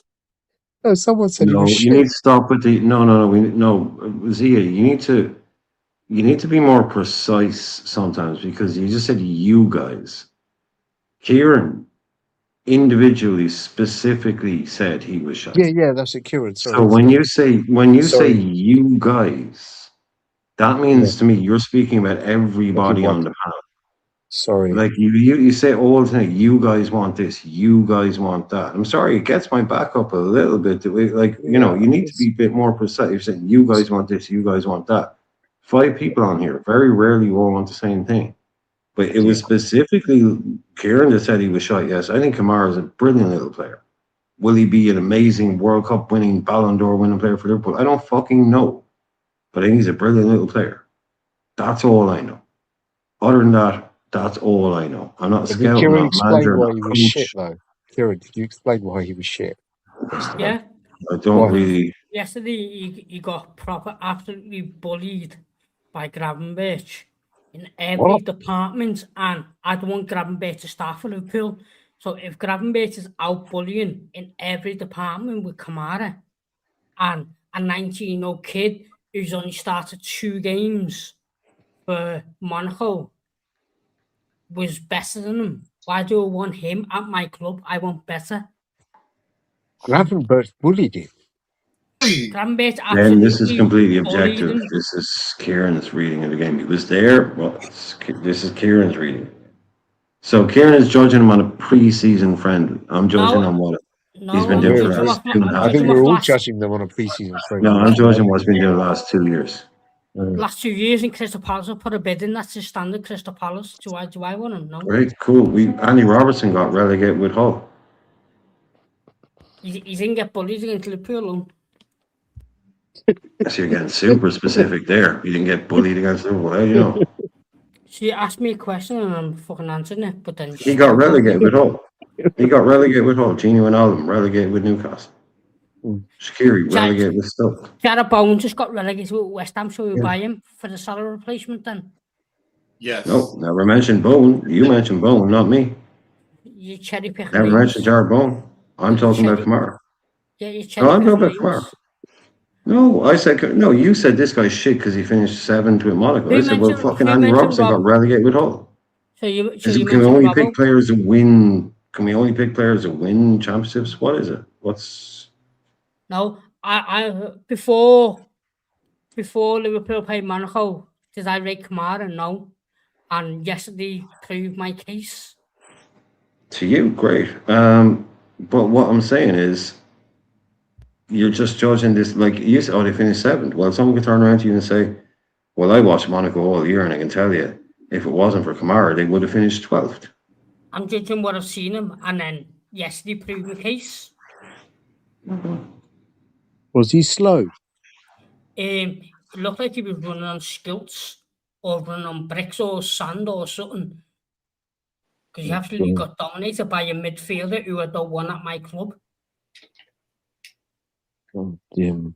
A 19-year-old kid who played 2 games for Monaco was the standout midfielder compared to him. Perfect. Did he look like he was trying to avoid an injury? That's his career scout done. Yeah, that's scouting done then. You Brian, sorry, shit. There you go. If you're gonna answer me, if you're gonna answer me a question and you don't like the answer, don't say, "Oh, I'm a scout" or whatever. Come on. Scouser. Little. I never said anything about who said being a scouser. No, a scout. Scout. No, I said I'm not a scout. I said I don't know how good No, this but guy someone is. said, "Oh, he's a scout or something." I was giving my opinion off what I've seen of him, and on top of yesterday's game, because I didn't rate him before the game, and Brian knows that. And yesterday proved my point. To you. In a preseason. Can I ask a question that hypothetically, forget Araujo for a minute. If you had the money now and you could go out and get either a centre-back or a defensive midfielder, and you could only get one, which one would you go for? Centre-back. CDM, definitely. Because that's CDM to me. That's CDM. You get the CDM in, the defence goes up, the attack goes, everything, the whole team gets better. No. But the question was that if we didn't get Araujo, right, as well. Yeah, if you didn't get... If you didn't get Araujo. No, I'm going to have a hybrid of centre-back, right-back. Yeah. How about you, Brian? If you could only get one of those positions, which one would you go for? Bring in Kamara and get him to play right back. Just wind this lad up. Well, we're not buying him because his shit is going to Palace. We've got Soboslai, Brian, the best right back on earth. Yeah, exactly. Soboslai, the best CDM going in the world. He's going to fix our midfield. No, it's plays for Palace, so can't be that bad a club. I mean, if we're talking about the game, and hey panel, but if we're talking about the game, I see the whole fan base freaking out, but it's like they're still learning Iraiola's complex pressing strategy. Mm-hmm. So of course it's gonna look sloppy initially. That's not after 4 games, but 1 game left and then it's Newcastle. Let him speak. But still, you hear from the players, Semenyo and a ton of other players, Iraola has a very complex pressing strategy with complex pressing triggers. It's going to take a while for them to learn these things. That's why the midfield is going to look open. It's going to look sloppy because they're still learning that. That's why we ain't got time for this. But if Iraola's saying that they're getting tired after 30 minutes after 4 games of pre-season, it's a concern. I'm sorry, but we've got Newcastle in 2 weeks. If you're going to get tired after 30 minutes against Newcastle, it's a big issue. I could play right when we still beat Newcastle. I'm sorry. We're not losing that game. I'm dead. My life. I will put my life on the line. We're not. Apparently, the first 7 games that we're playing, it's all against new managers. Apparently. Yeah, like the first 3-4 games are not that difficult. I think we still have a superior squad, at least 11 to majority of them. Yeah. That's why I'm not that concerned that the midfield looked a little bit open on Sunday, because I'm expecting this. I mean, you saw how aggressive they were pressing. Of course, we're going to look open. Yeah, we will do. That wasn't a concern. Iraola come out after the game and said, we can't keep up with the Mike's intensity because they're getting tired after 30 minutes. 30 minutes, game week 4, and you're getting tired after 30 minutes. That's what I was screaming all of last season. I said we weren't fit at all last season. I said that Slot was cutting corners in training. So I'm not surprised he's valid. We've got 1 game left. 1 game left. That's all we've got left. I think they're gonna. I think in the next 3 weeks they're gonna get a lot better physically and fitness, and I think still we can beat. Again, I'm not scared at all of Newcastle. And don't we play Hull City or Ipswich like the first 3? No, Nottingham Forest is the second game, which we've lost the last 2 years to. Oh no! No, but I'm with Raymond on this. Like we had high pressing football under Klopp, and that's what all the team were used to. And then they had to turn it and slow it right down for Slot. And then, the new players coming in are going to come straight under Iraola and be trained straight in, the young lads. But the others have been trained under slot, so that's going to take a bit of time. And okay, we've had the pre-seasons, but Verge wasn't there, Maka wasn't there. There's a few of them that weren't there, so it is going to. Unfortunately, it's not ideal, but I think it is going to take a bit of time to get them to be able to play 90 minutes back on the Gegenpress again. Don't think no one's expecting 90 minutes though, Bernie, but Areola said he's getting tired after 30 minutes. Yeah, but because they're not fit, are they? They've lost that stamina. Come on, 4 games. They've had 4 games and still getting tired after 30 minutes. That's a concern when the Premier League starts in 2 weeks. No, but what I'm saying, Kieran, is that they had to change the whole game and slow it down. They were walking around the pitch last year. We were going mad. So to go from a walking pace, professional footballer, to go to, like flat out for 90 minutes, that's got to build some stamina up. But we're not going flat out. We're not going flat out under Areola. That's what we were just saying about, though. That, they're not fit for 90 minutes. So to get fit... No, 30. They're getting tired after 30 minutes. Yeah, but what I'm saying is they will build that up. At the back, and if they can't, they build it up. We've had 4 games. They're not building it up. We've had 4 games. Do you know what? This whole debate might be a complete misjudgment, because you've got to also consider the fact that it's never been this hot. We've had like 3 seasons probably in the last few years. And but there's been rain pouring on the Reds. No, I don't think we've got all the players that can play that way. Macca's legs are gone. Jones couldn't do it. Verge is slowing down. But Macca wasn't even there. Yeah, he wasn't there. This is Macca's first day back. That's what I'm saying. But Brian, even the ones that we have got. Okay, we've got Frimpong who's got speed. We've got Kirkus who's got speed. But none of them can last over 30 minutes. That's what the manager said. Yeah, but you can't just take his word for it, can you? He changed the players halfway through anyway. Yeah, exactly. I think he was being hyperbolic. Yeah, I think so. I find that weird though, because normally in pre-season...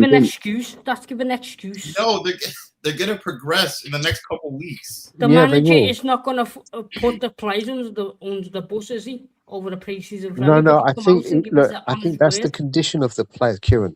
I think he's referring to the condition of the players currently, yeah? By the time the match comes around, maybe they will be fit, okay? I bet you every single top 19 team in the Premier League, they wouldn't get blown out after 30 minutes. Even the fucking Wolves players who played 4 games of pre-season wouldn't blow out after fucking 30 minutes. You know what? Man United lost to Wrexham. Arsenal got smashed the other day or something, I heard. It's not about the results. It's not about the results. The manager wasn't asked about the results. He was saying, we have to change the team because the players can't fit up to my style of play. So if the players can't fit up to the style of play after 4 games, what the fuck are we in for?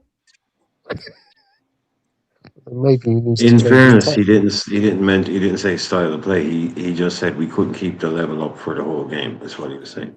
Yeah, but that's the style of play the whole game. But I mean, he didn't say they can't fit up to my style of play. That's what you said. The manager said they can't fit up to my style of play. He didn't say that.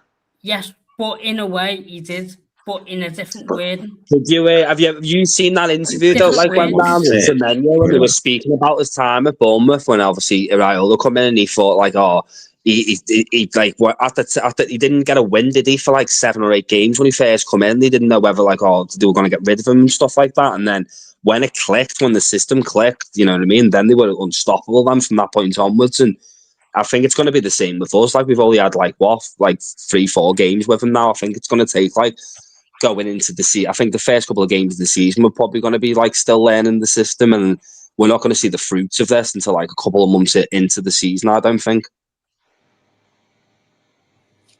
Which is great for us. Going to be great for us. A lot of players that do coming in really late. Obviously, new system, new manager. Anybody even joins tomorrow might get 1 pre-season game. Who do you guys realistically think we're actually gonna like get? If you had to, like, if someone said now, how many players and who do you think them players are gonna be? Do you think it's gonna be like Barco and Bayern, maybe a right back? You know what I mean? Maybe 3 players, someone like that. 2 Barco and Bayern, that, and then if one midfielder goes out, might bring one in. What happened to Diamond? Is he signed or not? Gone to Madrid. Yeah, he's at Madrid now. Yeah, he's definitely signed for them. Yeah, I think he's playing his first game for them soon. I've seen like a thing that obviously Romano put up saying like he's been in training with them for the first time already. Last week, didn't he? Who's this? Diamande? Yeah. Yeah, let's not talk about him. He's just, just wasted our time. Could have had the Barcola thing done and dusted, probably. Oh, jeez. Who's this guy? I'm not bothered about that anyway. Yeah, we've lost Diamande, but in my opinion, we're getting the better winger. If we get Barcola through the door, you know what I mean? It doesn't bother me at all because Barcola is 10 times the player Diamande is. Yeah. Do you know what? Diamande off the right. Sorry, Diamande off the right. Barcola off the left. Yeah, that would have been perfect. Yeah. This Gakpo with Barcola. That's what we wanted. Can I just say, that's what we wanted. And Bay on the right would have been just as good. It would be just as good. What? Wharton and Gahey. Can you imagine if we'd have had that team? Well, you can't win them all, but I mean, we could. I definitely think the club was hoping to buy both. I said at the start of the summer, I thought we want Diamande and Barcola. Yeah. We want a right winger and a left winger, and they did go all in on Diamande, and I believe that if they did get him, they would still try and buy Barcola. Yeah, that's what they're trying to do. And that's your point out. The money's always there for them because they wanted both, and that was nearly 250 million. So the money was always there. Yeah. No need to scrimp anywhere. When all these rumours come out, we're talking to this guy. Liverpool have approached this team, that team, the other team. You would expect that if somebody like Diamande, said no, they'd think, right, let's push for our second option. Let's get out there now. We've already, gone so far down the road with them. We know that, they're up for coming. Let's push that button now. There doesn't seem to be that second button or plan B, like I was saying. It's like all our eggs in one basket for one player. Oh, he's not coming now. So we're left without somebody. Yeah, because the only button they've got is the fucking belly button. That's it.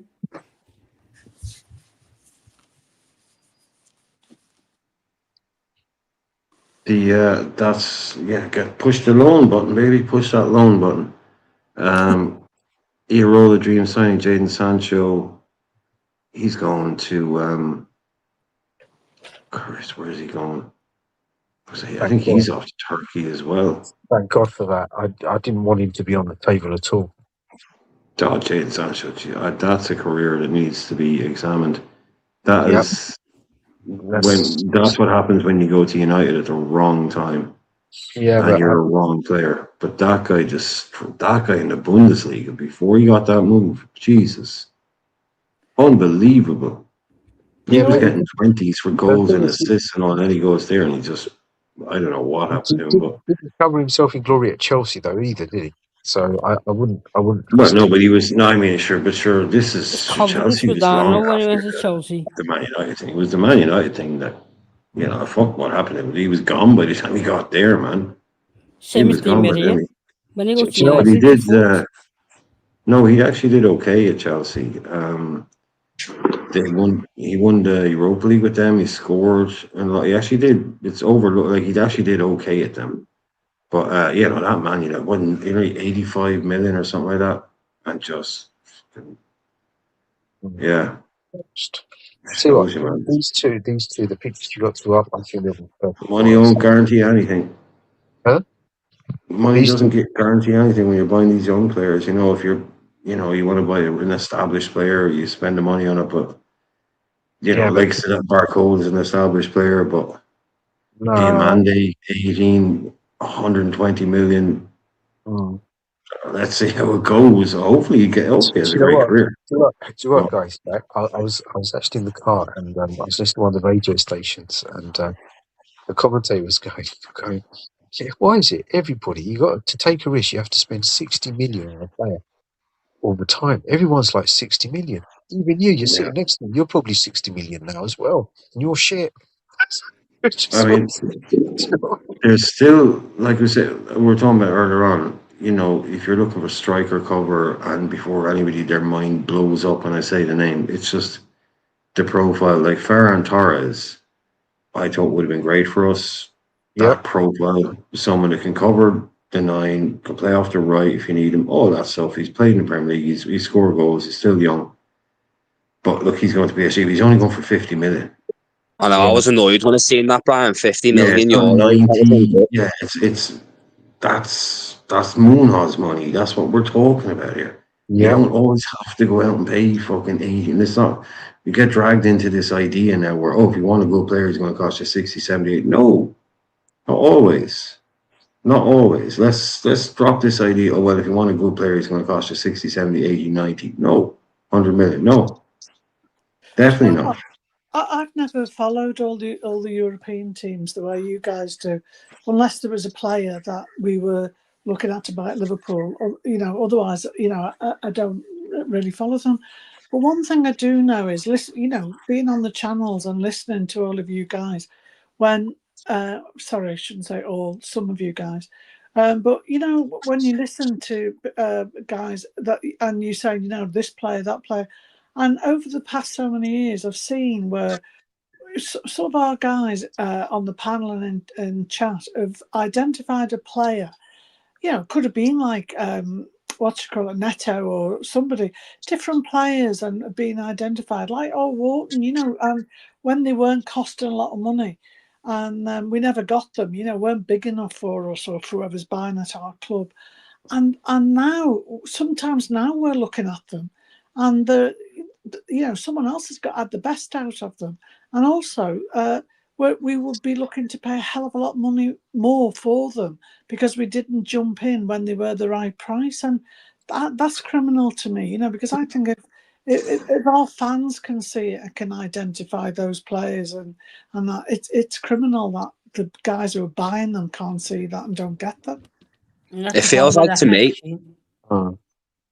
It feels like to me, like sometimes like Liverpool are scared to take a punt like they used to in the past. Like they only go for surefire things, and like this Araujo thing's seems like a bit of a punt. That's why I did like it, even though it's a loan. Like I would have preferred if we bought him, but Munoz though, sorry, Sonny, but Munoz, knowing he's had one good season at Osasuna, who finished 17th, and people are fucking made up because we spent 40 million. He could be a flop.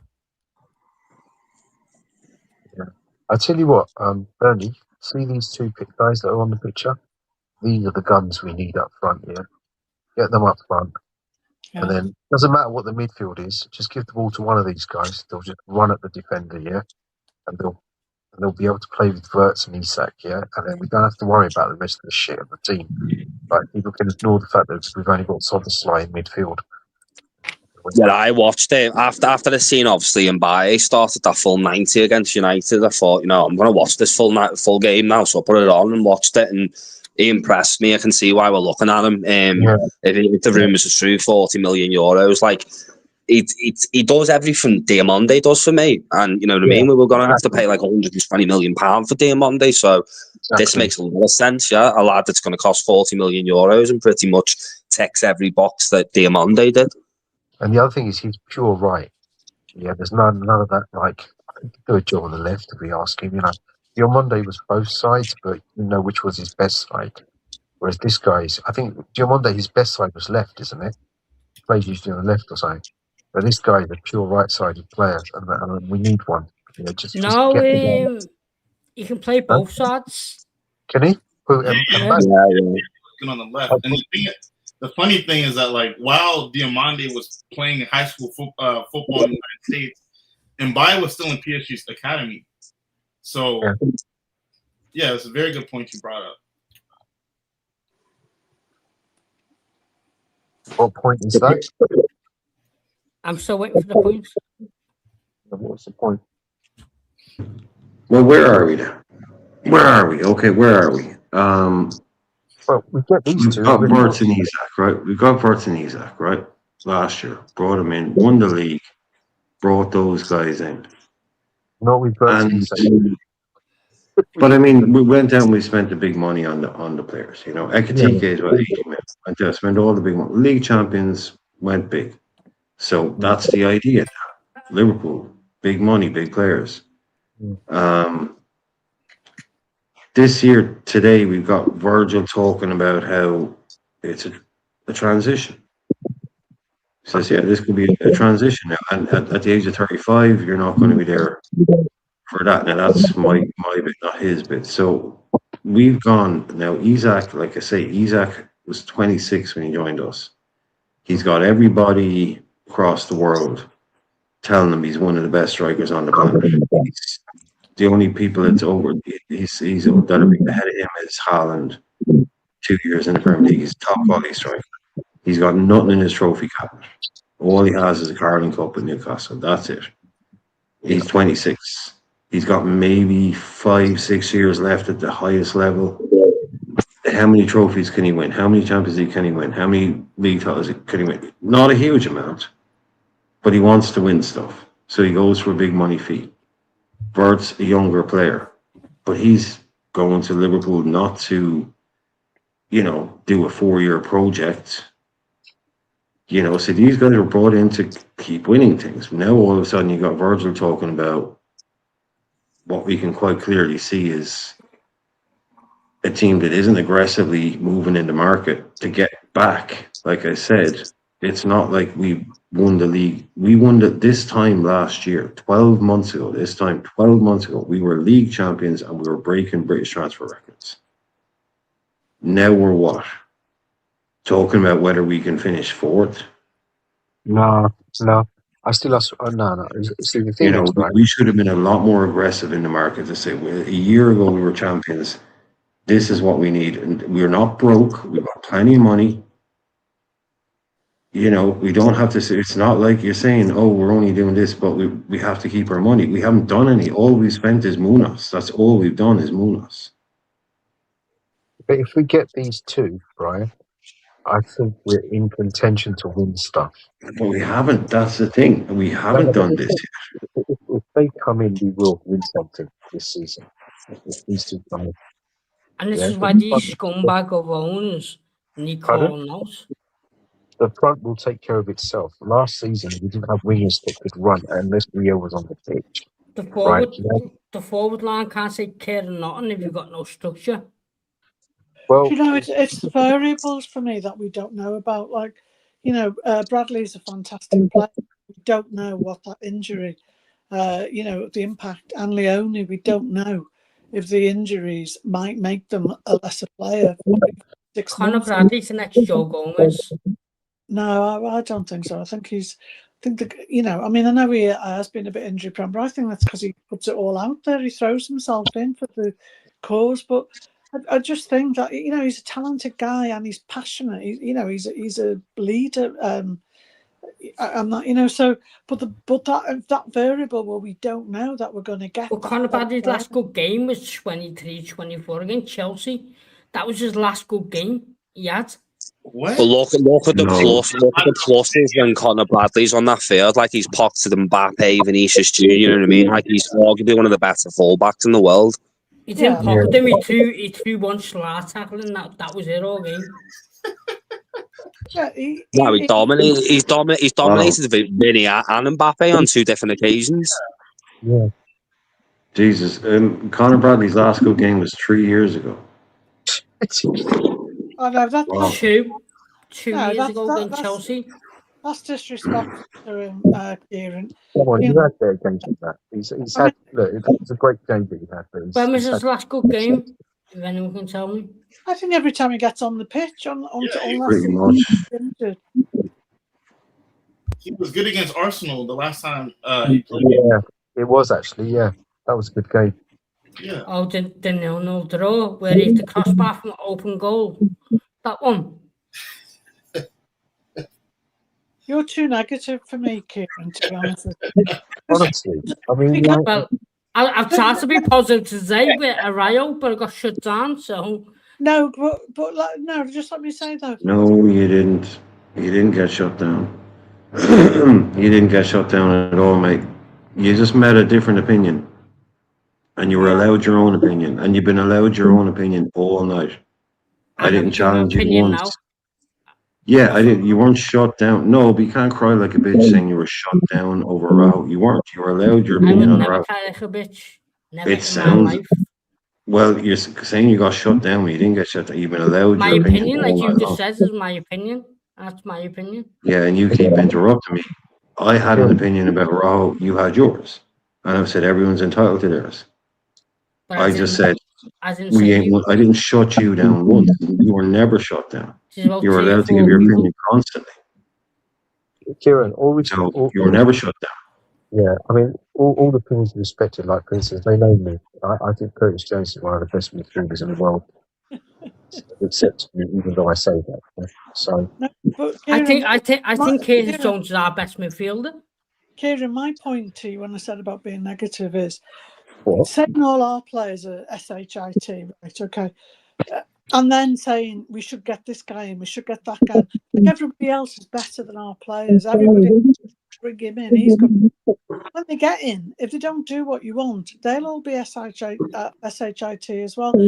You can't say that about these are our guys. We're their fans, and you can't not okay. They can all have bad games. Some of them might need to be moved on. Some of them play the heart out for the club. But you can't turn around and just damn them all. So we bring Jay Spearing back, though, because he plays his ass off for the club. Well, that's a ridiculous analogy. Every time. But I just don't think... when I look at the new manager and his style of play, I think of the players who someone's echoing in the ground and speaking. I think it's Zia. What did I say? I think of the manager, I think of the style of play. I think players who benefit that style of play. Like Conor Bradley would not work in the Arteta system because he's defensive. And Areola and Bradley, he's going to be injured. He's like Gomez, he get injured after 10 minutes. I think Bradley's at that age though, isn't he? He's still a young lad. Like when you're a young lad, like when you grow up, like your body can kind of heal itself. He's still at that age. Like he was a little bit older. Yeah, Zia, you've got us on in the background, mate. Zia, you've got us playing in the background, so I've had to mute. Sorry. Oh, have I? No, I haven't. Well, yeah, it's whatever it is stopped. So we can hear ourselves back on your feed. Oh, sorry. And that's what was putting me off though, Sonny, where he's at such a young age. Joe Gomez didn't have that amount of injuries than what Bradley's had already. So it's only going to get worse. Yeah, but sometimes you can grow out of it though. Sometimes you can grow out of it. Everybody else. Not in the Areola system, you can't. Players getting fucked after 30 minutes. Bradley get fucked after fucking 2 minutes. Just can't. No, honestly. Like this would all be cool if it was the same energy across the way, but it's completely the opposite of everything you're saying about Araujo. Everything you're saying about Araujo, he'll be brilliant. No, because Araujo will be centre back. All you have to do is. So centre back is. Oh, you can't get into a centre half. I didn't realise that. Okay, thanks for informing me. I didn't realise. See again. Now let me finish once again. Bradley in the Areola system, he has to get up and down, up and down. Does Araujo have to go up and down? No. Yeah, high line, lots of getting turned, lots of sprinting back, lots of trouble. Bradley has to cross the halfway line. Well, you may as well. As a defender, he's going to spend a lot of time near the half and we're pressing up. Yeah, we're going to play high, man. He's going to get turned. He's going to have to sprint. He's going to have to do all those things.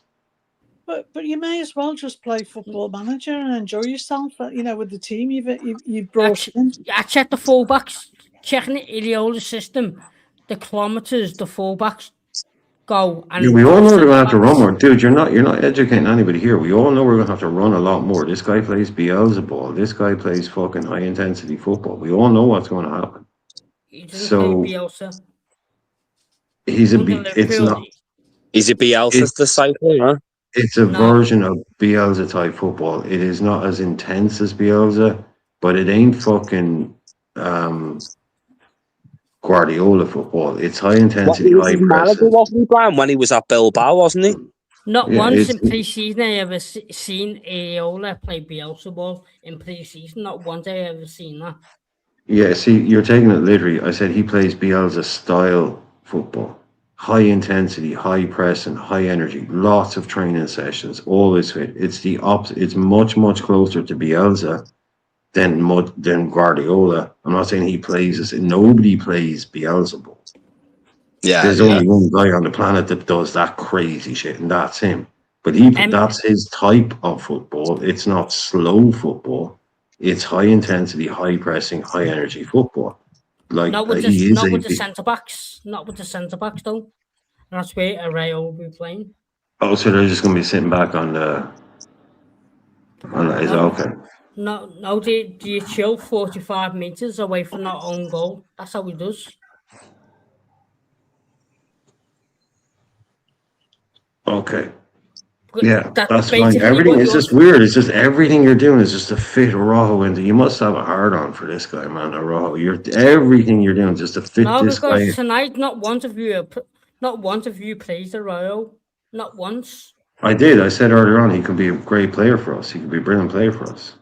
We could hopefully, but what I'm saying is we're all sitting here. Hopefully he can get his form back. Hopefully he can do this. Even the people are positive. Hopefully you can do this. Hopefully, and it's like, is that what we're doing? What you're telling me though, you'd rather spend nearly 60 million on either a Vanega or a LaCroix than get Araujo on a free. Yeah, I'd rather buy Van Heck than get Araujo on a free. That's my point. So what's wrong with that? Because Araujo's fucking twice as good as him. Oh, okay.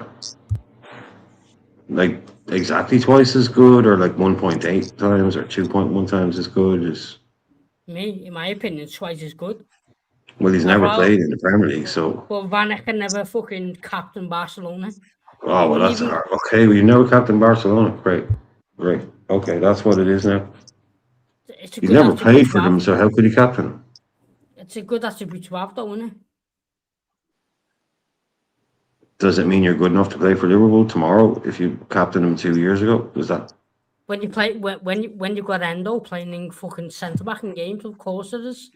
I still think Van Heck is a better player than Araujo. What does the panel think?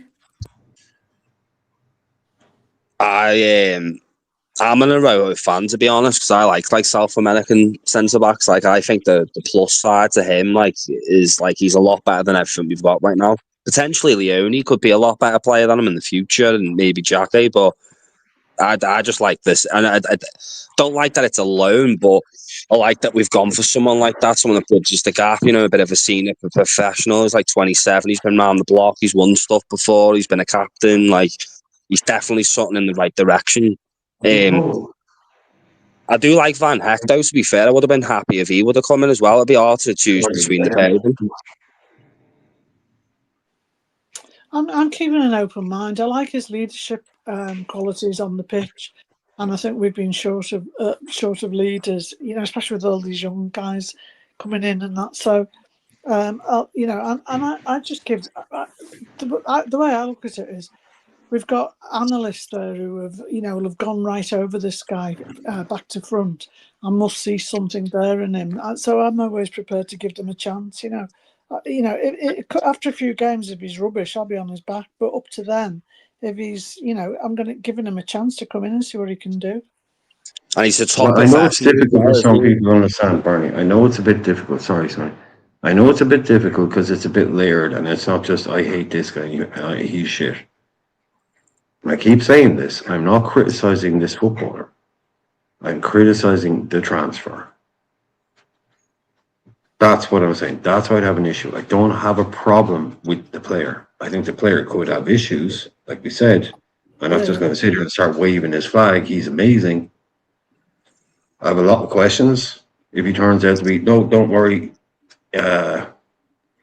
Worries were unfounded. Turns out to be great. But what I'm doing mainly is, and again, it's maybe hard in this, he's shit, he's brilliant kind of debate. I'm criticizing the transfer. Yeah, I was just going off like all the rumours with who players wanted. For me, I think this is the best logic going forward. No, if you ask me, if you ask me, Jenny, who out of 3 players, Araujo, Lacroix, or Van Heck, I'd buy Van Heck first, then I'd buy Lacroix, and then I'd buy this guy. You have another list. You put your guy top. Great, cool. But that's football. Football is a game of opinions. It's not a game of facts. It's not a maths question. I know, but it's not like what is 45 plus 20. Van Heck is a fantastic brilliant. Well, I apologize, but all I've seen all over social media is this guy getting fucking criticised now. Obviously, that's why I have this channel, is so that when those places are out there talking shite, all that crap, you can come on this channel and you have grown-up conversations. That's why I apologize. That's why I apologize, because I've seen it all day and it's fucking pissed me off. So I do apologize, but fair play. All I've seen these accounts and that with like 200,000 followers and that just criticize the back ass of them. And that's rage why bait, it's fucking rage bait. Don't forget rage bait. I went on my channel today and I ended up crashing out because the amount of criticism this guy's had before even kicking a fucking ball for us. So that's what I'm saying. What people don't need to do is and that's what they did with many other players, is that would happen. So people rightly wanting to back this player start to go too far the other way. He's brilliant. He's amazing. And I know no one needs to, so you just ignore the rage bait, see how he gets on, but just question it. You should always question it. I do apologize if I've been a prick, but it's just because fucking I've just got me back up a bit because I'm sick to death of these little channels, these fucking knobheads slagging him before he's even kicked the ball, but I do apologize. No, nobody needs that. Of course he doesn't need that. But like I'm saying, again, they come out today and say they're not interested in loaning Hendrick because they only want to bring in someone that's like on a permanent kind of thing, that's not, it was a bit ironic to bring that out on I know FSG didn't release an official statement saying that. But yeah, again, if you are new, please do subscribe. If you haven't liked the show, please do like the show. If you want to support the show, just scan the QR code in the corner. We don't do super chats. We don't do ads. Channel isn't monetized. If you want to support the channel, if you're that super chat kind of person, but only if you can afford to do so and you're comfortable doing so, you can do so via the link there, buy me a coffee. Scan the QR code. Like I say, no super chats, no ads on this channel. None of that. Someone gifted me a membership to K-Max channel while we're live, and I'm not even in there. I don't know how that works. Cop out with respect. It would be nice to have you swearing much less. Okay, I mean, I do swear a lot. I mean, I can't criticize anybody for swearing. I mean, literally, I can't. I don't know what my count is. Do you not have the link, Joe? Joe doesn't have the link, no? I was just going to say, if you don't mind, I mean, look, I'm the only woman here, and it's not about me, and I get used to just closing my ears because I hate the F word, you know that, Brian, and I detest the C word more. But like I'm on a guy's public, as it is, it's. Yeah, let me finish. I'm on a guy's channel, but if it's every other word, I just think you must have a better vocabulary than that. Everybody must have, like the odd word here and there. But when it's yeah, even a lot of the guys don't like it. Either. It's not just me. So. Well, I know. I can't complain. I mean, Jesus, like I say. Well, I do apologise, but sometimes I can't help it. It's just where I'm from. It's the way I roll. I don't want to be professional. Don't want to act professional. I am who I am, but I do apologise. No, let me just say, Kieran. No, it's honestly, it's not you. It's what I'm saying is Just because just if I'm in here, could you cut it down a bit? And if not, I wouldn't be offended. I'll just go. I don't have to be. Yeah, I will cut it down. But if you watch my channel, I'm fucking as bad as tonight. But I do apologize. I will try. No, you don't need to apologize. No. Don't apologize for swearing. It's just Barney's asking that maybe just be aware of the fact. I mean, again, I literally cannot criticize anybody for swearing. It is after the threshold, isn't it? Like it's late over there. Sonny knows. I mean, it's after 9 o'clock, and that's one of the reasons why I don't say anything. But there is a but. Sometimes I'm rolling with my daughter, right? Oh, I know it's horrible. I know. I'm sitting there with me because even Sonny comes into Sonny's in my live streams. I'm twice as worse on my channel, but I will try. I will try. That's all I can say. If I can't try, I'll just leave. Do you know what I mean? No, you don't. We don't need people leaving. I don't want you leaving because you feel like you can't swear much, and I don't want Bernie leaving because people are swearing too much. I don't want anybody leaving. That's the last thing I want.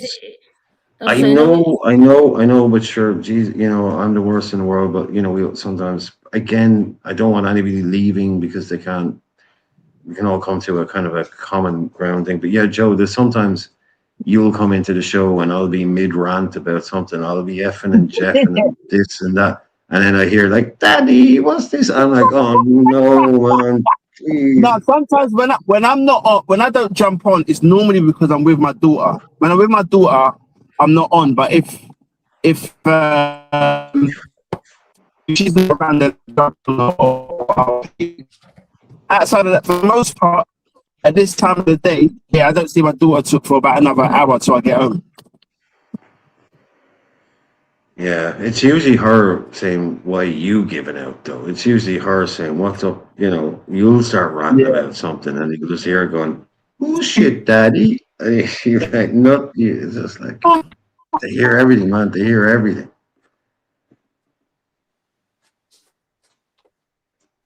But yeah, look, again, one thing we don't want is anybody leaving. Okay, so we can all find somewhere in the middle.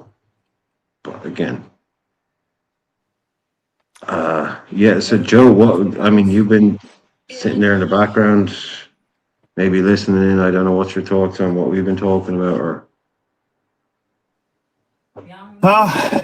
Well,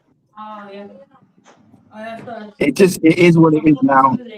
I'm just waiting for new transfers. Are you signing up for Amazon Prime? What are you doing?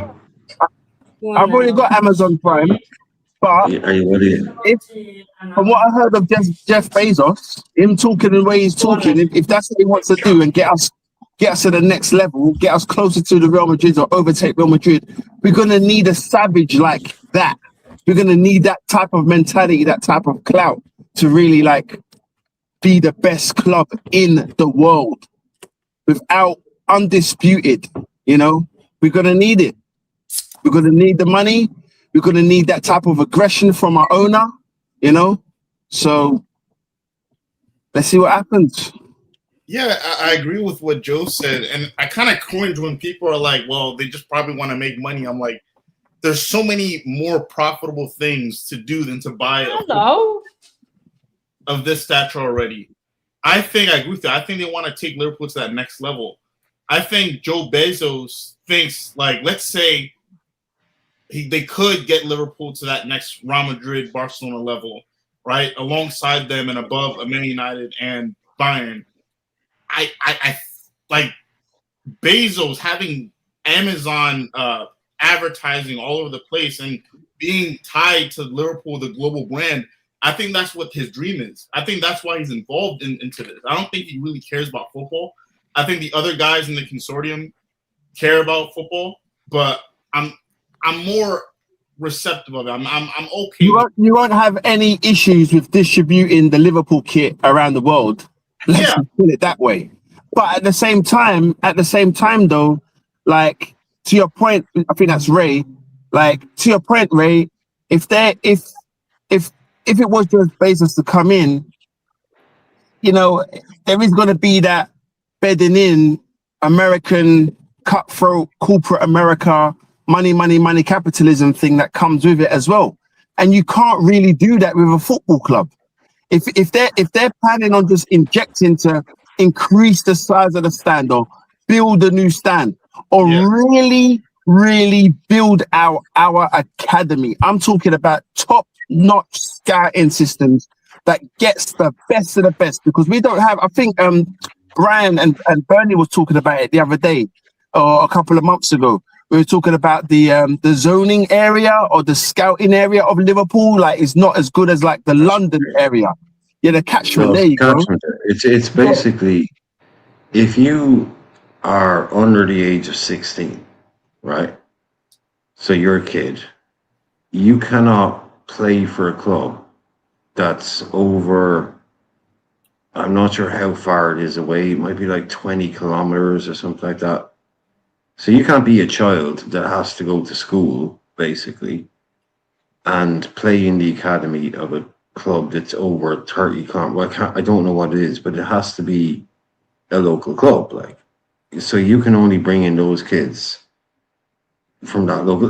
Like, you can't go. Like, you can't have this 14-year-old kid that goes to school and lives with his family in London and then plays in fucking Liverpool academy.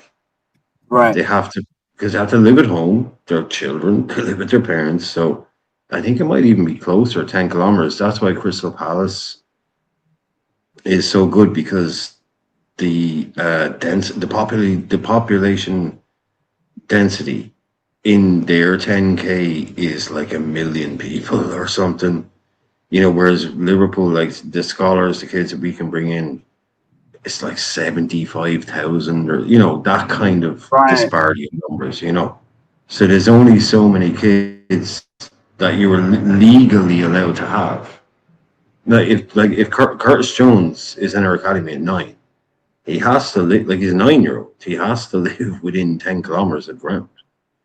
You know, you have all the strict rules, and that, catchment areas. What's the workaround? What is the workaround? Like, look at there's no workaround. You can't work around catchment. You can't work around catchment area. That's can't you just buy a 15-year-old from flipping? No. I don't know, such and such country, right? But you can't buy a 15-year-old. No. That's why Barcelona is so good, because of Catalan. Pure academy. It's just, we're not an academy club, you know. Now they've changed it. Now Brexit has made it so before you could have a kid come here after 16. Now you can't sign a pro contract until you're 16, and that's a junior pro. That's 16. That's when you're legal to be employed at 16. You can't be legal. Nobody can employ anybody under the age of 16. That's why Man City are so good to sell in the academy. None of them stay. Do you know what, though, guys? I think you'd have to be prepared for us to be leaving Anfield, because I think if he does end up buying the whole thing, he'll want one massive stadium, and he's got the money to do it. No chance. Oh man, that would be criminal. Yeah, I will crash out. I will crash out. I will fucking smash everything. No, but you get in bed with those guys, and that's what you can expect. Tottenham done shit, moved. West Ham done shit, moved. Everton have done shit and moved. No chance. Anfield's the fucking just building it. Kieran, it is to us, but it won't be to him. He'll just want. He won't build on it. Build on it. Direct the road and build a new stand for the Kop. It's like somebody said there as well. He could change it from Anfield to the Amazon Stadium.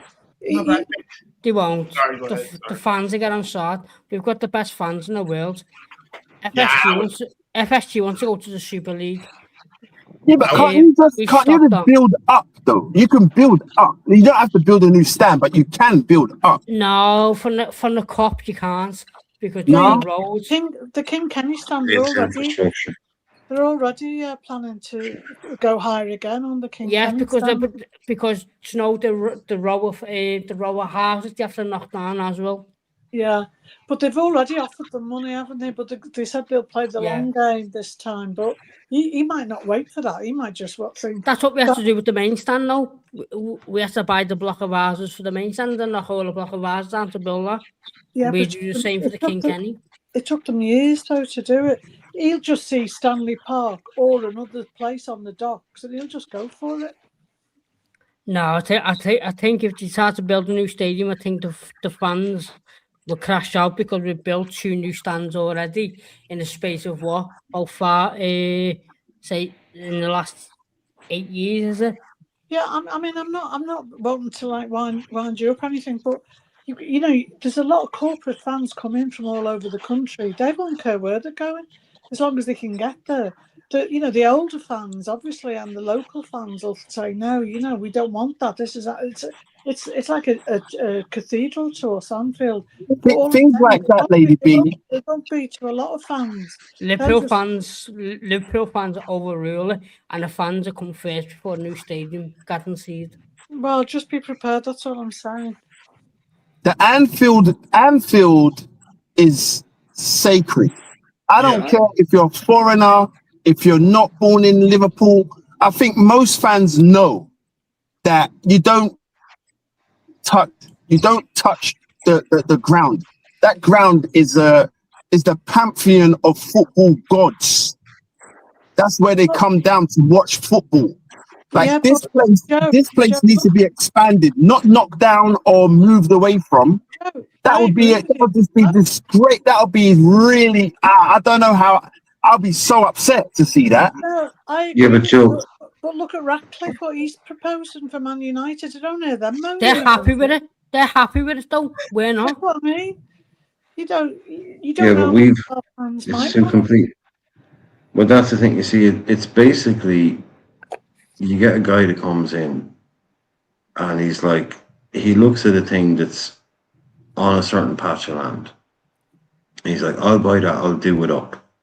Yeah, I'll buy that. I'll do it up. And then after a year, steel prices went up. 2 years later, 3 years later, 4 years later, 5 years later, 6 years later, 7 years later. Oh, the roof is coming in on that place, man. Literally, the roof is coming in.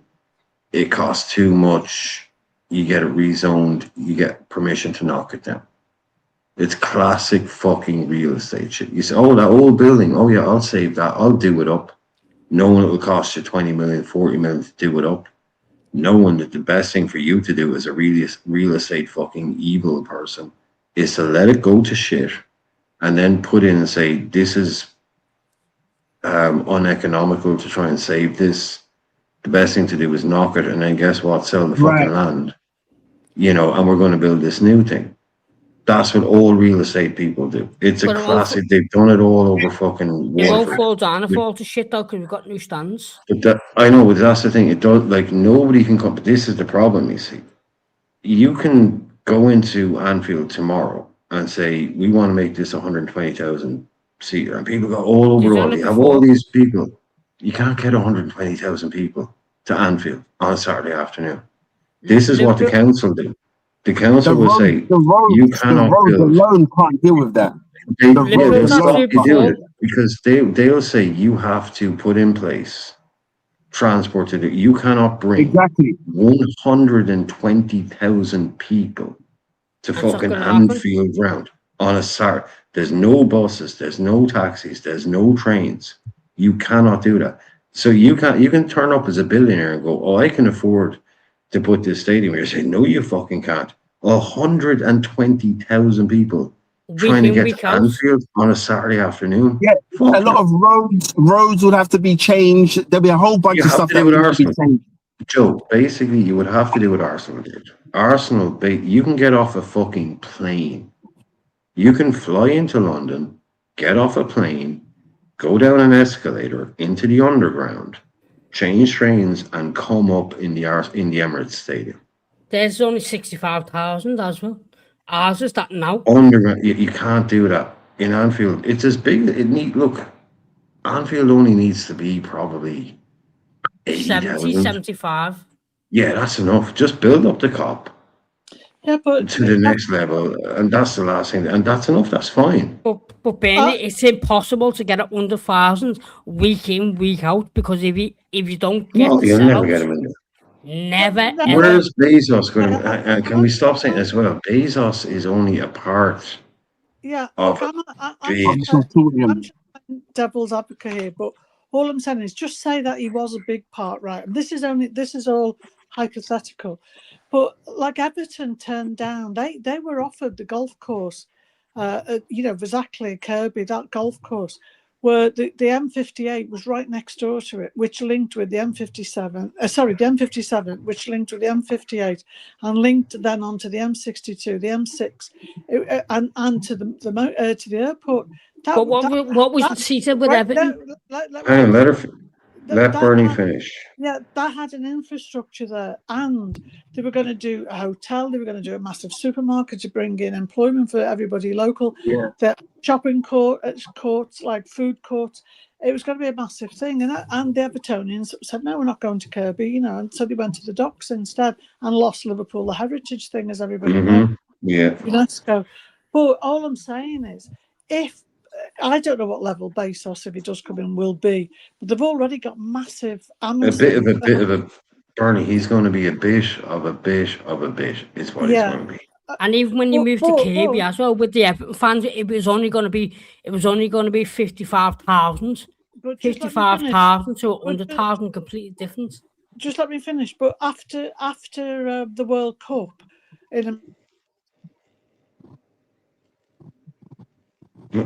Good, Bernie. Where's Bernie gone? She's gone. Lost Bernie. Yeah, Anfield doesn't have to be 100,000. It don't. It just needs to be what it is. It's not far off what it needs to be now. Full every week. If you add an extra 20,000 to that, it's going to be another 20,000 people who don't fucking sing. And that's what I was on about then, Bri, when she was on about Everton. Everton was only going to be 55, 60,000 max.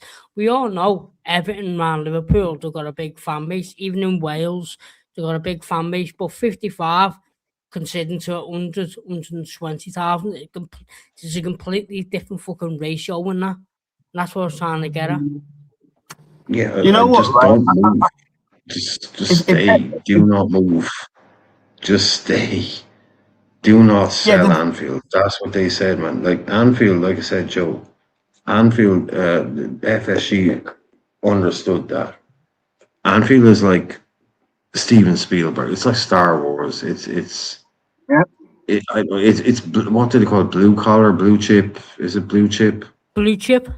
Yeah, it's. Nah, I wouldn't say blue chip. It's more blue collar. No, I mean in terms of.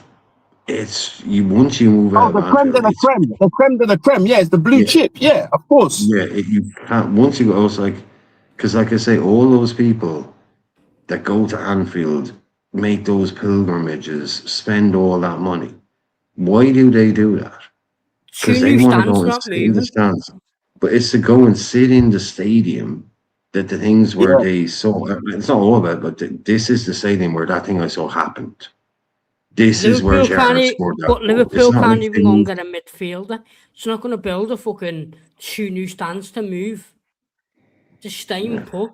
And the fan base back in 2021, when he tried to move, we were all outside the ground protesting. I was there outside the ground protesting. They're not moving.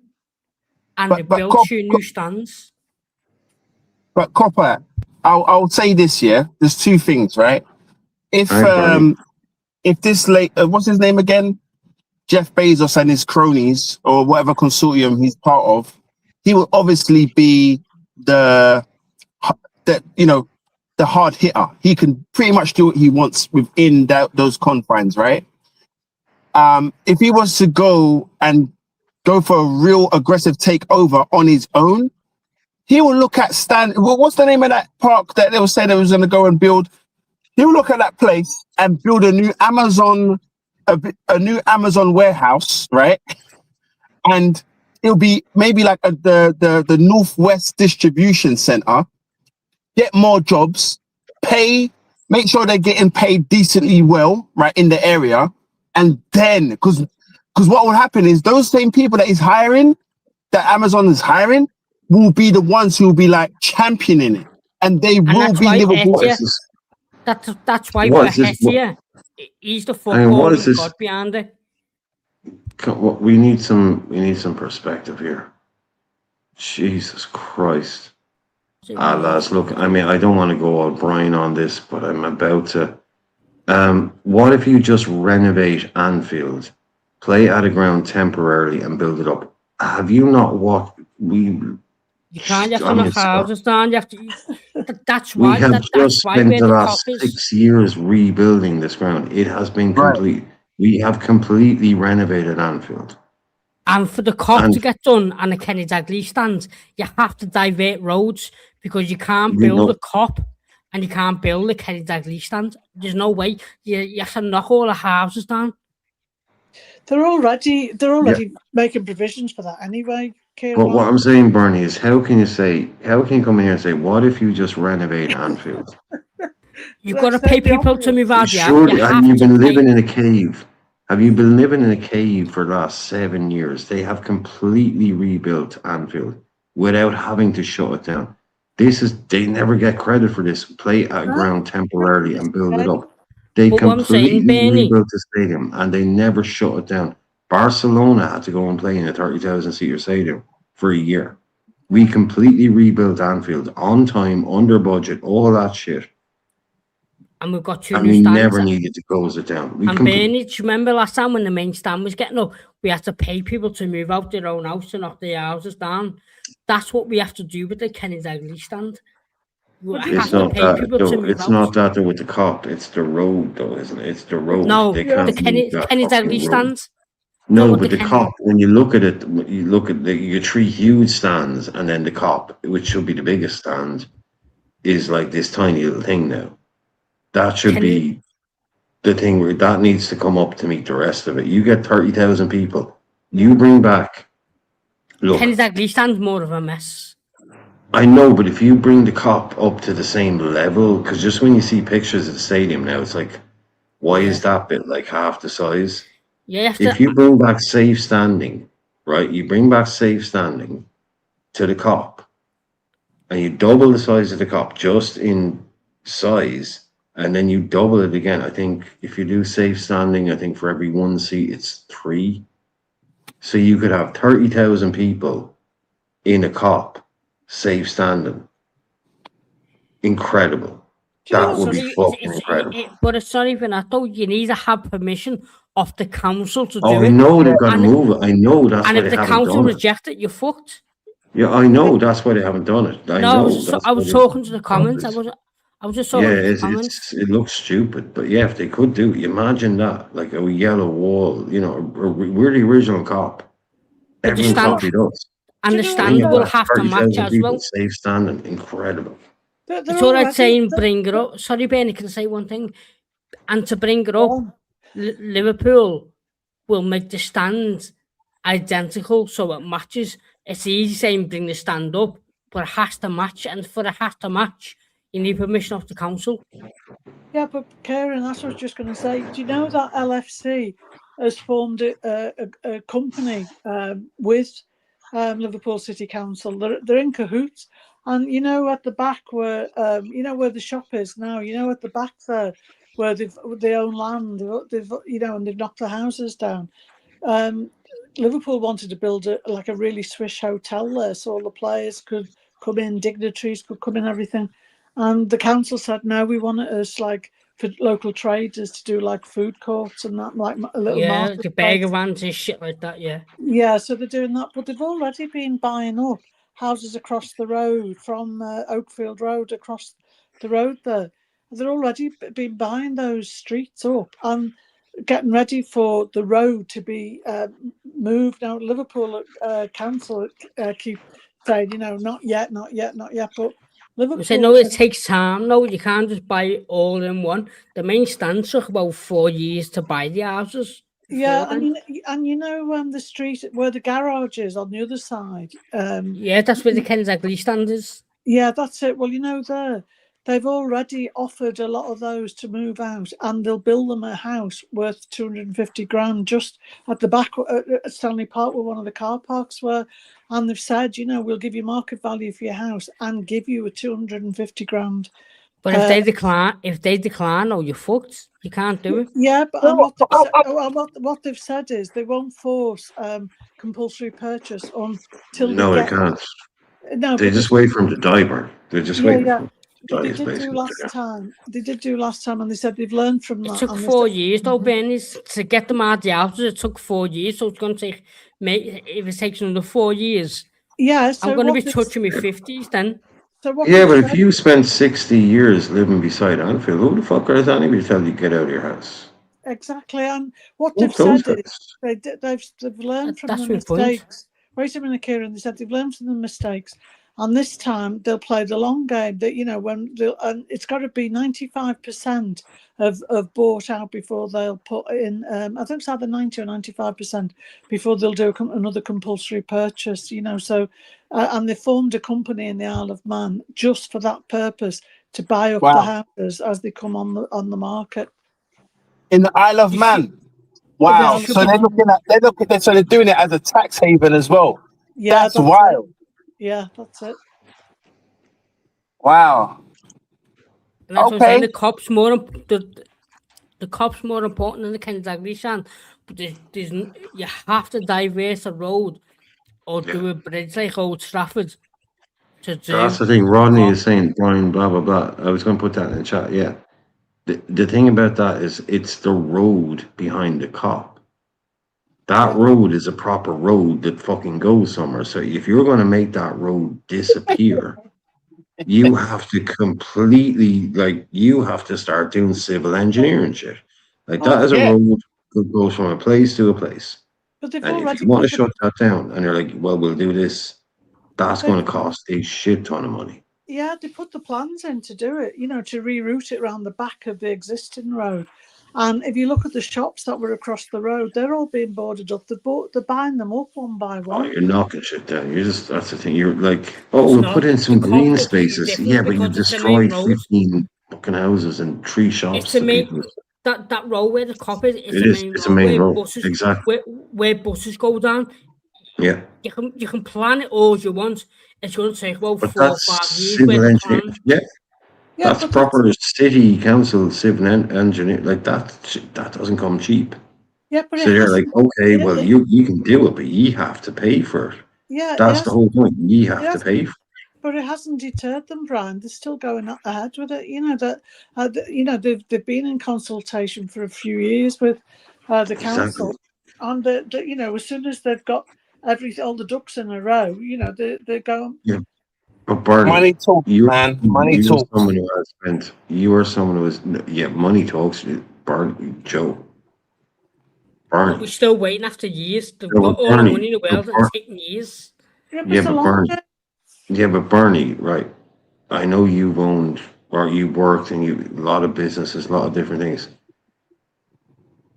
Dealing with councils in England, does it matter how rich you are? Trying to get it takes fucking 5 months to get a meeting with someone at a county council. Right. Brian, I used to that kind of shit. Doing big stuff that takes 6. Just getting 3. I mean, these guys work on their own. They're civil servants. Yeah. Okay. Who's the biggest tourism in Liverpool? It's Liverpool Football Club. Exactly. Even that, it takes you 4 years to get a meeting with somebody. But you know what county councils are like. They're the worst things in the world. It took 6 years to do the main stand. Yeah, but the last council are gone. Half of them are in prison. Yeah, everyone changed. You've been doing a deal with this guy for 3 years. He gets voted out. Then you've got to get to deal with this guy. It takes that kind of stuff. It's just red tape. But it's red tape. It's all that stuff. It takes like I'm saying, it takes 5 months to get a meeting with somebody. When it comes to dealing with county councils. Brian, when FSG first came in, they did the study then. They knew what had to be done, and they've been pushing for it ever since. So it's well underway. I know. That's what I'm saying. Why are we working? We shouldn't be thinking. Yeah, this doing something like that takes years, and it takes investment. And then what Ben just said then, as soon as they come in, they plan for it. What did it take? Nearly fucking 10 years to build a main stand if you were looking at it straight away. Because they knew that's how long it would take if they had to. That's how long it takes. You have to deal with all the shit to get it done. It's going to take more time because buses shit takes time. Shit takes time, man. Okay, for me. It's this simple. They're looking at it thinking, what's the maximum capacity we want this stadium to be, or can it be? They do the study. What would 75, 80? Yeah, 80 is enough. What would it cost us to do that? What would the returns be? And are we prepared to do it? And once they've can you put the infrastructure in place to support it? Can you put transport to it? Can you basically, and Bernie, this is the killer. Everything comes down. You want to build. If you want to build roads. Hang on, but if you want to build or do anything, what you don't realize, what comes down? Safety. It's a fucking safety report that'll kill you. If you cannot say that you can safely get 80,000 people to Anfield and safely get those people out of there, so you can have all the shit in the world. Yeah, but if you say, well, they all walk out and you go, well, there's no buses, there's no that, there's no this, you're not going to get it. You have to divert it. Brian, they actually, because they had to, obviously, they had to put that in. And they said there's a station there, and Kieran probably knows it, called Utting Avenue Station, and it's a few minutes walk from the ground, and it's been closed since. Lee's always talking about that. Lee's always talking about that station. To reopen that station. It's been closed. Kieran, it's been closed since after the war, I think, and council said to them, for us to consider what you want, we want you to pay for the complete, and it's not just like open the doors to the station. That's health and safety. What we're talking about. They've got to rebuild the station, the platform, probably electric train, everything. And Liverpool have said they will do it. So it's all in part of the. Liverpool will do it. Will the council do it? And you've got the 19. The 19 brings you outside of Anfield. You've got to divert the buses like the 19 into a different route. Yeah, Liverpool Football Club have got to pay for it. That's one of the conditions for them to be able to have to pay for the police. They have to pay for the police. But you're forgetting one thing that you guys haven't mentioned, and that's the insurance. Yeah, totally. If you don't have a bond or some form of insurance to conduct that type of infrastructure project, to have all of those people coming in, it ain't happening. And the kind of money you'll have to spend on the oh my gosh, that's just going to be madness. So, and that, like, to put in a fucking subway station, Liverpool doesn't have an underground. It's not like London had an underground. So all they did was add on. But all they did was add on a thing. I know, but all they did was add on a thing, so now we can go up in the underground at the Emirates Stadium. You can get off a plane, literally never go above ground, and end up at the Arsenal Stadium, and get, but you can't do that in Liverpool. There is no one. But there is that line there. That's the thing. There is that line. The line. You've got the city centres. That's it. Yeah, Liverpool, you get 80,000 people walking in there and walking out again. That's. Yeah, but you look at City, Manchester City. They had a little tiny stadium, and that was on the outskirts. Yeah, that was on the outskirts. Wait a minute, that was on the outskirts of the city. They've rebuilt the whole area. It's it's only 65,000 now, Manchester. Yes, it's only about 65,000. No, same as Anfield. Yeah, but what I'm saying to you, Kieran, look at what they've done on the infrastructure. They had to change, and they did it. That's all I'm saying. They did it, for to get the new stadium and all the businesses attached to it. Because it's only a small stadium, that's why. I know, but the roads were the same. All I'm saying is they were on a road going out of the city like Liverpool are, and they put the investment in. But they didn't have to divert roads. And How do you know? Because if you look at City's roads, you've got two either side of the goal, and it's like Anfield, and then you've got two backseat roads. Because I've been to the Etihad. Yeah, I used to work in Manchester and used to drive past the old stadium. That if you go now, there's no recognition of what used to be there before. So that's all I'm saying. It can be done. And as Joe said, but that's the same for any. Not for a new stands, a new stadium, new stands, completely different. Yeah, but if you put any stadium up anywhere, for music, for anything, it's got to be a massive insurance policy, and someone will be insuring. But you're buying that if it's a new stadium, you're buying the land. But like I said, no, I'm talking about this. I know this because I used to run nightclub nights with DJs. You can't have certain amount of people in there. Only a certain amount can get in. Yeah. Do you know who's shutting me down, Joe? The fire marshal. There you go. The fire marshal. The head of the fucking fire. That's who's shutting me down. Like, that's who we didn't like. We had fucking nights in a club that could hold 800. Probably shouldn't have had it because it was an upstairs as well.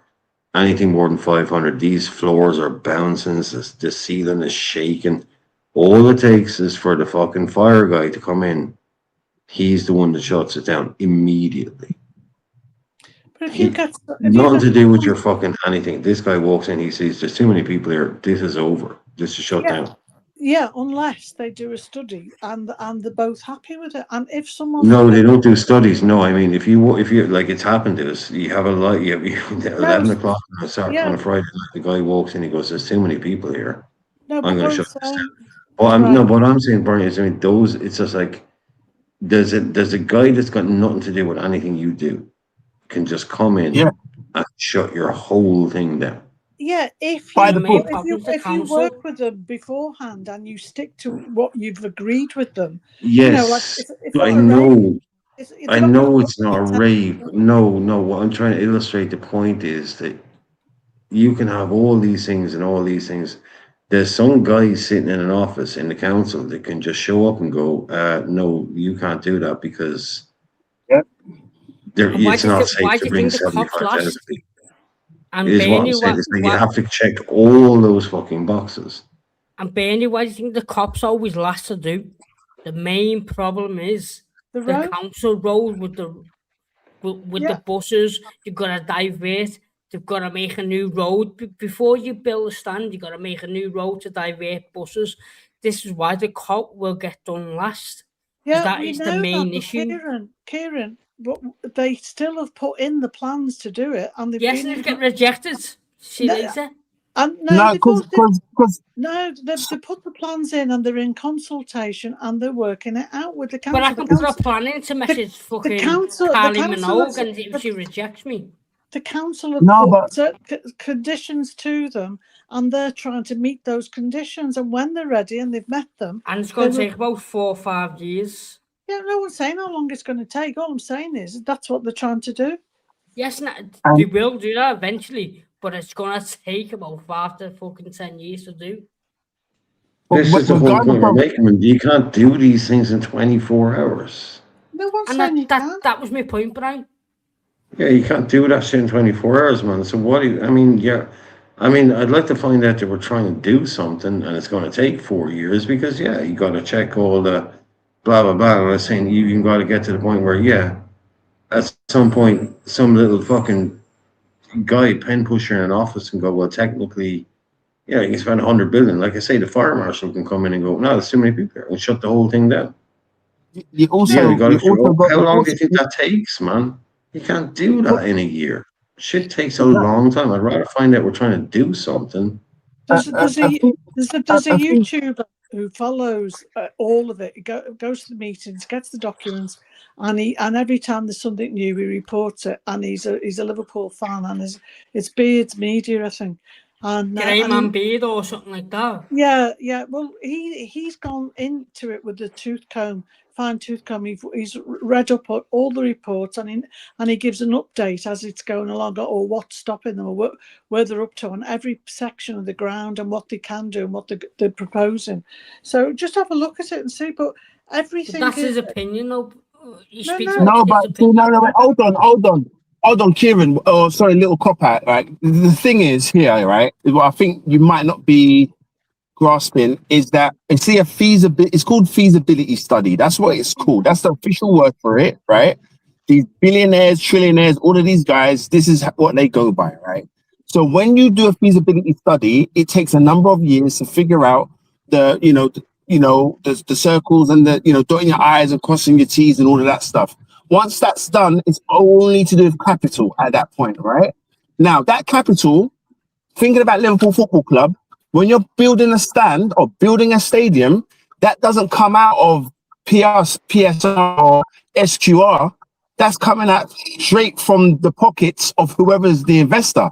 It doesn't affect. Yes, and my point was nothing. No, say no. My point was hold on. No, let him go. Okay.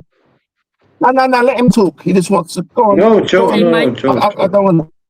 No, say my point is Liverpool would do the Kenny Zagley stands first and they're leaving the cop last because of the main road. You're breaking up. No one's arguing with you on that, Kieran. That is what they're doing. But, like a couple of years ago when they first put the proposal forward and did the feasibility study and they went to the council, there were 2 rows of houses and there was some waste ground as well across the road from the COP. But there were 2 roads of houses and then they were boarded up and now they're getting knocked down. So, I know, but when you were talking before, Kieran, what I'm saying is the progress is happening. They're meeting, they're going, everything they've been told to do to get what they want, they're already on with. It still won't be happening no more. If we got new owners, the new owners might not want to build. Something might not be happening. No, that's what I'm saying. They might want to build somewhere else and just go for a big. Exactly, and I will fucking. I'll be clear up one point. Clear up one point. Council raised in tourism to the city, 2 different stories. I was using it as an analogy. What I was saying is, you can have the biggest building and the biggest money behind that, but at the end of the day, what I'm saying is, you can have the most money, you can build anything, you be a real estate guy, but at the end of the day, you will still have some pen pusher in office that can say, well, actually, that can't happen because council rules say this. Doesn't matter if you're this guy or that guy, you always have to, but there's always something that can say, you have to do this, you have to, it doesn't matter. There's some guy in an office that's got nothing to do, you can't pay off, they can just come in and say, now that's what I'm saying about this stuff. It's not about shutting down anything like that. What I'm saying is, in England, there's all this red tape and council rules that this is what these guys trip up on. At the end of the day, you can't change. You can have all the money in the world, but if you want to do this, council says no, you can't do it. Yeah, but I agree with you. But but it doesn't mean to say that if they have to come up with a reason why they don't want to do it, and if the person who's put the plan in, I'm not making that argument, Bernie, at all. Try and say something. You cut me off. Please just wait a minute. When you look at Everton, the council were prepared to lose the UNESCO World Heritage standing that the city had just to give Everton the stadium. So and he built a smaller than Anfield. Well, that's what I'm saying. Things can. No, I'm not trying to make that. What I was just trying to say to you is we should expect, if you're trying to do stuff in England with councils, there's going to be stupid red tape stuff, and someone goes, well, actually, you should need 244 of these. You only got 239. This kind of shit. So that takes a year to resolve because it's fucking English bureaucracy red tape. Yeah, shit's going to take 6, 7, 8, 9 years. And then there's no fast forward button on dealing with councils in fucking England. The club have to be paid to pay, though, Bernie. So it's going to take time. But don't be slagging the club off for fucking, come on, man. Do you know what I mean? They've gotten 3/4 of the way around it. They've got it done. They've got one done. The next one is this. It'll happen. But yeah, fucking guess what? It takes time. For the club, Bernie, if you want Liverpool to build 100,000 seats, you have to be sure that they can fill it every week. Because if you don't fill it every week, they're in deep shit. Who said 120,000? No, 80. No, I was putting a percentage or whatever. Yeah, no, I mean, it's all hypothetical, isn't it? So what do you want to build? No, I'm just telling you what the plans are, what they've got, and what they've started on, and it's not like they've started. It's not like they've started yesterday. They've started several years ago, and they're in constant consultation and meetings with the council to achieve it in the end. And if they don't achieve it, and they're sold up, that's why I'm saying. And Bezos wants a bigger one. He might move us somewhere else. That was all the only thing I was saying.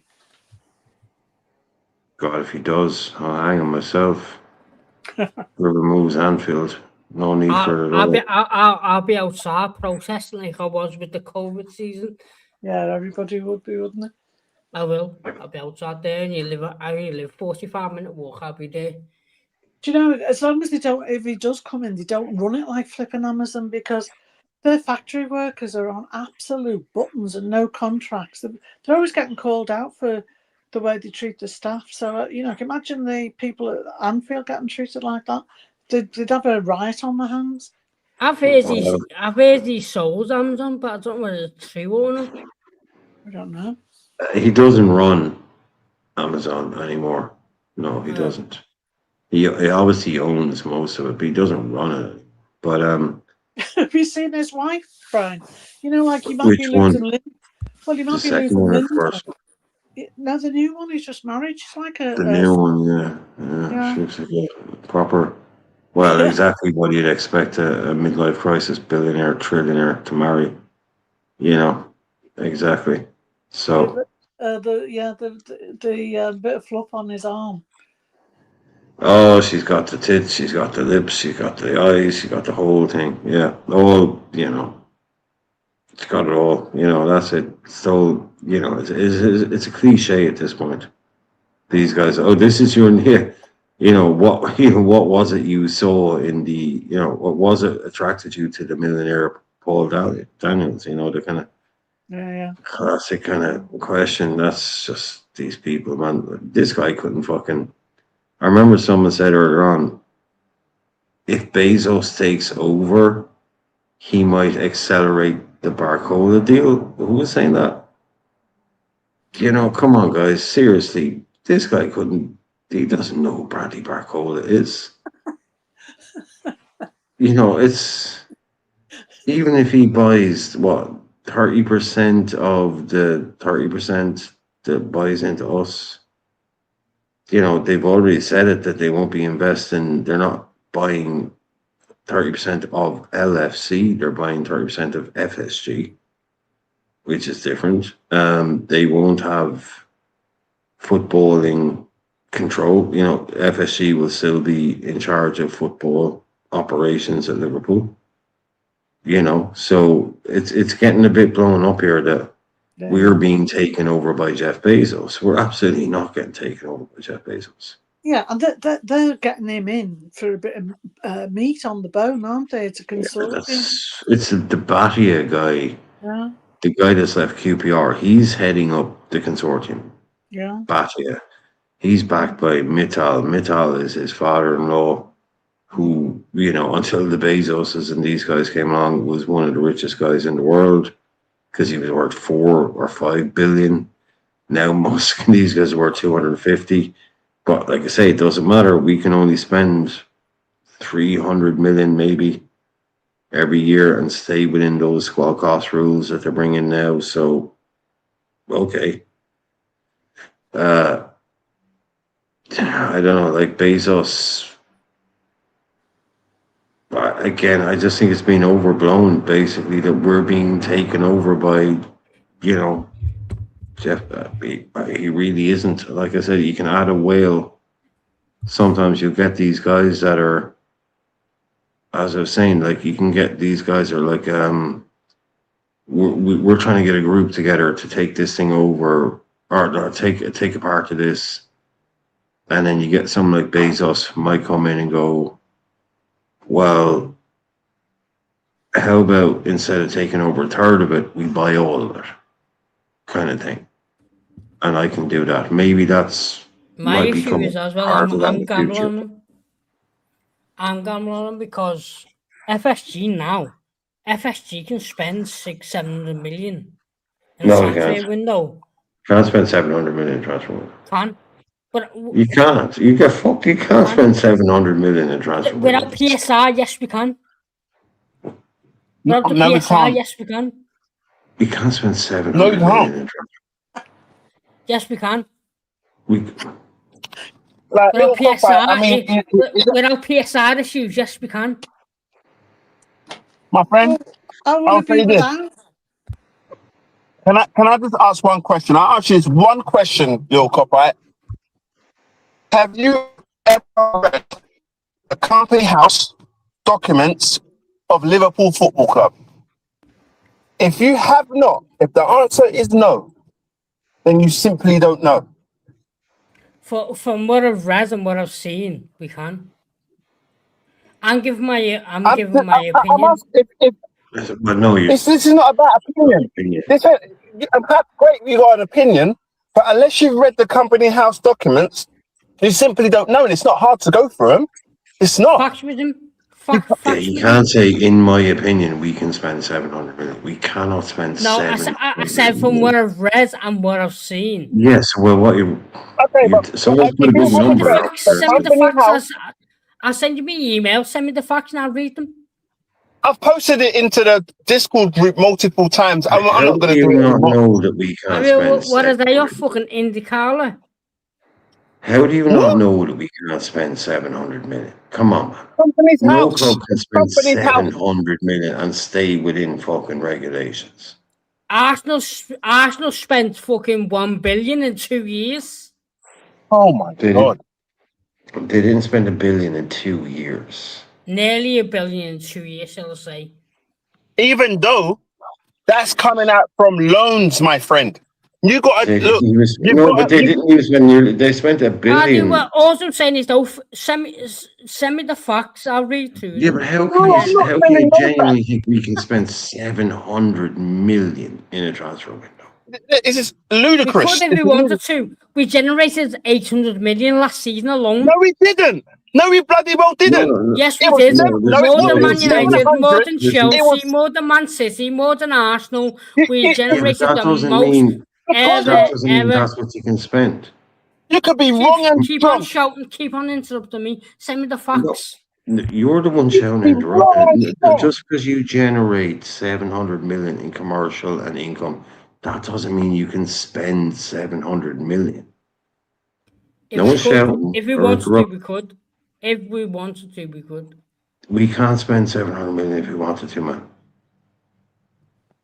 You can't. We can only spend a certain amount of money.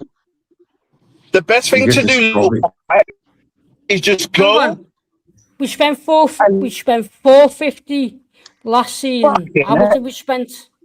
Can you just fucking listen? No. No, but every time you mention, you say we didn't spend 450. Look at what we sold. We only spent 200. You keep saying. So we didn't spend 450. As you know, we didn't spend 450.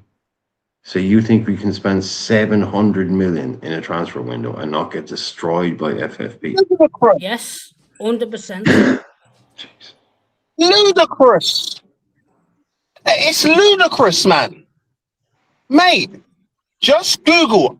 Honestly, like, sorry if I just offended you because I'm swearing in that, because I just swore. I said, like, just fucking listen, my bad, right? But what I'm going to say is all you've got to do, and I'm saying this with absolute respect, all you've got to do is go to Company House, okay, the on-site,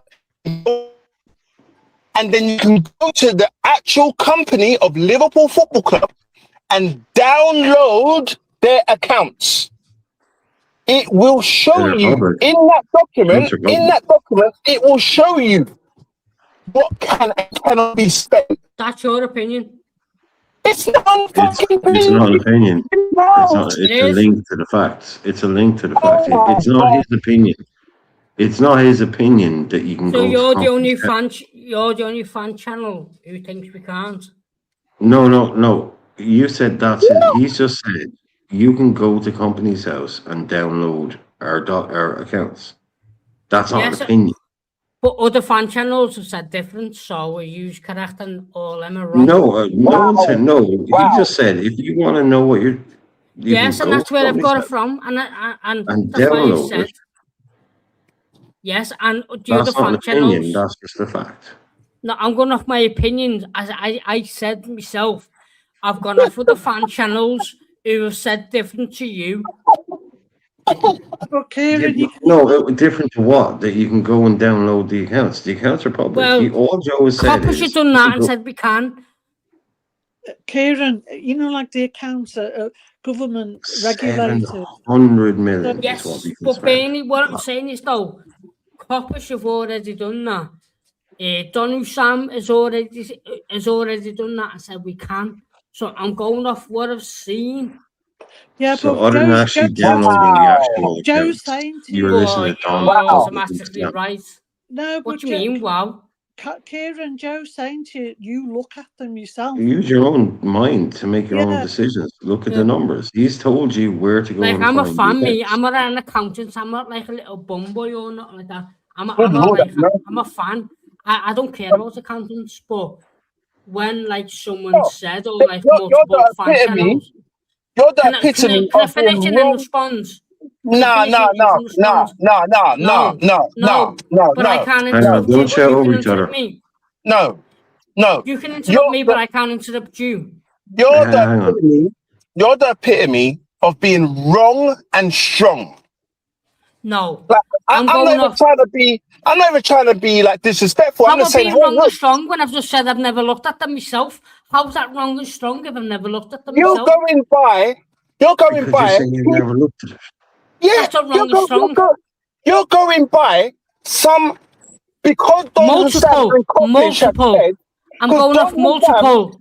And not just one fan channel. Coppish and Don Sam. Wow. That's where you go for your information. But why don't no, Kieran? You're clearly an intelligent guy, right? So Joe is just. I'm not actually. I'm not. Well, you're not an idiot, but you I can. am. So he just said you can go and you can look at the accounts, and you said that's just your opinion. He said no. He just said there's a link. You can go and look at the accounts. Yeah, but I that's can't not be an opinion. That's now. just. Like Yeah, but you said no. Basically, what you're saying is I'm not going to bother looking at those accounts. I'm just going to listen to what Don Hussam and Coppish said, and Dave said I'm going to have multiple. 700 I'm going to have million. multiple. I'm going to have Don Hussam, Coppish, Born and Red. I'm going to have multiple. Don Hussam is a fraud. He's a fake, and he's a fraud. He's out there trying to steal your money out of your pocket. I've watched Coppish. Some of the most low IQ contact I've ever seen in my life. What's Born and Red? Don't give a fuck. I make up my own mind. I don't need to watch a YouTube channel. And I make up my mind to speak on here. No, but Kieran, but I don't need when the facts are there, Barry. What do you mean, wow? Kieran, you're arguing. Come on, lad. Kieran, you're arguing to support what two other channels have said. So as if multiple channels. Yeah, no, but you're arguing to support them. But you're not prepared to listen to someone on this channel telling you. I will look tomorrow, but I can't be asked looking now. But basically what he's doing, Bernie, basically what you're doing is you're sitting here saying, and you're arguing your arse off, that there's a movie, and that movie is absolutely fucking terrible, and it's horrific. It's terrible. And you know that because you watched 2 YouTube channels talk about that movie. But that movie is free. But basically that movie is freely available, and you could watch it yourself and make up your own opinion. But instead of watching that, you've just said, I don't need to watch it because I've seen 2 other people say it's fucking terrible and it's horrible. I said I'll look tomorrow. It's freely available for you to watch. So you can't be arsed. I cannot be arsed looking now. I can't be arsed with a lot of things then. But Joe studied the accounts, and what he's saying to you is... I don't know, Joe, do I? So I'm not going to believe him. I don't know. No, but all he suggested is that you read them, and if you read them... They're freely available. Like I said, you can go and watch that movie for yourself. When I put my point across and the kids swearing at me, trying to disrespect me. You can't be bitching about getting sworn at or disrespected, man. You've been fucking swearing and disrespecting all night, man. Yes, and No, then you're a big boy now. You're a didn't big like boy. it. No, you're a big boy, Kieran. You're a Ben big didn't boy. like that, and then I started to fucking mind my language all night because Ben didn't like it. So do I. Because I said Yeah. fucking. Ben didn't like Oh it. my That's how God. best. Kieran, grow up, come on. Mama, so you're a big boy now. You know how to, you suffer a little I'm a big boy, criticism but there. I've been told off all night for swearing, but I'm a big boy. All night. See, this is a classic thing with you. You said when I saw you talk about the game earlier on the previous show, you said Harvey Elliott was horrible. Every pass he made in that game went out of play. He made one pass in that game that went out of play. Once again, made two. So you threw it out there. Every pass he made, like you said, Z was listening to you earlier on, talking shit about people. I'm like, I can't believe it. You're out there saying, "Oh, this guy was horrible." Because you every single pass you said on the show, every single pass Harvey Elliott made today went out of play. It happened once. And you were, every time he touched the ball, it went out of play. Because that's where you go so far over the top. Now, every time he did this, every time he does that. Come on, man. Went overboard with Araujo. You went overboard with Araujo all night. How did I go overboard with Araujo? I just said I don't want to catch. His indie pony's not good enough. Never said any of those things. No. Never said any of those things. I criticized the club for doing a loan sign. I never said any of those things. Never said any of those things. You must have been watching Frank Carlisle. Most of night and not once. I seen you. Yeah, you're watching these guys. Praise who? You praised them once. That was it. Yeah, why should I? What do you want me to get down on my knees and suck him off? He's never played for him. You can start him for about an hour. Criticize the club for making a loan signing. You said you said earlier on that when we were talking about potentially bringing a loan signing, you said it's disgraceful that this club is looking at bringing in a loan signing.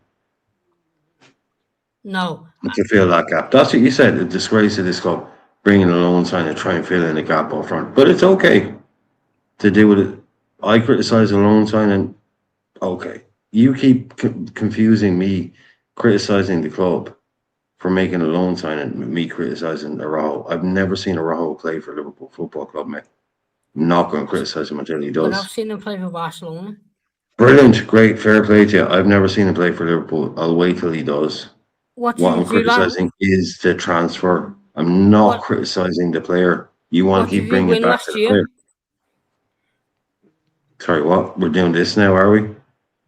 I was asking what he won last year. I don't know. What did he win? La Liga? Yeah. Oh, well, then what did Canate win? What did Canate win the season before that? And he's still gone. And he's better. Like, do you know what I'm saying? So it's like all of that. I don't know, man. I don't know what's going on. It's football. What about this? Oh, what about this guy? Oh, what about that guy? What about this? When was the last time Araujo conceded 6 goals? Can you let me know when the last time? Extremely specific. What about this guy? What about this? What about this? What about that? Every time it's like, oh, what about this guy? He's a bad player. Oh, but what about that team? That time his team bet this guy 3-0 or I think he's a good player. Oh, but he's never gotten beaten 4-0 by this guy in that game. Fuck that shit, man. It's all specific, picking out these tiny little things. But I don't want to play you. I don't want to play you. Run to Madrid for the bag. Same as Trent to Scotia. Don't want him back. Don't care about him. If you want to run for the bag, see you later. Kieran, you're only listening to what you want to hear because what Brian was saying, he's got no problem with who hasn't played for us yet. What he's unhappy with is the fact that we've had to loan a player rather than go and buy one ourselves. I was on here yesterday, Beanie, and I was on here today, and all I've heard was just fucking Araujo slate. I was on here yesterday. Araujo was getting slated yesterday. I've come on today, and Araujo's getting slated still. And yeah, but I don't think Brian... Kieran, I don't think Brian's ever actually gone for the player. It was just always been about, he's been consistent. It's always been about the loan signing. If anything, people like me hate the loans, don't really trust the player. What he said as well, like, it's very clear what's been said. Yeah, exactly. It's not. It's better than Canate all day. Do you know what? Have you ever heard of a word called a contrarian? Yeah, contrary. That's me. I'm a knobhead. I'm a knobhead. I'm a twat and I fucking love it. No, whatever someone says, you run the opposite way and say the opposite. I always do, Bernie. I always do. I can't help it. You like getting yourself into bother. Yeah, I can't help it. He's a Liverpool boy now. Support him all the way.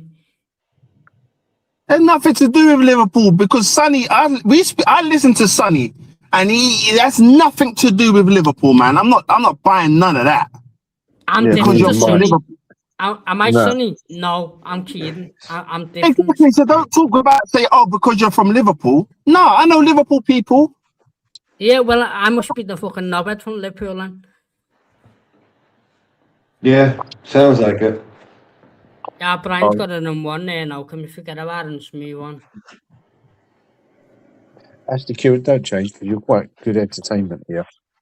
And, well, I do. I try and get fucking Brian the views now. I do try my best. Yeah, I know. Oh yeah, they shoot right up when you're in. Absolutely. You could cause an argument in an empty room. I caused an argument watching the fucking paint tray. Oh, dear. Hurry up, mate. Hurry up. Yeah. So let me ask you this question, if you don't mind, because I'm going to jump off in a second. I just want to quickly ask this question. Go on, lad. If you went to the doctor told you that you've got the flu, right? And you're coughing up and everything. The doctor says you've got the flu. I've listened to your lungs. I've listened to your heart. I've listened to this. I've got the flu. Would you tell him that you don't have the flu? Probably, yeah. He would. All right. That lets me know about you then. All right. I take some paracetamol, mate, and fucking some ibuprofen. Okay, mate. Joe, I think you for the first time, I think you're a bit shocked. No, I'm just like you just never know. Like one thing I realized, because before when I first came to the show, I remember the first person I spoke to was probably like Brian and Lady B about Curtis Jones, how much I wanted him gone. That was so easy. I'm not trying to be inflammatory, right? Yeah. And then that was the first time, but I had so much energy when I was come on. I'd be like, nah, he's got to go, da da da da da. And this is like one of the first times I've ever been online, like talking in a group and all of that stuff. But then after like 2 or 3 times coming on, I realized like you never know who you're gonna meet. Like not everybody has the same like mindset or viewpoint, and that's okay. But you do encounter stark ignorance. And when you do encounter that, there's no point arguing. There's just no point. They're just gonna do what they want. So you don't like my opinion? So you're trying to fucking disrespect me? Is that it? Yeah. No. What I'm saying is that there's people, right, that do exude some of the characteristics that you're exuding now, right, that blatantly just don't care about like logic. They don't care. They're more involved with you're bringing no logic to me, to your point, what you're saying now. All right. Well, I think some people might think different, right? So what logic? Can you explain your logic? What you're trying to say? Put it this way, Kieran, right? When Joe just gave you a reason that he first came on here because he wanted Curtis Jones gone, I actually came on and talked to Lady B and Brian for the first time because I wanted to talk about Curtis Jones, and how much I liked him, yeah. So we're at the opposite ends of the spectrum, yeah. But we've never had a fallout like this. No, we had a fallout with Jones. At first, I wanted to keep him, even after the armband. But when I seen the performance against Leeds, I changed my mind. Yes or no, Brian? Yeah, I agree. That's me as well. You're missing the point, though. It's not about Curtis Jones. Yeah. You know, the point is that you're arguing for arguing's sake about everything. So because I have a different opinion, I'm arguing. You're confusing me here. I know. Can someone string a sentence together? Obviously not. We can't. No. Because I did. There's one thing I did. It was change my mind with Curtis Jones with the armband. But then when I seen the performance against Leeds, I come on here and I said to Brian, I want Jones gone now after that. because I forgive him after the armband, and then when he put a stinker against Leeds, I even said to Brian, just fuck him off to sound for 30, 35 mil, get him gone. I know he's a scout and I love him, but I'm not having that at my club. That's a good point.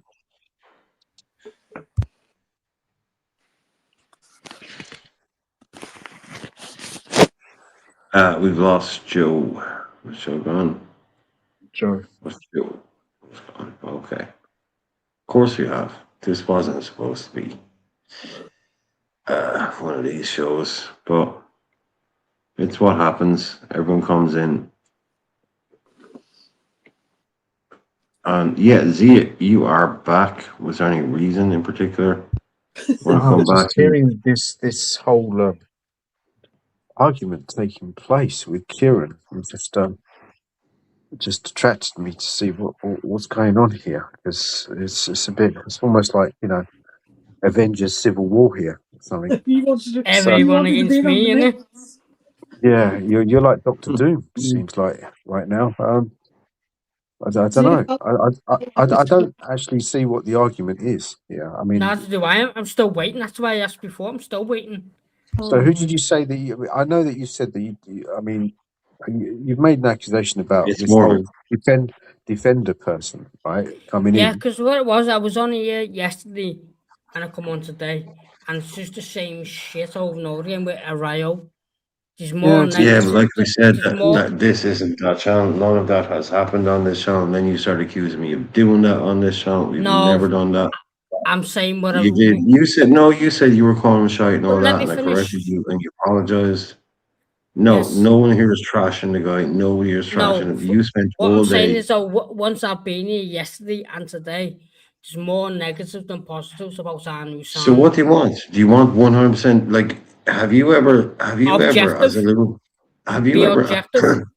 I've been more than objective. I've been not being objective is coming on like Christian fucking DeWitt going on. He's shit. He's crap. Rewatch the show and see how long there was negativity with Araujo. Just watch the show back and see how long. Yeah, but if it's objective, because you got all these, he's going to be amazing. I said be objective. I think it's objective. It's objective. Yeah. You don't get shit fucking opinions on this show, man. You don't get Christian DeWitt going, oh, he shit. You get fucking opinion. If you don't like you say, if you don't like other opinions, cool. But I'm not going to sit here and fucking bend over. That's why I said be objective. Right, I don't think objective. Be objective. Yeah. That's what I said. And I've done it consistently, and you just constantly come out and say, well, it's not. Oh, well, he's better than that time Kanate played against Forest in a fucking specific tiny little thing. Like, some of your arguments are just so specific. No, what I don't it's understand. The opposite of subjective. I'm not talking about the player. I don't know what you don't understand. Kieran, how many times can I fucking explain it to you? Yeah, you could be well right about the player. Maybe he's going to be a world beater, whatever. Every time, my point is, every time I'm coming on here, it's always negativity with Araujo. Yesterday, I come back. What do you mean? Every time you come on, it's not negative about. You signed this guy 2 days ago, man. Yeah, it's just. And you want to talk that he's going to be amazing, well, but as soon as anybody else talks about someone you don't like. Oh, he's shit. He had a crap World Cup. He had 7 in the fucking thing. No, I don't need, man. I know exactly what you're going to say. No, but if you let me finish, yesterday, literally got back from the game, come on straight away. Negativity about Araujo. Not on this channel. Yesterday after the match. Yesterday was. All right, so if we, do you know what? Today, come on, negativity about Araujo. Can't be asked for negativity against my new signing, so I'm going to try and defend him as much as I can. Yeah, but you want to slag off. Yeah, but if someone else says someone you don't like, you slag him off and say he's shit. He's going to fuck off for Brighton over Araujo. Yeah, see, there you go. Yeah, you want Van Dijk to fuck off. See, straight, you don't like him. Oh, fuck him. Fuck that prick. He's shit. Good player, but Araujo's levels above him. Levels, come on. Why do you think Barcelona are letting him go on a fucking free, basically? Come on, man. Because Liverpool come calling. Bollocks. Liverpool came calling. Yeah. Well, so we go for Lamine Yamal, and then they're going to So let him go. yeah. He's on the verge of putting a transfer request in, but we've got fucking Kieran Morrison for that. Oh, you're off your head now, mate. You're off your head at this point. Oh dear. I don't know. I didn't realize you had 100% of shares in Araujo. No way you were talking about this guy 3 weeks ago. No chance. I didn't think he was on a map. And what did they Yeah, say? because if I come in on this channel 3 weeks ago and I talk about Araujo, you say he's washed, he's this, because that's exactly what you're like. You're mega negative on everybody. So if I'd said him 3 weeks ago, you would be listing all the reasons I wouldn't. why. I didn't think he was on a Of market. course you would. Of course you would have. Mate, Don't tell me you wouldn't. I want Jed Spence. Araujo's better than Jed Spence. But I want Jed Spence. I didn't think he was on the market. That's why. I'm not going to speak about people who's not on the market. I think Saka's a good player, but I know Saka's not on the market, so I'm not going to bring him up. I like Cole Palmer. Cole Palmer's on the market, so I'm not going to bring him up. So you know who's officially on the market then, when you're talking about your transfer? You've got insight who's on the market. Wait, you know though. You don't talk about people who aren't, is what you're saying. You spoke about Kamara. Do we know that Kamara's on the market? No. No, you wrote him off. Kieran, do you like any of our players? Yeah. Who'd you like? I like Allison. I like Bradley. I like Kirkes. I like Van Dijk. I like Ione. I like Jackie. I like Araujo.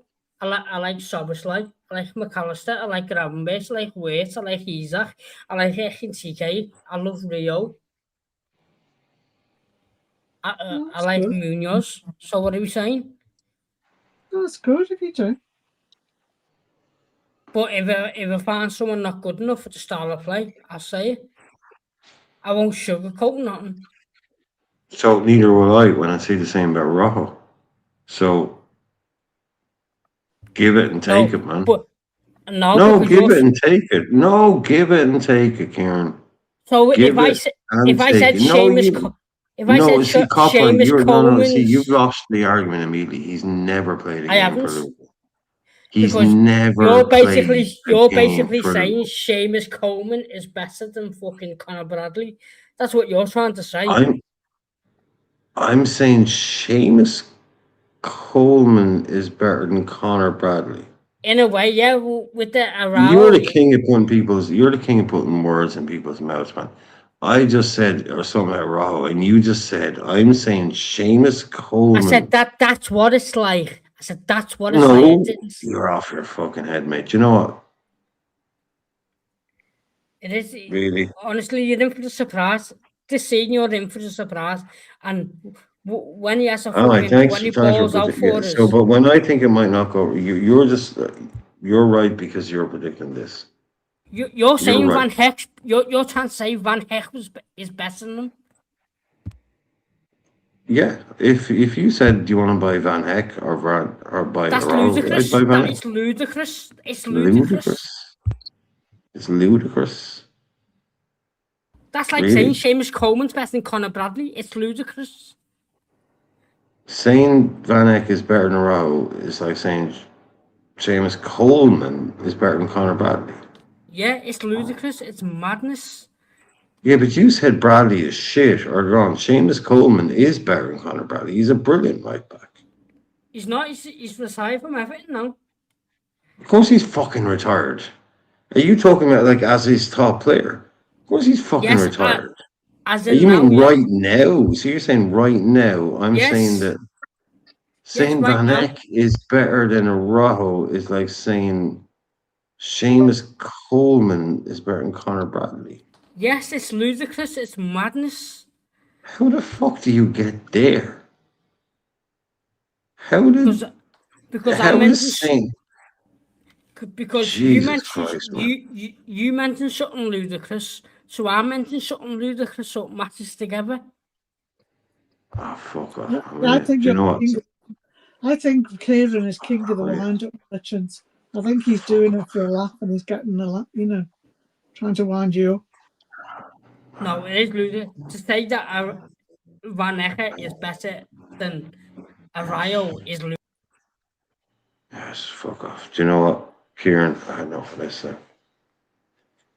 After a while, dude. That's just I can't. Sorry, there's only so many days in the world. Christ.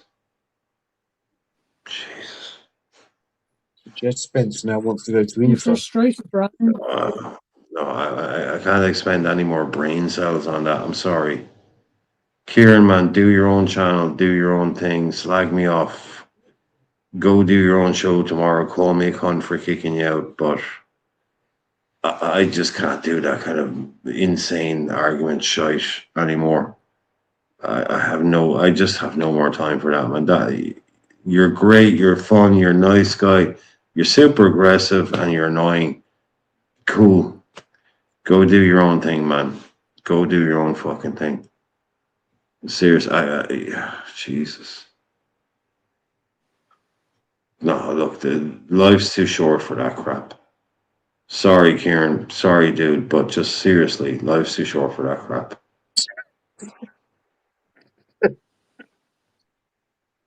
Go do a show about me. Call me a cunt for 90 minutes. Do it. But good luck. Good luck is all I'll say.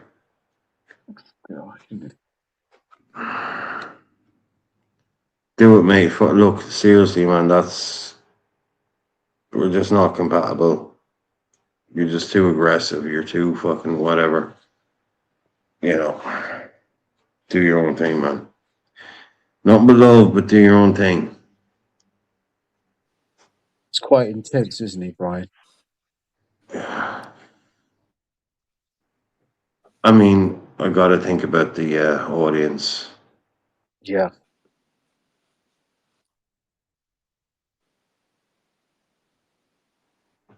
AGB, you okay?